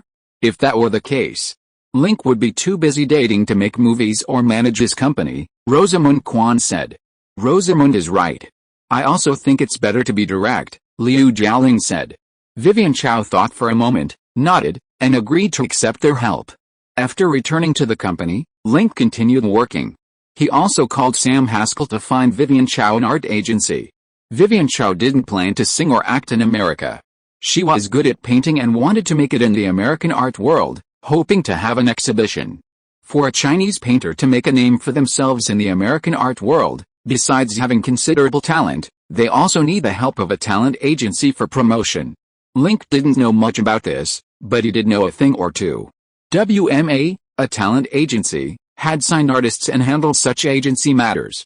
When Sam Haskell received his call, he didn't say much and immediately agreed, even asking when Link would be available for coffee at the company. He had signed a new artist, a very beautiful woman, and hoped Link would have the opportunity to look after her. Link agreed. Sam Haskell was very efficient. The next day, he called to say that he had spoken with Ms. Zhou and seen her paintings, which were even better than expected. He had signed her on behalf of the company with a B-level agency contract. WMA's clients were divided into several levels: S level, A level, B level, C level, and D-level. S-level clients were key clients. A-level clients were comparable to established stars and received a basic signing bonus. B-level clients didn't receive a signing bonus, but had a development contract and received certain resources for promotion during the contract period. C-level and D-level clients were generally for newcomers. Vivian Chow, as a new foreign painter, receiving a B-level agency contract in the U.S. was considered special treatment. After signing the contract, Vivian Chow called to express her gratitude and invited him to her home for dinner, wondering if he would be available, saying any time was fine, just hoping for an opportunity to express her thanks. Link checked his work schedule and was free on Thursday afternoon, so he accepted the invitation. Vivian Chow said she looked forward to his visit and offered to prepare ingredients for a Cantonese meal. Link also expressed his anticipation. Busy until Thursday afternoon, Link drove to Vivian Chow's apartment in Malibu for dinner. This apartment was a temporary place Vivian Chow had rented after arriving in Los Angeles. It wasn't large, a one-bedroom apartment, just right for one person, but would be cramped for two. However, when Link arrived, he found several people crammed in. There was the hostess, Vivian Chow, and her friends Rosamund Kwan, Karina Law, Michelle Race, and Cheng Yua, all dressed to the nines. Rosamund Kwan, dressed in a white lace wedding gown, possessed a fair and voluptuous figure, making her the most curvaceous among them. She gazed at Link with burning eyes, like a porcelain doll brimming with desire. Liu Jialing's looks and figure were rather average, but she appeared intelligent, dressed in a formal women's suit, and exuded a dignified and sophisticated air. Michelle Race, standing behind Liu Jialing, was the youngest and most beautiful among them, tall and with delicate features. She wore a sleeveless dress, her long black hair flowing freely, and her attire was tasteful, though her figure lacked definition. Cheng Yua was the petitest. With a pure and lovely face, red lips, and white teeth, appearing quite young. However, her proportions were no less impressive than Rosamund Kwan's, with a curvaceous figure. But the most beautiful and elegant person present was undoubtedly the hostess, Vivian Chow. She wore her long black hair loose, a light blue dress, and platinum-rimmed glasses, which made her fair and delicate face appear even more pure and beautiful. Link glanced around and greeted the beauties. Vivian Chow introduced them as being there to help with the cooking and asked you if he minded. The women greeted him warmly, jokingly saying they would leave immediately if he didn't want them as third wheels. Link didn't mind them staying. After dinner began, they took turns toasting, each one getting closer and closer, their voices increasingly melodious, treating Link almost like an emperor. After a few rounds of drinks, the alcohol began to affect his central nervous system and hormone secretion. The atmosphere gradually became unrestrained. The NBC movie channel on the counter started playing the thriller crime film Basic Instinct, released a few years prior. Perhaps Sharon Stone and Michael Douglas's performance in the bathroom was too hot and daring, even bordering on perverse, as he only glanced at the bright sunlight outside the window a few times before shyly hiding behind the curtains. After finishing Basic Instinct 1, the movie channel continued with Basic Instinct 2, released in 1993. Link stayed at Vivian Chow's house for more than 3 hours, over an hour longer than originally planned. After a private meal for the group, Link entrusted a beachfront villa in Malibu to the five of them, leaving them $200,000 for their recovery and living expenses in Los Angeles. He promised to visit them when he had time. About half an hour after Link left, Rosamund Kwan spoke slowly, her voice slightly hoarse. Now I realize that Min is the one among us who's best at seducing men. Why do you say that? Liu Jialing asked, her hand resting on her lower abdomen, without moving. The other day, Min asked Link to help her get a talent agency. She was testing Link. If she agreed, it meant he was interested in her, if not, she'd find another way or give up. Since Link agreed, even without our suggestion, she'd still invite him to her apartment for dinner, right, little Jew? Rosamund Kwan asked. Vivian Chow didn't react. She's not awake yet, don't disturb her, she's definitely faking it. She seems very innocent on the surface, but she's actually very cunning. Most women with innocent-looking faces are like that, Rosamund Kwan said. Anyway, we should thank Min. Okay, we really do need to thank her. If it weren't for her, we wouldn't have had the chance to meet a man like Link. He's not only rich, but also so handsome and strong, and so talented. Compared to him, all the men we dated before were worthless. We regret it so much, Rosamund Kwan sighed. Should we accept the villa key and check Link left behind? Of course. Having a sea view villa makes our dates much more convenient, and with a check, we won't have to worry about money here. Little Jew, don't you think? Rosamund Kwan nudged Vivian Chow. Vivian Chow didn't speak, but nodded, her cheeks flushed. Chapter 319 Hollywood beauties fall into two categories, Link's girlfriends and everyone else. Link, why are you so late? Link and Quentin had arranged to meet at Kerwell Bar that afternoon. However, he got held up at Vivian Chow's house and was half an hour late. Quentin was very unhappy when he saw him, teasing him that now that he had money, he was getting arrogant, even late for a party. Link apologized to the others, promising to arrive earlier next time. Link, it's okay. Even if you came early, you'd just be listening to Quentin's nonsense. I should have come half an hour later with you too, Madonna said with a smile, linking her arm with his. Quentin glared angrily at Madonna. He had been telling jokes to liven things up, hoping to leave Madonna with a humorous impression. But to his utter dismay, all his efforts had resulted in a nonsense evaluation. It was infuriating. Seeing Quentin's sour expression, Link chuckled. Quentin's speech is like his movie lines, lots of unimportant words, but these words often contain profound philosophical insights and critiques of reality. Sometimes, listening carefully can be quite rewarding. You're smart, Quentin grinned, giving Link an approving look. Madonna, however, chuckled, leaning on Link's shoulder and laughing incessantly. Link, you're so funny. The purpose of this gathering is to chat and relieve boredom, not to listen to him spouting grand pronouncements. If we want to hear profound truths, we can read philosophy books, attend lectures, or watch a thought-provoking movie. Listening to him requires serious thought, that's too tiring and unnecessary. But I know you're saying this to comfort Quentin, to avoid embarrassing him. You're such a considerate man. When we're with you, you take everyone's feelings into account. That's really great. Few men do that. Quentin's expression slowly darkened, his already long and narrow face becoming even longer. He glared angrily at Link. He'd been telling jokes all this time and hadn't even gotten the humorous label, but Link had gotten it with just one sentence and even the extra thoughtful praise. It was infuriating. Quentin, it's normal to joke around at a party, but why are you always so long-faced? You're ruining the atmosphere, Robert Rodriguez reminded him. Quentin turned and glared angrily at Rodriguez. He'd been telling jokes to liven things up, and now that Link was here, he was the one ruining the mood? Was that even human? Fine, I'm leaving then, Quentin stood up angrily. You're so petty. You get angry over a few jokes? Who'll dare joke with you again? Madonna smiled, her red lips pursed. Quentin's eye twitched, he took a few deep breaths, and slumped back onto the sofa, looking utterly dejected. Seeing his aggrieved expression, everyone burst into laughter. Link shook his head, looking at the vengeful Quentin. How's your movie coming along? Filmed a while ago? Less than a month ago. I'm way faster than you this time, Quentin scoffed. How about you two compare box office numbers? Madonna laughed. Quentin's eyes darted around, then his face fell again. Link chuckled, Batman is a commercial film, with a big budget and built-in IP hype. Comparing it to art films at the box office isn't fair to Quentin. Link, you're so thoughtful. Now I know why so many girls like you. Not only are you successful in your career, but you also take such good care of everyone around you. No one would give up a boyfriend as considerate and thoughtful as you. Madonna leaned her shoulder against Link, making no attempt to hide her admiration and affection for him.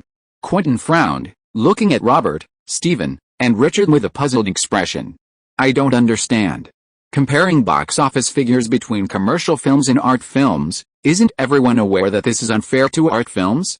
What kind of thoughtfulness is this? Is this something to be praised? I'm happy to. Madonna rolled her eyes. Quentin scoffed, swinging his leg. I really don't understand the thought process of you women.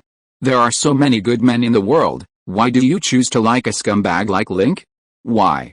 Are you torturing yourself? Or is it because sleeping with a scumbag is more enjoyable? Madonna's expression remained unchanged as she smiled.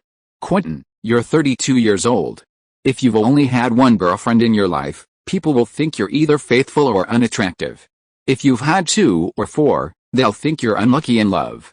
If you've had 5 or 8, they'll think you're unfaithful or have a bad personality and are difficult to get along with. But if you've had more than 10 girlfriends, people will think you're an attractive man who often attracts women. I started dating in middle school, and now I've had more than 10 girlfriends, Quentin said, swinging his leg with undisguised pride. Madonna laughed. When a man is simultaneously linked to dozens of women, or has many girlfriends, he becomes an enigma in their eyes, a beautifully packaged storybook, a sparkling jewel, a legendary delicacy, a television that can play programs as soon as it's connected. Who wouldn't love such a man? Link is that kind of man. Quentin curled his lip in disdain and shouted at Link, "Did you hear that?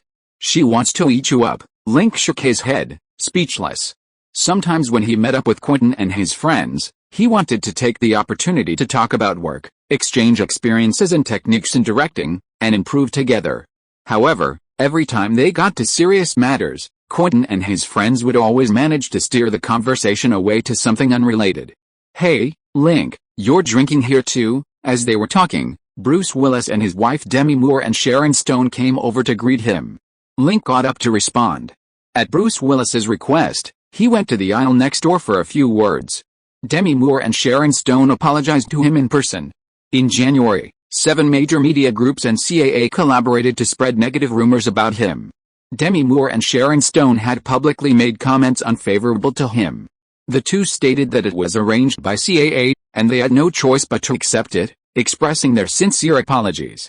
They said they would retract their past statements in the media and hoped to gain his forgiveness.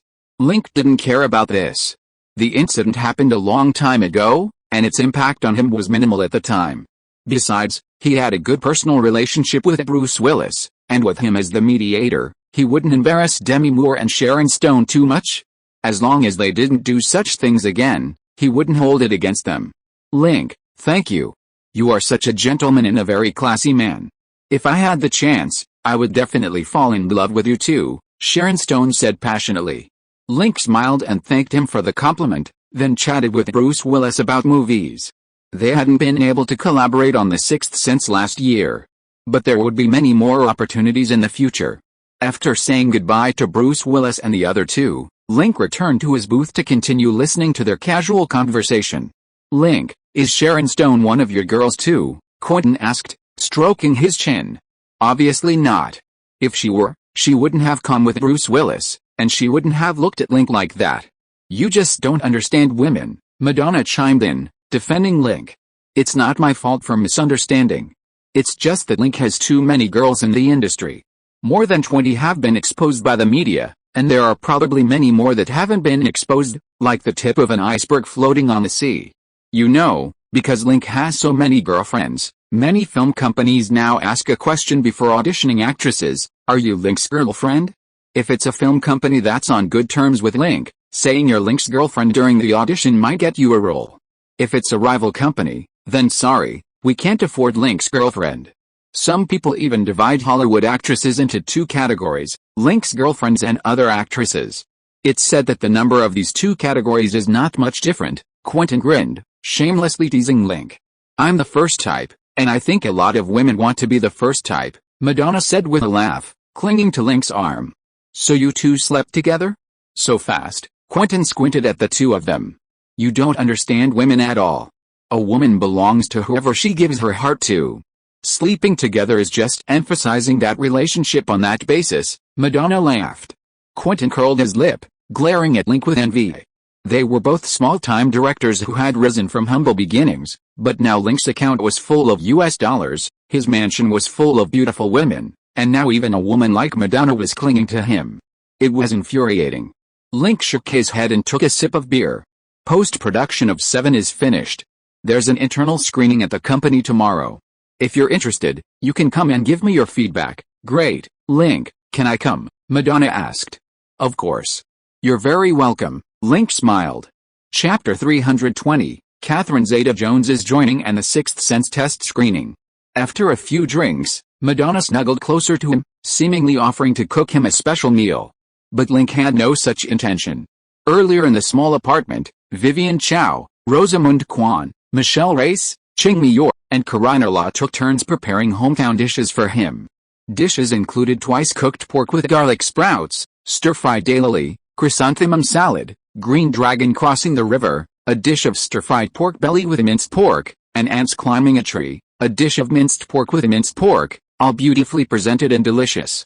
He ate very well, feeling both physically and mentally satisfied, and didn't need any more food. Besides, his physical condition was different. He had a huge appetite and couldn't stop eating once he started. He had wasted several hours in the living room, bedroom, and bathroom of the small apartment that afternoon. If he accepted Madonna's invitation to have Western food at her place, the round trip would likely waste another few hours. Time is money, and he didn't want to waste his precious time eating and drinking. Leaving the Kerwell bar, the sun sank into the sea, and the Los Angeles sky grew dark. Hollywood streets bustled with people, a dazzling spectacle of lights and alluring women. For many, it was a den of iniquity, a place brimming with temptations. But for Link, no place in the world was more perfect than his mansion. After saying goodbye to Quentin Tarantino, Madonna, and the others, Link drove back to his Beverly Hills mansion to chat, watch soap operas, and play with the women in his household. The soap opera ended around 9 p.m., and everyone returned to their respective bedrooms to rest. Sandra Bullock and Catherine Zeta-Jones were on duty in the main house bedroom that day. Since Monica became so beautiful, everyone had stopped vying for film and advertising opportunities and instead treated him like a hot commodity. In the past, they only came to the villa to relax when they weren't working. Now, even when they were busy, they would make time to come, never missing an opportunity to spend time with him. Given the large number of people, this was neither scientific nor reasonable, and it could easily lead to conflict and discord. In the long run, this was not conducive to family harmony and long-term stability. At the suggestion of Liu Xiaoli and the three core members, Monica and Jennifer, everyone gathered for a family meeting. The main topic was creating a harmonious and orderly extended family, and how to rationally allocate resources in the main villa while ensuring no waste. After several discussions, they drew inspiration from the ancient emperor's rotation system. During Link's stay in Los Angeles, everyone took turns staying in the master bedroom. If someone's turn was too busy or physically unable to stay, they could exchange resources with someone else. Birthdays brought extra rewards. Holidays included raffles, with lucky winners getting to stay in the main villa, or large parties where everyone benefited. As core members and elders of the group, Monica, Liu Xiaoli, and Jennifer enjoyed special privileges, having access to the main villa at any time. Sophia was dissatisfied and planned to join forces with Milla Jovovich and Renee Zellweger to apply for a slightly lower level of privilege. Seeing their arguing, Link worried about potential conflicts and suggested they be more flexible in scheduling, expressing his willingness to take on more responsibility for the family. After a good night's sleep, he chatted with Catherine Zeta-Jones during breakfast. Catherine Zeta-Jones is a British actress who came to Hollywood in 1993. She auditioned for Final Destination and had a cameo role as a flight attendant. She was later invited to join Yuta Entertainment. Under the company's management, she has played the lead role in one film and supporting roles in 3 films in the past 2 years. Because of his help, her name frequently appeared in reports from the 7 major media groups earlier this year when they were hyping up his rumored relationship, making her Link's nominal girlfriend.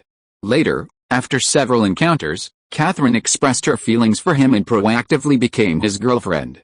This year, the company has a new project, The Mask of Zorro, and the production team needs a beautiful woman with a classic British charm. Link recommended Catherine Zeta-Jones. However, Catherine's figure is not voluptuous enough, her bust and hips are not prominent enough, and she needs some improvement. He suggested that Catherine contact a nutritionist and fitness trainer before filming The Mask of Zorro to sculpt her body and make her proportions more attractive and fuller. Catherine accepted his suggestion. Monica, however, laughed and said that such trouble was unnecessary. Spend more time with Link, you won't meet the requirements in a year. She, Liu Xiaoli, Jennifer, and Sophia all felt the same way. Liu Xiaoli smiled slightly, not refuting. After she got up, Catherine stared at her back for a while, then decided to accept Monica's suggestion. After breakfast, Link, Liu Xiaoli, and Sandra Bullock went to work. This Friday, guess what film studio's 4th film is releasing? It's a romantic comedy, Second Sight, starring Sandra Bullock and Bill Pullman, about a woman's love story with 2 brothers. The film began its promotion in March and will be released in early April. Because of Sandra Bullock's current box office appeal, the 7 studios are worried about its box office success and have scheduled 2 other good films for the same period, Bad Boys and The Brothers. Bad Boys is produced by Donald Simpson and Jerry Bruckheimer's company, the same Simpson who gave Link The Rock. The film, distributed by Columbia Pictures, had a production cost of $19 million and starred Will Smith. It was also the directorial debut of renowned director Michael Bay's Dumb and Dumber, a comedy film produced by Paramount Pictures and a follow-up to Dumb and Dumber, had a production cost of $23 million. Audience reviews during test screenings were very positive. While Guessing Pictures was promoting Second Sight, the 7 major media groups were also heavily promoting both films, competing with Second Sight for audiences. Guessing Pictures had to increase its marketing budget and purchase more media resources to promote the film. To increase the film's exposure, Link accompanied Sandra Bullock to the premiere of Second Sight at the S-Light Hotel Cinema at noon, answering several hot questions from reporters on the red carpet. These included his relationship with Sandra, his true net worth, the status of Guessing Pictures' second round of financing, his box office predictions for this film after the success of Detective D2 and The Man, and his confidence in winning against the competition from the 7 major film groups. Link patiently answered reporters' questions, including several sensitive ones. He was currently extremely popular, and answering these questions at the premiere of Second Sight could generate buzz and indirectly increase the film's exposure. In the afternoon, Link returned to the company to attend an internal screening of The Sixth Sense. The screening was attended by 7 new shareholder representatives, the main cast and crew of The Sixth Sense, including Tom Hanks, Holly Hunter, Diane Lane, and Gong Li, as well as Jodie Foster, Michelle Pfeiffer, and Maggie Cheung, who accompanied the two. Quentin Tarantino, Madonna, Richard Clayderman, Robert Downey Jr., and director Ang Lee also joined in the fun. Link, you know I'm pretty frank, I often say what I think. If this movie isn't good, don't blame me for being blunt, Quentin said, stroking his chin. You won't have a chance. When has Link ever made a bad movie? Sophia scoffed. Quentin glanced back, slapped his mouth in annoyance, knowing Sophia was there. Why did he say that about Link at this time? Link smiled, took Sophia's hand, and told her not to argue with Quentin. The movie began, and the audience followed the perspective of the male lead, Dr. McConnell, gradually getting to know the young male lead, Cole, learning about Cole's personality, family situation, and strange illness. When the young actor, Haley Joel Osment, began his performance, Sophia, Madonna, Jodie Foster, and several other women frequently exclaimed in admiration, "Wow, so cute, such a natural performance, so spirited, Link, where did you find such a little genius," etc. Haley Joel Osment was still in school and couldn't attend today's screening. Link mentioned that the young actor had played Forrest Gump's son in Forrest Gump. Everyone praised his excellent eye for talent. Link readily accepted the praise, explaining that the little guy's outstanding performance in the film was not only due to his suitability for the role but also to his own efforts, the result of his constant guidance and instruction during filming. To highlight the young actors, he would sometimes subvert Tom Hanks's screen time, favoring the child actors in lighting and positioning, making Dr. McConaughey a background figure. The purpose wasn't to elevate one actor over the other, but rather a plot device, subtly suggesting Dr. McConaughey's ghostly presence. With his favoritism and the selfless dedication of Oscar-winning actor Tom Hanks, it was difficult for the young actors not to shine. Even in scenes without the child actors, Tom Hanks's solo performances were brilliant. In one scene, Dr. McConaughey stands outside the window of the boutique where his wife works, witnessing her embracing another man. Enraged, he smashes the glass and storms off. Tom Hanks's performance in this scene is deeply moving, evoking both pity and humor. Women, seeing Dr. McConaughey busy at work while his wife cheats on him and brings another man home, many men in the audience shook their heads and sighed, feeling sorry for Dr. McConaughey. Robert Rodriguez said that marrying too early is not good, as it easily leads to neglecting family for work. Steven Soderbergh rubbed his bald head and gave a thumbs up. It's not like that at all, Quentin said. Don't spoil it. Don't talk nonsense during the movie. Don't you, a director, even know this basic etiquette, Sophia complained. Quentin curled his lip and fell silent. Diane. You're playing a villain? This design is very unfriendly to us women. I don't like this kind of character, Jodie Foster whispered. Diane Lane smiled slightly. No, you'll find out soon enough. There are some rather terrifying scenes in The Sixth Sense, such as Cole suddenly seeing a pale-faced ghost while walking down the street, a hideous ghost running out of his room in the middle of the night, and rows of ghosts hanging in the school corridors. Link is a master of horror films and is very good at shooting scary scenes. After these scenes appeared, many people screamed in fright. At the end of the movie, Young Cole tells his mother in the car that he can see ghosts and knows about the conflict between his mother and his deceased grandmother. By relaying his grandmother's words, he helps his mother let go of the repressed grudges in her heart, and she hugs him and cries. Not only did the mother and son reconcile, but the mother and grandmother also reconciled. This scene was very moving, and many people in the audience were moved to tears. When Dr. McConnell returned home and saw his wife curled up on the sofa, the wedding ring that had rolled off the sofa, and Cole's hints, he suddenly understood everything. He had died long ago. From that shooting, his wife loved him, even calling his name in her dreams, and had not cheated on him. His continued treatment of Cole after his death was simply an obsession and a form of redemption from his past life. Wow. So that's how it is. This twist is fantastic. Many people couldn't help but exclaim and applaud. It's really great. It elevates the film's level by 3 or 4 levels. Director Richard Linklater couldn't help but clap his hands. Amazing, amazing, so amazing. How come I couldn't have come up with such a plot? Directors Steven Soderbergh, Robert Ang Lee, and others also clapped. It's so good. This movie is sure to be a big hit. Director Linklater has made another great movie. That's right. Director Linklater's movies never disappoint. Before the movie even ended, several shareholder representatives praised it repeatedly, their expressions very excited. Quentin crossed his arms, glanced at Link, and asked sarcastically, "You successfully fooled everyone, aren't you feeling smug?" "Feels pretty good," Link laughed. "HMPH, what are you humping about?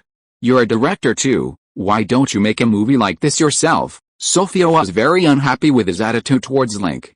Quentin opened his mouth to retort, but his right hand obeyed his brain and slapped his mouth, smack, at the end of the movie. After Dr. McConnell whispered "I love you" many times in his sleeping wife's ear, he turned into starlight and disappeared into the villa, while a flock of white doves transformed into angelic phantoms and flew towards a flower-filled paradise. Wow, this scene was equally touching, and many people were moved to tears again. Clap, clap, clap, clap. The movie ended, and the audience erupted in enthusiastic applause. Congratulations, Link. This movie is fantastic. Director Link, congratulations on making such a great film. You're the best director in the world, darling. You're amazing. I'm so proud of you. Everyone clapped and gathered around Link. Company shareholders, crew members, and friends offered their congratulations one after another. Link thanked everyone. "Link, this movie is great. Congratulations." Jodie Foster walked up to Link and stared at him. "Thank you. I'm glad you like it, Hachi. A Dog's Tale isn't finished filming yet. Come visit the set when you have time. This movie is about the two of us, okay?" After Jodie Foster finished speaking, Madonna rushed over for a hug, looking at him passionately, praising the movie as great and saying he was incredibly talented. She said she had a script and hoped to have the opportunity to work with him. Link said they could talk about it. After Madonna let go, Michelle Pfeiffer and Sophia, disregarding the stares of others, rushed into his arms and kissed his cheeks. Gong Li also blushed and held his hand. Look, openly messing around. The media says the entertainment industry's atmosphere has been getting worse in recent years, and Link has to take more than 90% of the responsibility. Quentin curled his lip in disdain. "Aren't you envious of Link?" "I certainly am," Steven Soderbergh laughed. "Why envy him? He ruined his health when he was young. In a few years, he'll be walking on crutches." Quentin turned his back to avoid watching Link with his arms around two women, lest he be corrupted by Link. Link didn't hear Quentin's sarcasm, and even if he did, he didn't care.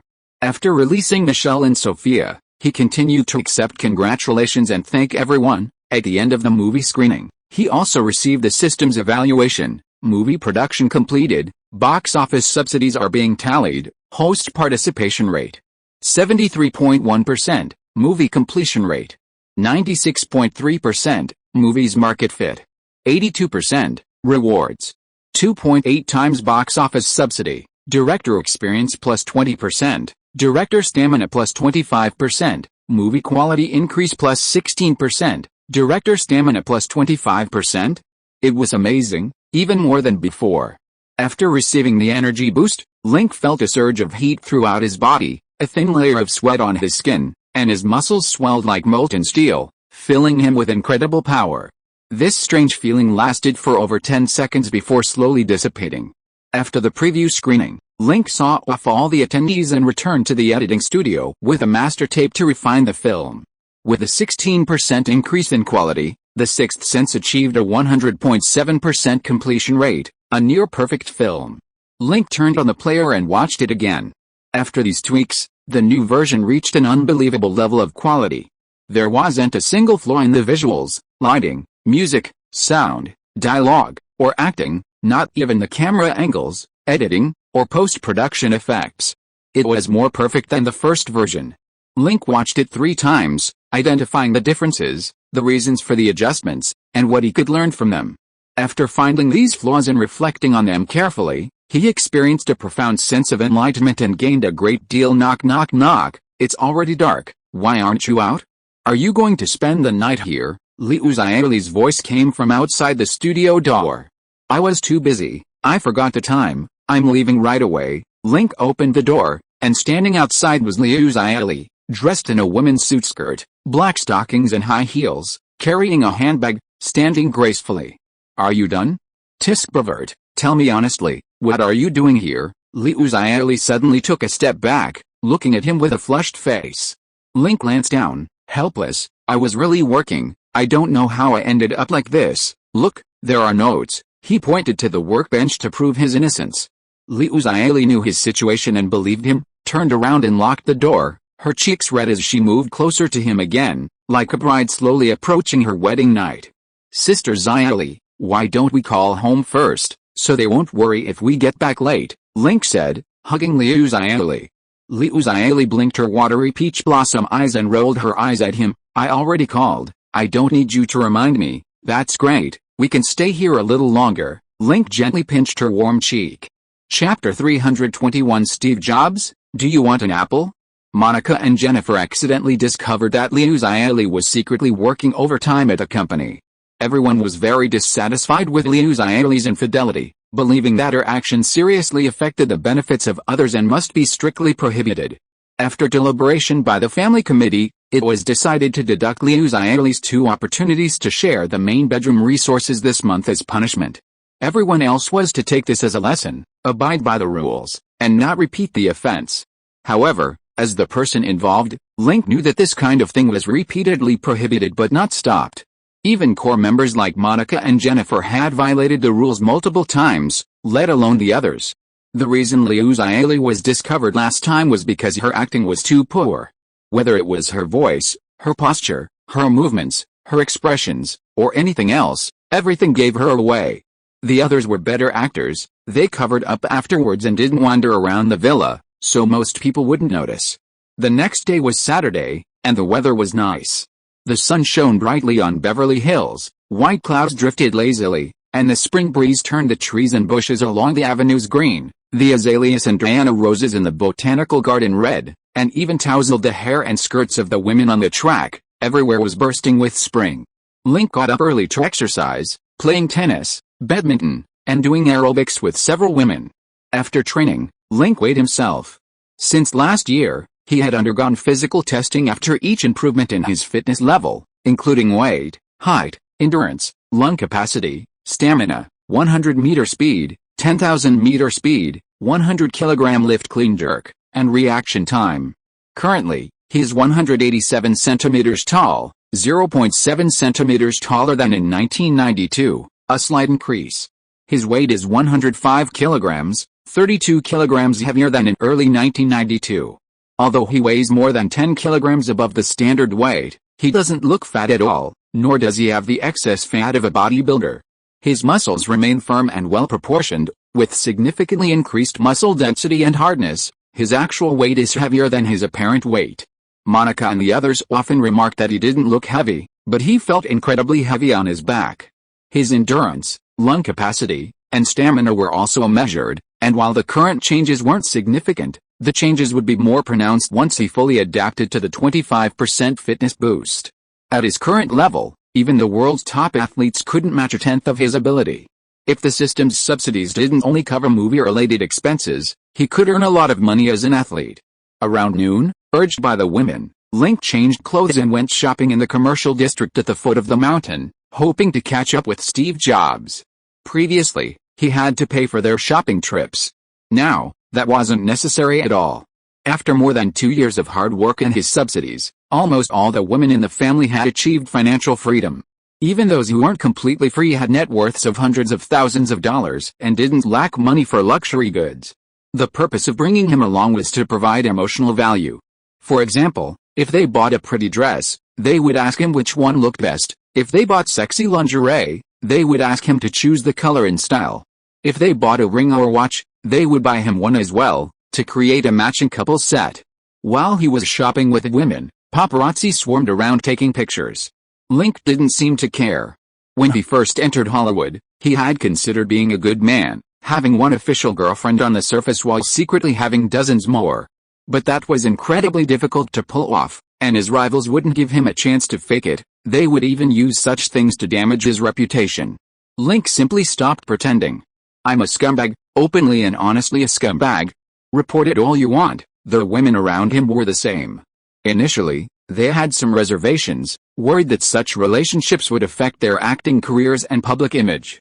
In public, they would try to conceal their relationship, saying in interviews that they were just friends and admired his talent more than anything else.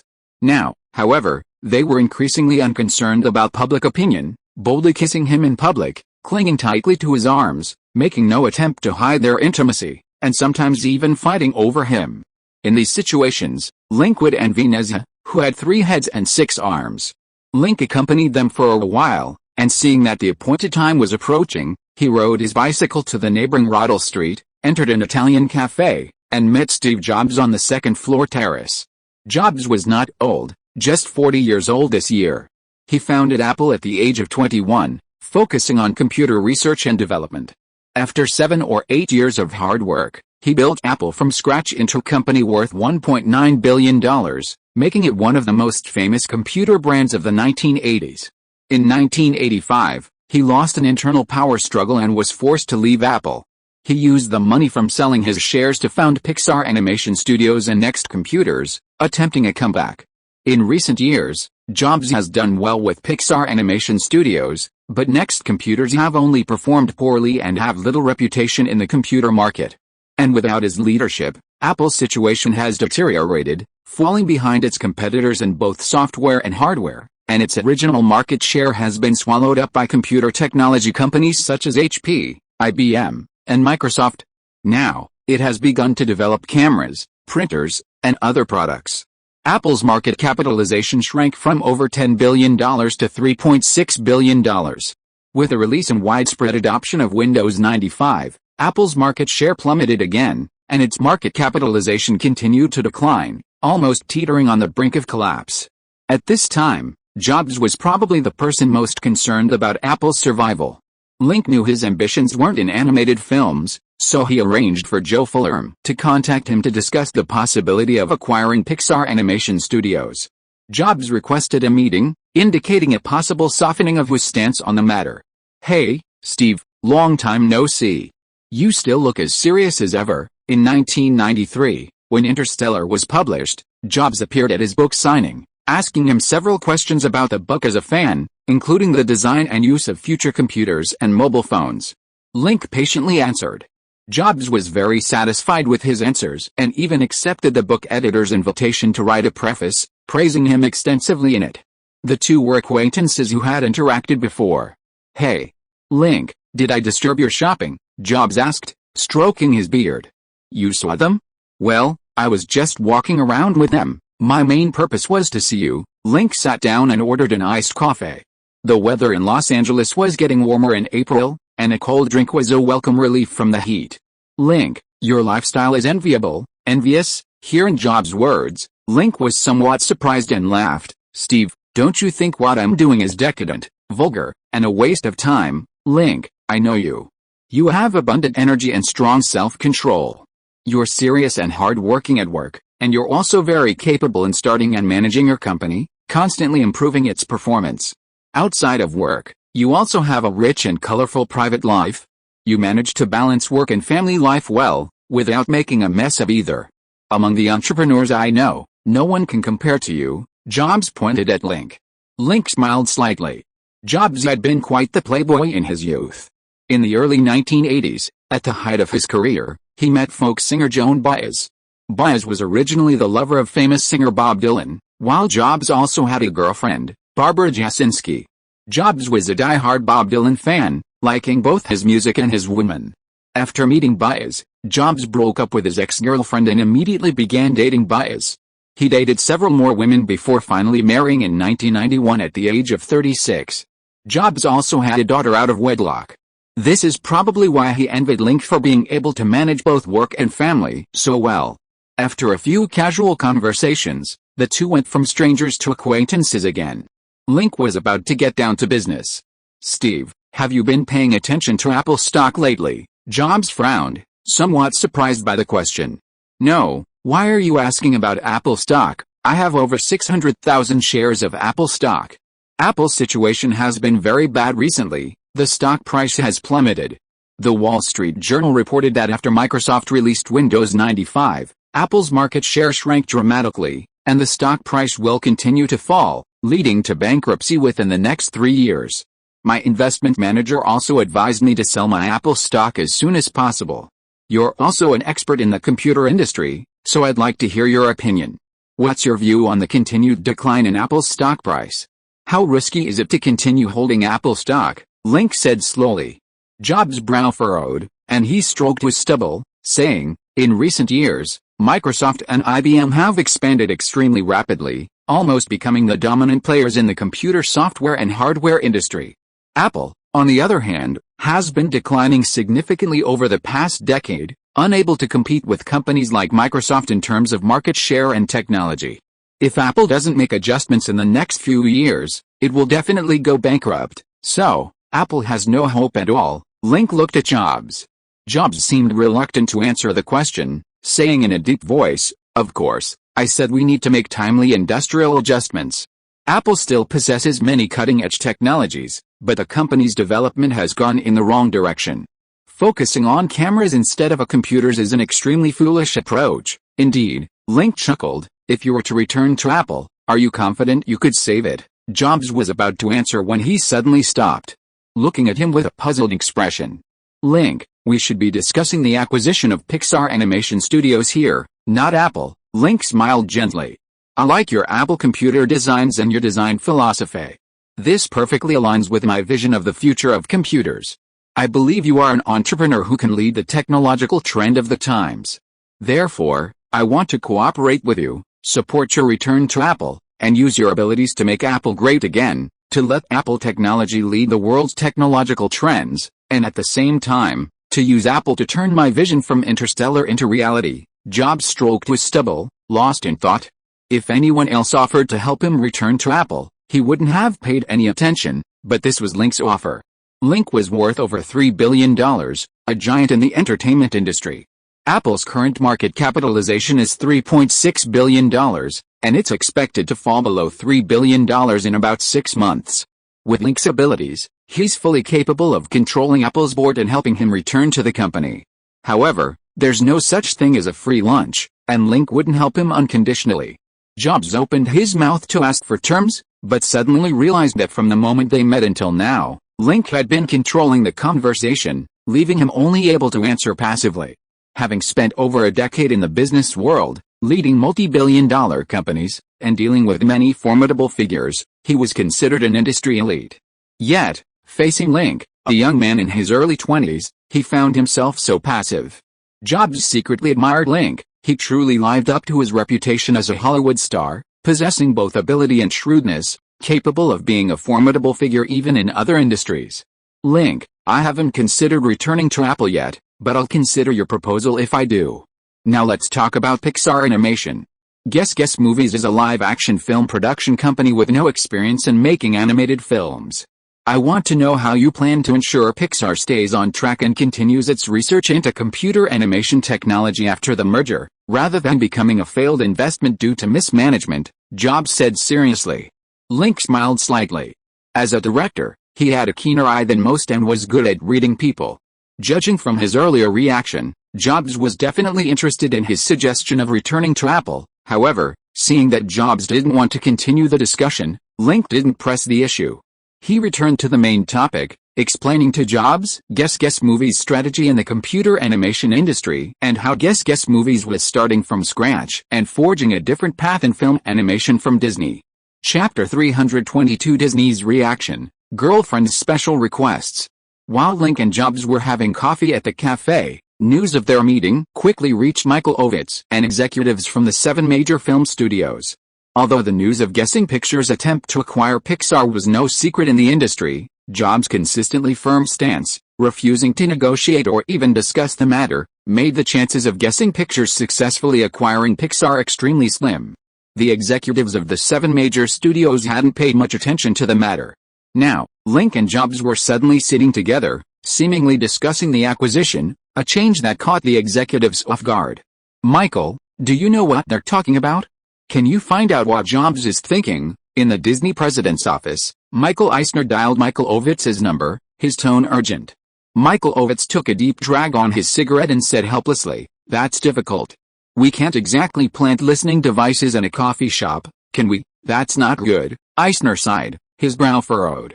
Pixar Animation Studios' rapid development in recent years has been remarkable, especially its breakthroughs in computer animation technology, which have put it ahead of Disney Animation Studios in many aspects.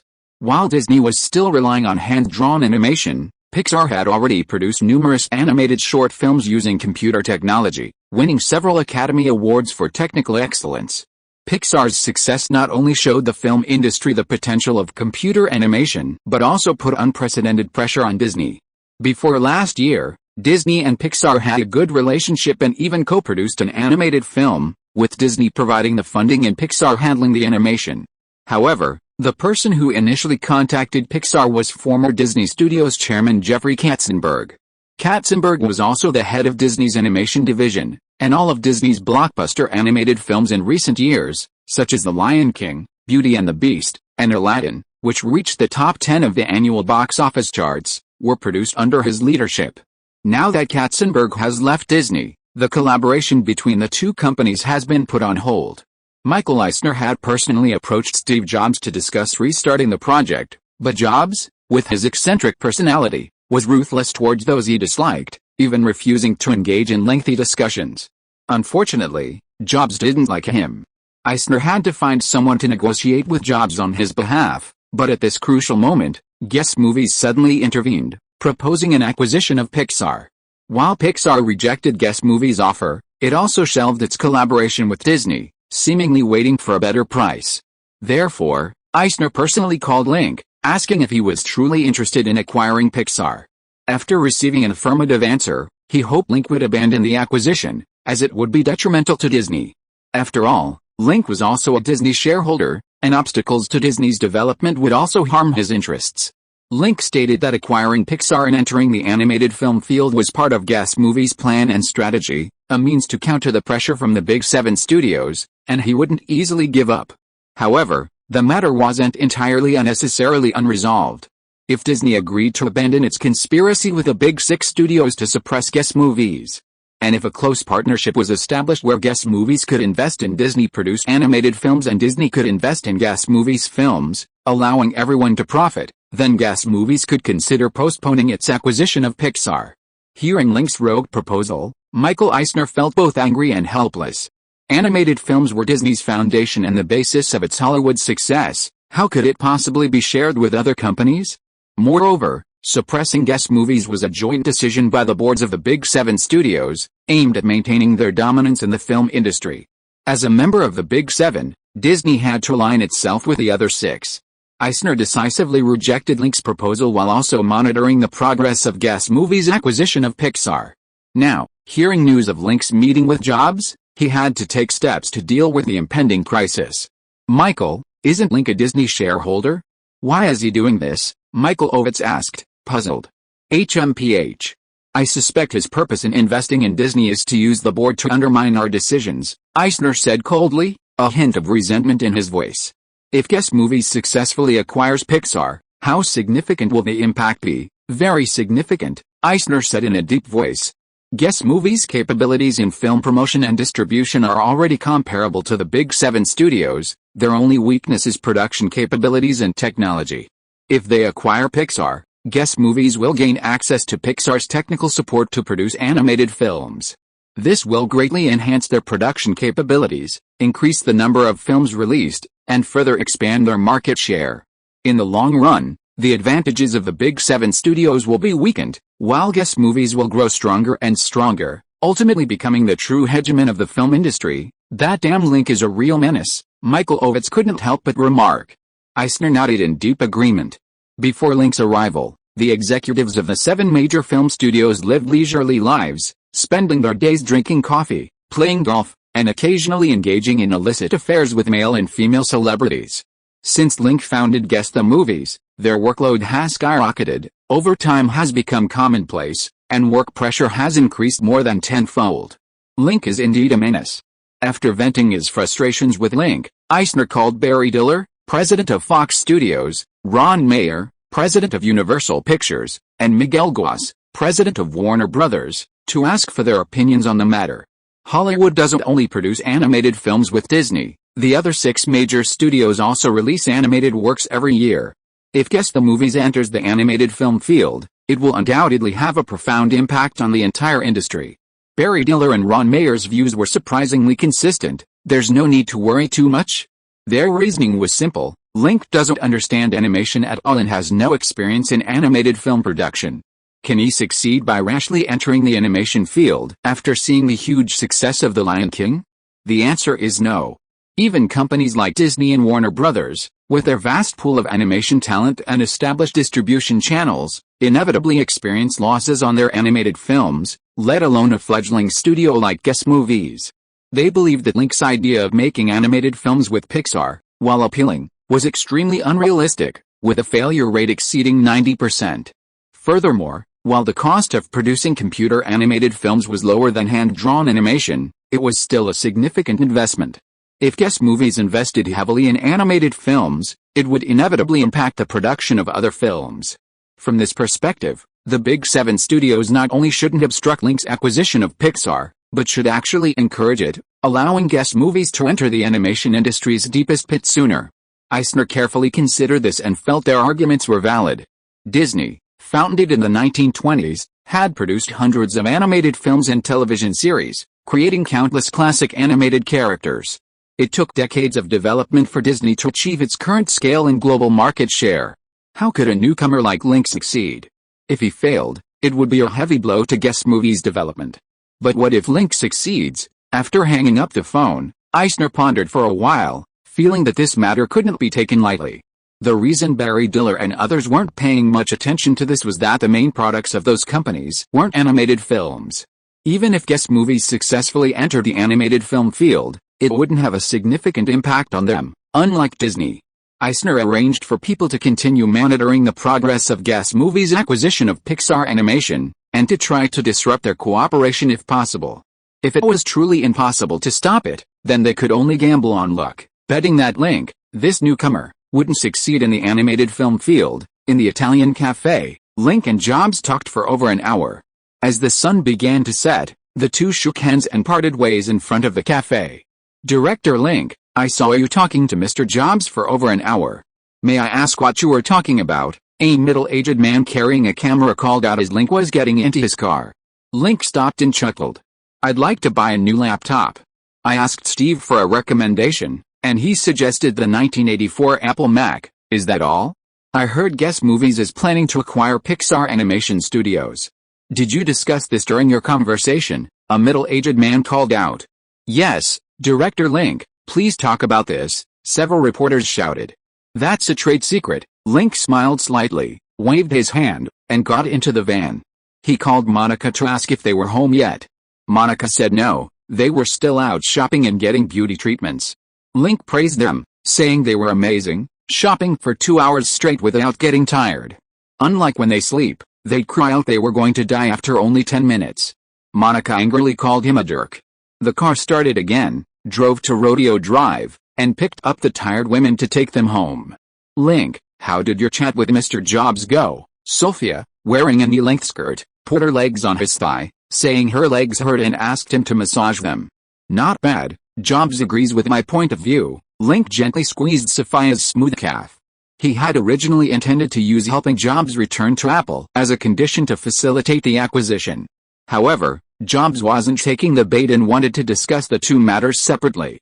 Link didn't press the issue and explained Guess Movie's development plan and strategy in the animation field, which was basically similar to DreamWorks' development plan for animated films. Jobs was quite satisfied after listening and offered a few additional suggestions to make Guess Movie's animated film strategy more comprehensive. Hearing Jobs relenting, he reiterated his plan to acquire Pixar Animation Studios, offering either $500 million plus 5% of Guess Movie's shares, or $300 million plus 10% of Guess Movie's shares. The former was worth $610 million, and the latter $520 million. However, Guess Movies was developing rapidly, and the shares were becoming increasingly valuable, making the latter a more promising option. He also invited Jobs to become the chairman of Guess Movies, managing all company affairs, while Link would only serve as chairman of the board. After careful consideration, Jobs basically agreed to the deal, but the specifics still needed to be discussed with several Pixar minority shareholders and the studio's core creative team. He would give him an answer in a couple of days. Link expressed his anticipation. Jobs was Pixar's largest shareholder, owning 75% of the shares and having decision-making power over the studio. No one else could influence his decisions. Now that Jobs had agreed to the acquisition, the deal was unlikely to have any problems. Link, guess what? Pixar has no experience in producing animated films. Now they're spending so much money to acquire Pixar and invest in making animated films. What if it fails? Michelle Pfeiffer asked worriedly. Don't worry, the company has a detailed development plan. It won't fail, Link said confidently. With the original Pixar team, there was a technical guarantee. As long as the studio produced the animated films according to the original plan, with a top-notch screenwriter, director, and producer like Link supervising and guiding, the quality of the finished product wouldn't be bad. Link could also gain directing experience and physical advantages through these animations. Besides, even if the film production failed, it wouldn't matter. Without an animated film co-produced with Pixar, Walt Disney's competitiveness in the box office market has been greatly weakened. The overall strength of the 7 major film studios has also weakened, which is beneficial to Guess Movies.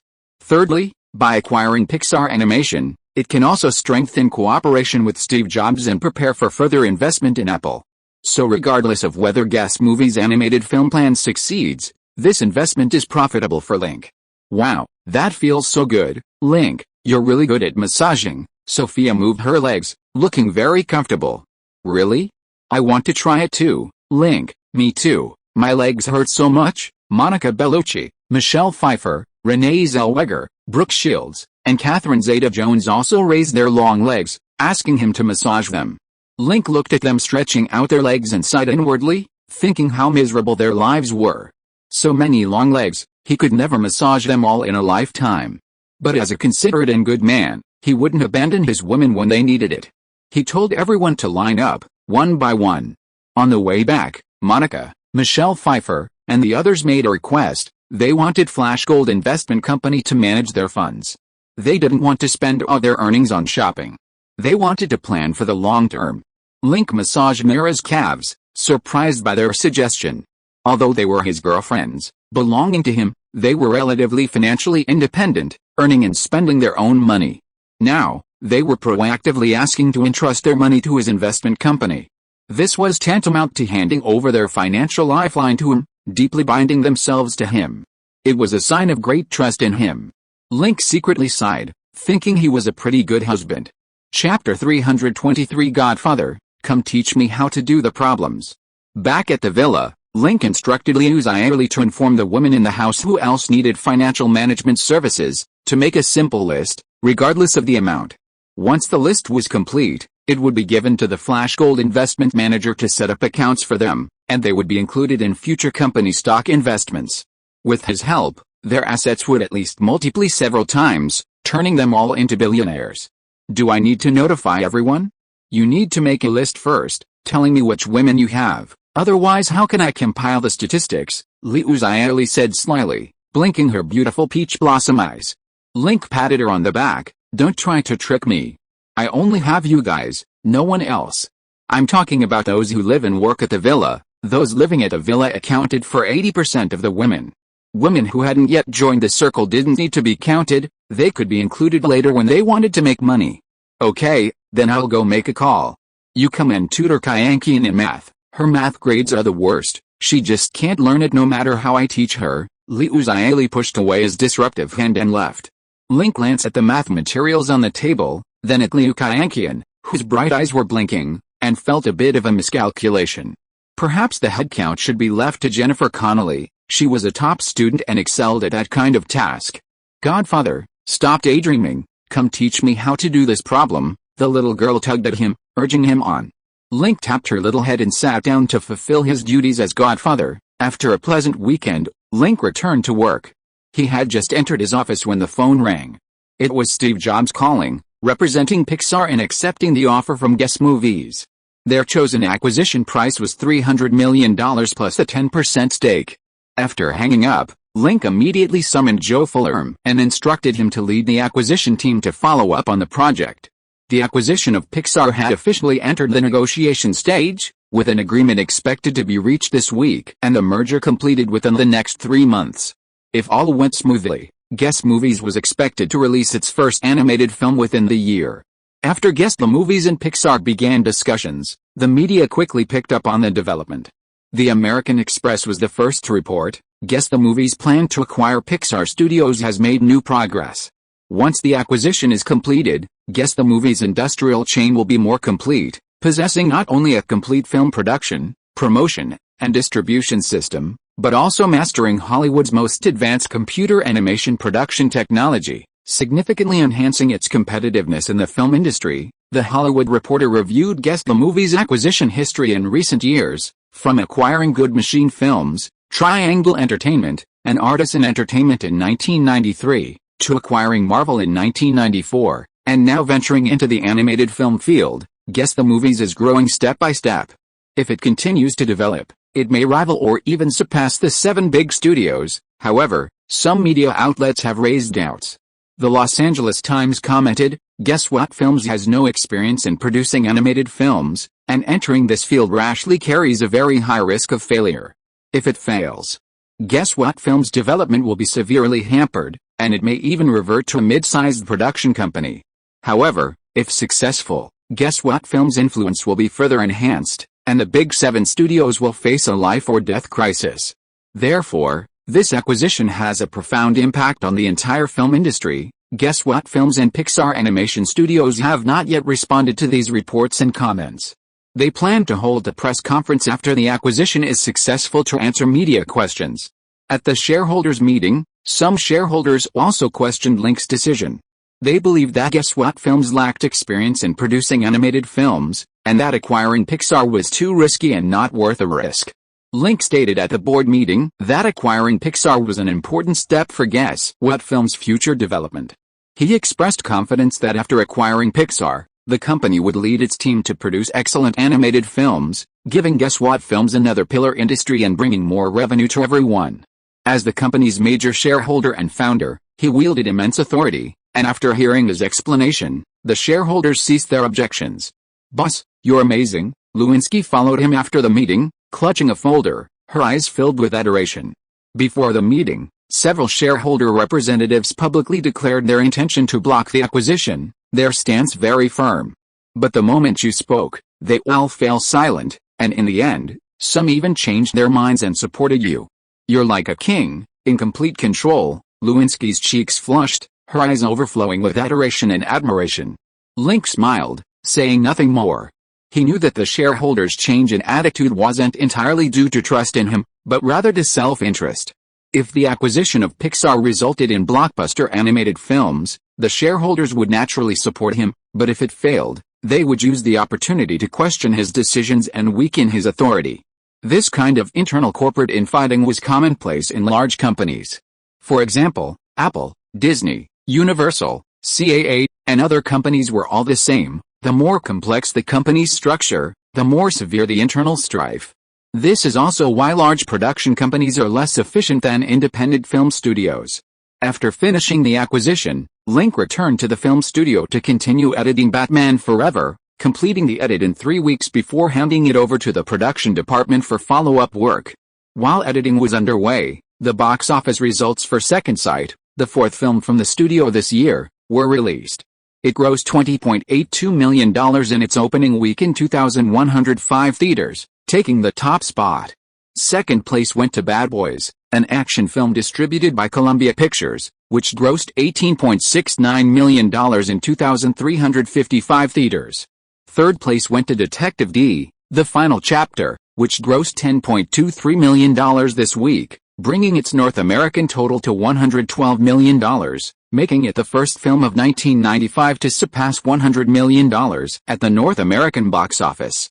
Fourth place went to Paramount Pictures' comedy Cowboys, which grossed $8.45 million, a respectable result.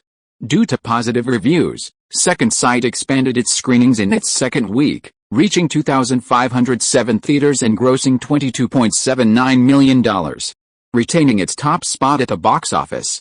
Its two-week cumulative gross reached $43.61 million, with an estimated North American box office of at least $80 million. Bad Boys, released concurrently, also received positive reviews, but its cast lacked box office appeal, and its marketing efforts were less aggressive than Guess Movies. Consequently, its second-week box office was lower than Second Sight. Seeing Guess Movies films consistently dominating the North American box office charts, American media outlets published articles marveling at Guess Movies' box office dominance, declaring Hollywood's entry into the Guess Movies era, with the 7 major studios relegated to supporting roles, a scene reminiscent of the fairy tale Snow White, where Snow White and the 7 Dwarfs were relegated to supporting roles. Many more media outlets began to touting Guess Movies' strength, praising Link as a remarkable figure and the new king of Hollywood. Guess Movies' reputation in Hollywood soared to unprecedented heights. However, Lee Uzieli and John Gordon noticed something amiss.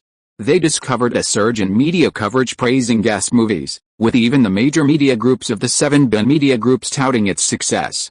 Lee Uzieli suspected this was a case of praise to kill, and warned Link. Praise to kill? Promoting Guess Movies as praise, but how do they plan to kill it later? Link sat at his desk, toying with a pen, his tone tinged with disdain. Lee Uzieli stood before him, her expression serious. I've heard that the 7 major film studios have been interacting frequently lately, and they might be planning something big to deal with us. They're likely to join forces to suppress our films during the summer season. Our films released during the summer are all relatively niche, lacking strong commercial appeal.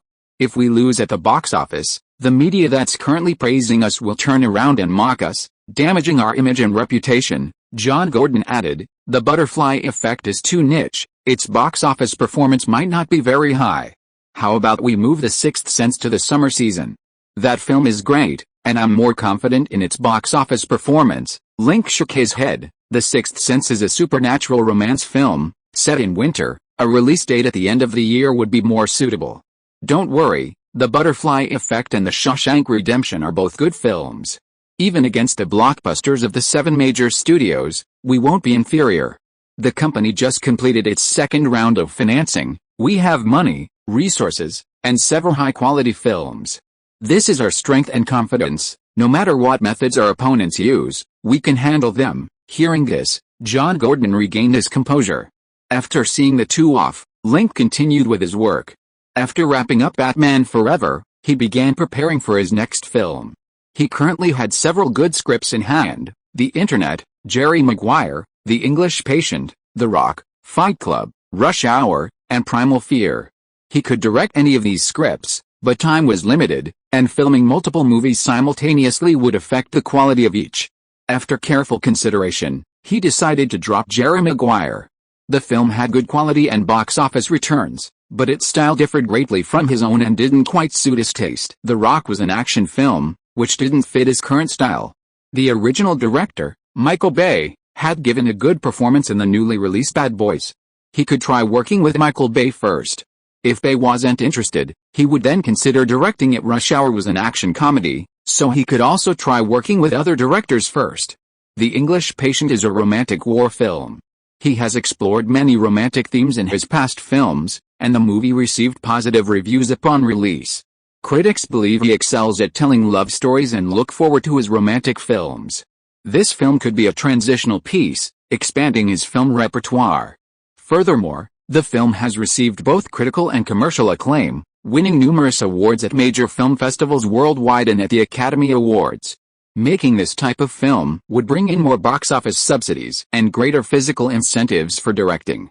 The potential returns are substantial, and turning it down would be unwise. The internet has a good script, but the original director's work was subpar, resulting in mediocre quality and a global box office of only slightly over $100 million. Link is confident in his ability to make this film well, achieving higher box office returns and better reviews. The film is already in pre-production and can begin filming after Sandra Bullock finishes promoting Second Sight. Filming could be completed in about 40 days, saving time and maximizing the efficiency of securing the physical incentives for directing. As for the remaining films, Fight Club and Primal Fear, both thrillers, he personally adapted the scripts. Filming them would bring in more box office subsidies and physical incentives, making them viable options. These 3 films are currently the priority, and we aim to complete filming within the year. Ring. Assistant Annie called, saying Matt Damon was online and asking if he had time to speak.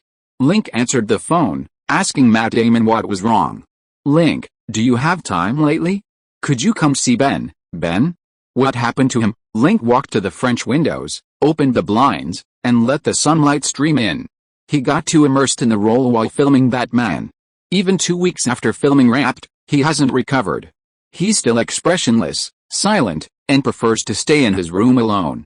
His speaking style isn't as casual as before, it's like he's become a different person. I took him to see a psychologist, but it didn't help much. Do you have any ideas? Matt asked. Don't worry, this is a common problem. When actors are filming on set, the people, environment, language, and atmosphere around them can easily make them immerse themselves in the role. When they leave that environment, they find that their behavior is out of place in the new environment, so they will gradually change to adapt. When you have time, take him out more often to experience new things. After a while, he will gradually return to normal. If you think that's too slow and want him to recover faster, take him on a roller coaster until he throws up, and then see if that helps. Okay. I'll take him to the amusement park tomorrow, Link chuckled softly after hanging up the phone. Last time, when filming The Butterfly Effect, Leonardo DiCaprio also became deeply immersed in his role. After filming Wrapped, it took him more than a month to recover. Ben Affleck's level of immersion wouldn't be much stronger, so it's not a big problem. Among the actors he's worked with, Jim Carrey has a bigger problem. He's originally introverted, mature, and composed, but for work, he has to act loud, boisterous, and crazy in front of the camera. Before each shoot, he had to repeatedly hypnotize himself, abandoning his true nature and completely immersing himself in the role in order to perform better. After each shoot, he had to accept another side of himself. This repeated experience could easily lead to mental health issues. Jim Carrey needed psychological counseling after each shoot and developed an aversion to comedies, but no one offered him roles outside of comedies. He couldn't avoid these kinds of characters. In this situation, he would be internally torn, becoming increasingly conflicted, severely impacting his work performance. Link would invite him to play tennis and swim when he had free time to help him adjust. Compared to Jim Carrey's condition, he couldn't be bothered with Ben Affleck's minor problems. Ring. The phone on the table rang again. Annie said Ms. Joe from Hong Kong Island was online. Link answered the phone and heard Vivian Chow's gentle voice. Link, are you free tonight? Karina Law and Ching Miwa are going back to Hong Kong Island to film tomorrow. I'm just suggesting we get together before they leave. What do you think? Link glanced at his schedule. I'll go this evening. For the past few weeks, he'd frequently visited the Malibu seaside villa to hang out with Vivian Chow, Rosamund Kwan, and a few others. Every time he arrived, they were incredibly enthusiastic, doing everything they could to please him. They offered everything they could, even ending up in the hospital twice. Link was quite pleased with their behavior, gifting them several luxury items and the right to live in each of their 1,000-square-foot mansions on Hong Kong Island. Now that Karina Law and Ching Miwa were going back to film, he should give them something too. After hanging up, Link leaned back in his chair and sighed softly. He suddenly felt a pang of envy for Sun Wukong, who could conjure hundreds of monkeys from a single hair. If he had that ability, he could make hundreds of movies a year, and his stamina would skyrocket. Chapter 324 Riding Horses and Playing Cards, Traveling the World. Hey, Link, what are you thinking about?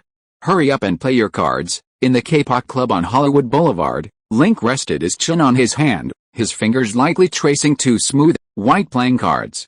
His mind was replaying his date with Vivian Chow and her friends from a couple of days ago. They were all wearing matching light nightgowns, wearing the same perfume, and with long, flowing black hair. He was blindfolded and had to guess who was who from behind. He fumbled in the dark like he was groping for a deck of cards, hearts, clubs, spades. But before he could guess, Nicolas Cage slammed his hand on the table, forcing him out of his reverie and into the presence of a group of smoky, gambling, and smoking enthusiasts. It was the weekend, and Link had planned to stay home with a woman in his family. But Nicolas Cage and his friends called, inviting him out to play Texas Hold'em. He wasn't very interested in cards, winning or losing didn't ignite his enthusiasm, and after a couple of rounds, he couldn't help but drift off. Hearing Nicholas's reminder, he perked up slightly, glancing at his two hole cards. Is there something wrong with the cards you're dealing? Why are my hole cards always so small? I haven't gotten a straight in 2 rounds. The key to Texas Hold'em isn't the board size, but skill and luck. I won $60,000 with 2 pairs when I played in Las Vegas, Nicolas Cage said smugly, puffing on his cigarette. You said you lost over $500,000 in Las Vegas last time, how come you won $60,000? Johnny Depp asked. I lost again later, there were people at the table who were luckier than me, Nicolas Cage shrugged. Link's luck is pretty good too, why does he always lose? Bruce Willis asked. Link answered that question before, he said fortune doesn't support his gambling. Jim Carrey winked and smiled. That's true, Link smiled, picking up $100 and putting it into the pot. Jim Carrey quickly followed, saying he wanted to win his money. Link, I heard the 7 major studios are planning a joint attack on Guess the Movies franchise this summer, with an even stronger crackdown than last summer. Are you prepared to break their blockade with strong box office results? Bruce Willis put down his cards, picked up his whiskey glass, and took a sip. Link, tell me, I'm also paying attention to this, it's not just you guys, everyone in Hollywood is interested in the second war between the 7 studios and Guess the Movies. Everyone wants to see the show, Nicolas Cage and Jim Carrey said. Link shrugged and chuckled, guess what? This studio is new. Its production and distribution capabilities are even weaker than MGM, the weakest of the Big 7. In this situation, it can't win against Warner Brothers, Disney, or Paramount, let alone the Big 7 joining forces.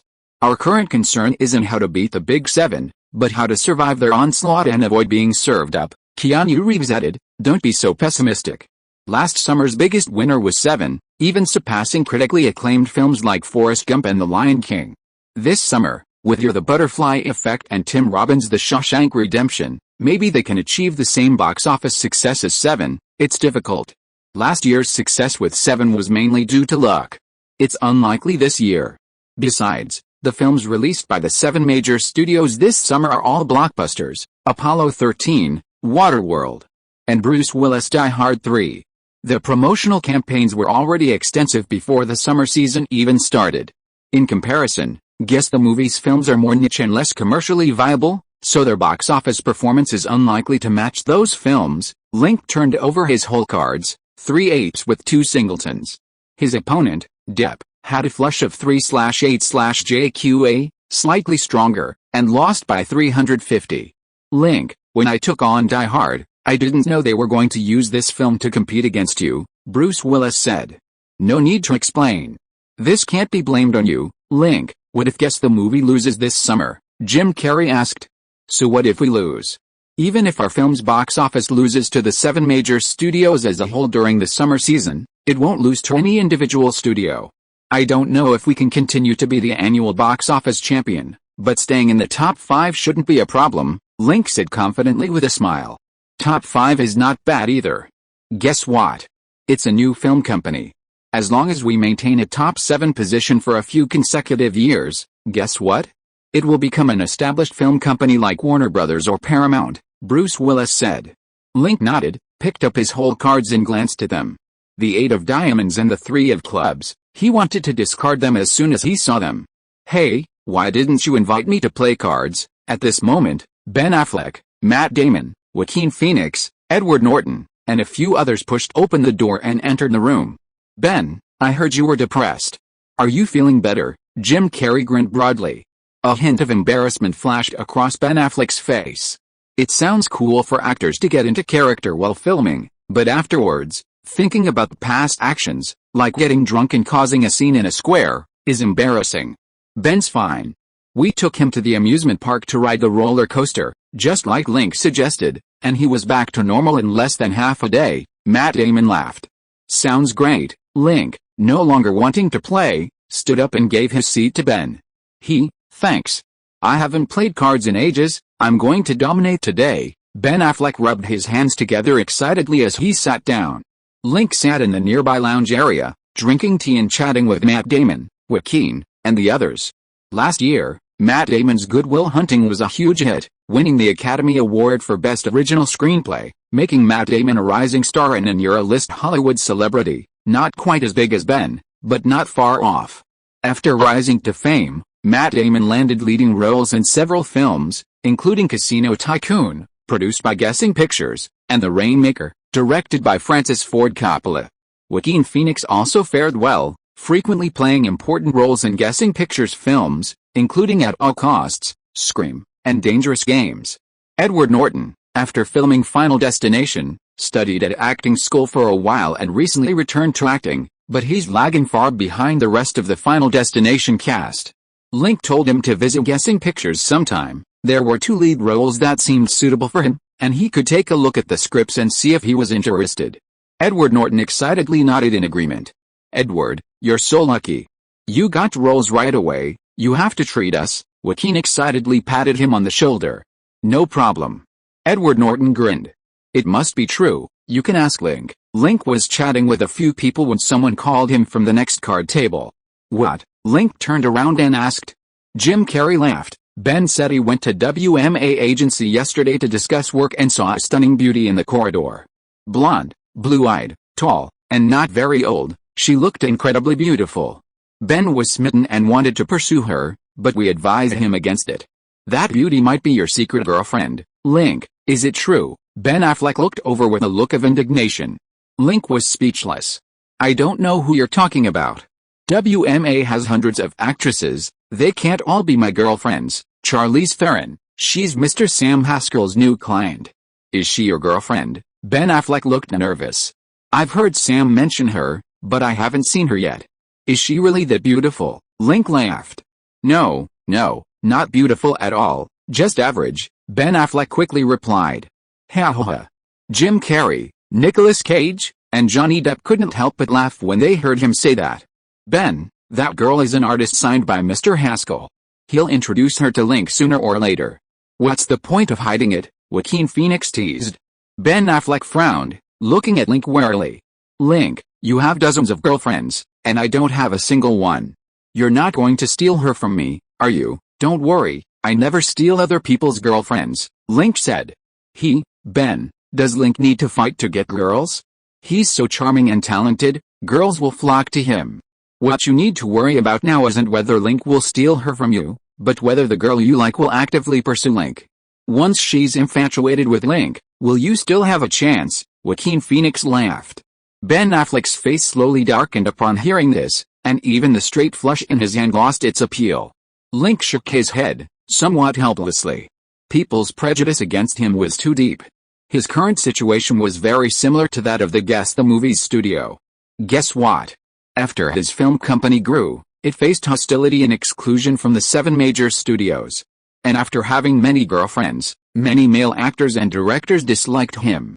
If it weren't for his high position, power, and wealth, he'd probably have enemies everywhere in Hollywood.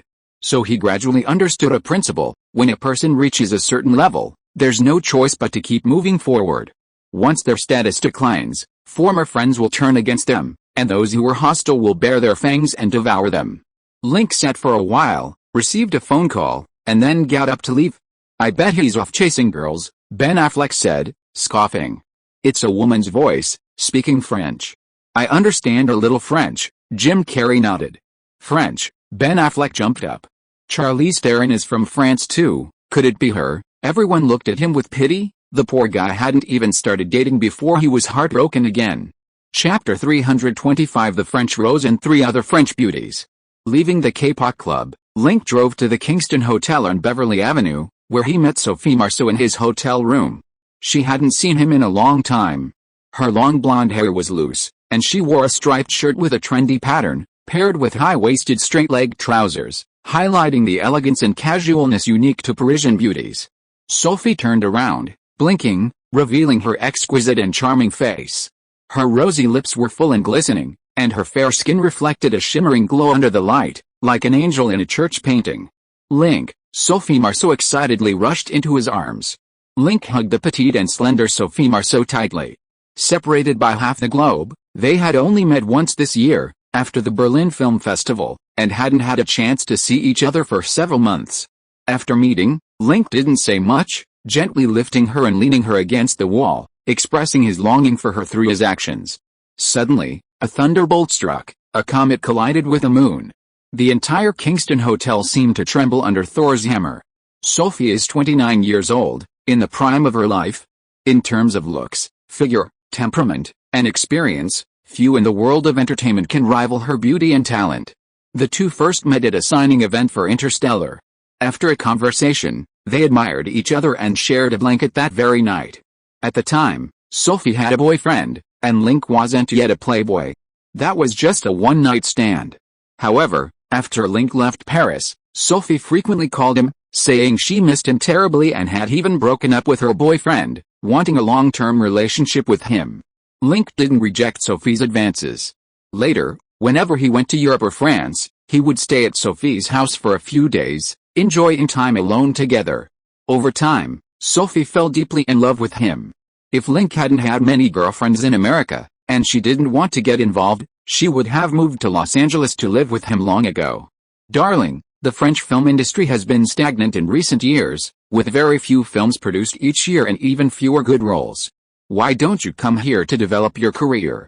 There will be more opportunities, and we can date more often. On the soft, white Turkish cashmere carpet of the hotel, Link gently traced the smooth skin of the woman's shoulder in his arms, inhaling the rose scent emanating from her golden hair.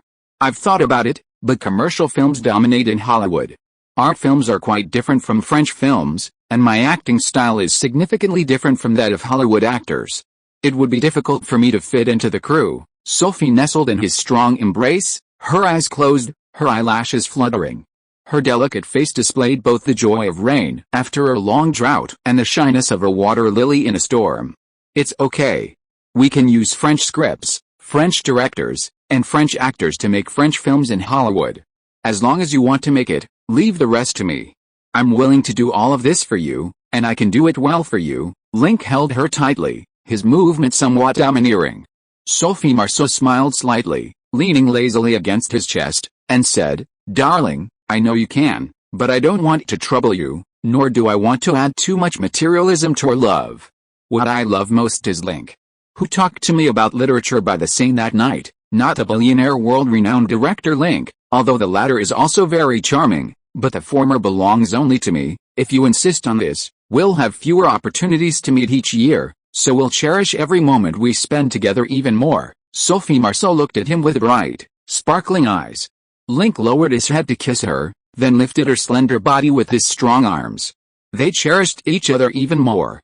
After getting up, Link accompanied Sophie to the cafe downstairs to meet her French friends in Hollywood, Juliette Binoche, Emmanuel Bayard, and Julie Delpy, all of whom were currently filming on a Hollywood set. Juliette Binoche, 31, with short black hair and strong features, is a classic beauty. She rose to fame in 1993 for her role as Julie in the art house film Blue from the Three Colors trilogy, winning Best Actress at the Venice Film Festival in 1994 and being nominated for a Golden Globe Award for Best Actress. Emmanuel Bayard, 32, with cascading blonde hair and a pure and beautiful appearance, is no less stunning than Isabelle Adjani at her peak. Her representative works include Manon of the Spring, The Untamed Beauty, and The Untamed. She gained attention in the film industry for her outstanding looks and is currently filming Mission Impossible starring Tom Cruise in Hollywood. Julie Delpy, 26, is also a blonde beauty who rose to fame in the past 2 years with the Three Colors trilogy. Last year, she starred in Before Sunrise, produced by Guess the Movies, and is an acquaintance of Link. Link saw Juliette Binoche and, remembering her excellent performance in The English Patient, asked if she was available in July or August, as he had a role that would suit her perfectly. Juliette glanced at Sophie, nodded, and said she wanted to see the script first. Link exchanged contact information with her and arranged for someone to deliver the script to her the next day. While chatting, Link received a work call, apologized to the group, and went next door to take the call. After Link left, the atmosphere at the coffee table suddenly became awkward. Juliette Binoche, Emmanuel, and Julie Depp drank coffee, but kept exchanging glances. Sophie Marceau glanced at the three of them, leaned back in the soft fabric sofa, and clutched her stomach, saying, "Do you have any questions for me?" "I do." Young Julie Depp raised her hand quickly, holding her coffee cup and smiling. "Sophie, are you and Link in a romantic relationship?" "No, we are lovers, closer than just boyfriend and girlfriend." Sophie Marceau's lips curled into a charming smile. "Link was in Hollywood, and you were in Paris. How did you two get together and fall in love?" Julie Depp asked, covering her lips as she almost misspoke. Sophie Marceau smiled nonchalantly. "In early '93, Link came to Paris for a book signing. I was a fan of his, and afterwards we talked for a long time and discovered we had many similar interests and habits. After we parted, I missed him more and more. That's when I realized I seemed to have fallen in love with him. Then I broke up with Andre and got together with Link." "You started dating in 1993? So early, unbelievable. You broke up with Andre because of Link. Is Link that charming that you could fall in love with him after just one meeting?" Sophie Marceau's words were packed with information, leaving Julie Depp and the other two astonished. Sophie Marceau smiled slightly. "Yes, Link is incredibly charming. He's handsome, gentle, considerate, romantic, and exceptionally talented. Sometimes he's just the right amount of rude. He almost fulfills all my fantasies about men, even surpassing my ideal man." Juliette Binoche, Emmanuel Bayard, and Julie Depp exchanged glances, somewhat incredulous. Sophie, always extremely picky about men, would so highly praise Link, openly expressing her affection for him. Was Link really that charming? They had heard of Link in France, read his novels and watched his films. They knew he was a young, handsome, and wealthy man, a talented director, writer, screenwriter, and the owner of Guess the Movies. They had also read about his romantic escapades in magazines, mentioning dozens of girlfriends, all movie stars, including several A-list actresses. From this perspective, he was indeed very charming. But sharing one man with dozens of women was something they couldn't accept. "What are you talking about?" Link walked in, phone in hand.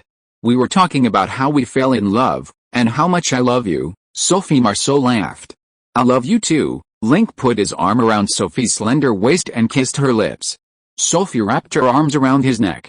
Julie Depp and the other two watched the two kiss so passionately, so intently, as if they could become Adam and Eve if given a blanket. They believed Sophie's words. She truly loved Link, a man 6 years her junior. Link released Sophie and sat down to talk to Juliette Binoche about the English Patient. Just then, the phone rang again. It was Joe Ferrero. "Sorry. The company acquired Pixar Animation Studios recently, so I've been quite busy. There are some things I need to handle personally." "It's alright, go answer the phone." Sophie pushed his back, her eyes full of tenderness and understanding. Link got up to answer the phone. As Juliette Binoche watched his figure disappear down the corridor, she quickly whispered, "Sophie, there are a lot of rumors about Link in the Hollywood newspapers. Aren't you bothered?" "A little, but I can tolerate it. Compared to having Link, nothing else matters." Seeing the doubt in the three women's eyes, Sophie took a sip of her coffee and continued, "Because meeting a man like Link is my luck. In my eyes, other people's love is like a small hill, while my love with Link is like a volcanic eruption. Sometimes it won't erupt for decades or even centuries, but once it does, it surpasses countless others. Isn't that hard to imagine?" Sophie looked at the three women with a smile, a hint of pride and self-satisfaction on her face, as if she possessed a treasure that others didn't have. Juliette and the other two were speechless. Other women would feel embarrassed to have a playboy boyfriend, but Sophie was very proud and openly flaunted her scumbag boyfriend. Unbelievable. This situation seemed like she had been brainwashed by Link, becoming a follower of his cult. Thinking of this, the three couldn't help but feel nervous. They had just met Link. Could he have brainwashed them? "Sorry to interrupt your conversation again," Link said, walking back in. "Honey, if you're busy with work, go back to the company and get back to work. I have Juliette and the others here. You don't need to stay with me," Sophie Marceau said, holding his hand. "It's okay. The acquisition is almost finished. Next is signing the contracts." "There's not much work," Link said, putting his arm around her waist. Sophie Marceau snuggled close to him, her hand resting on his strong chest muscles. The three exchanged glances, wanting to get up and leave, but feeling it would be impolite. They could only continue chatting with the two, filled with a mix of worry about being tricked and curiosity about Link's trickery. Summer vacation had arrived, and the acquisition of Guess the Movies was nearing completion. The company was incredibly busy every day. After spending a chaotic weekend with Sophie Marceau, Link returned to the company to get back to work. End of this chapter. Thank you so much for reading until the end. Don't forget to give it a like. Looking for more exclusive content and immediate access? Subscribe to our Patreon. Remember, every like, subscription or donation encourages us to continue. Thank you all. See you in the next video.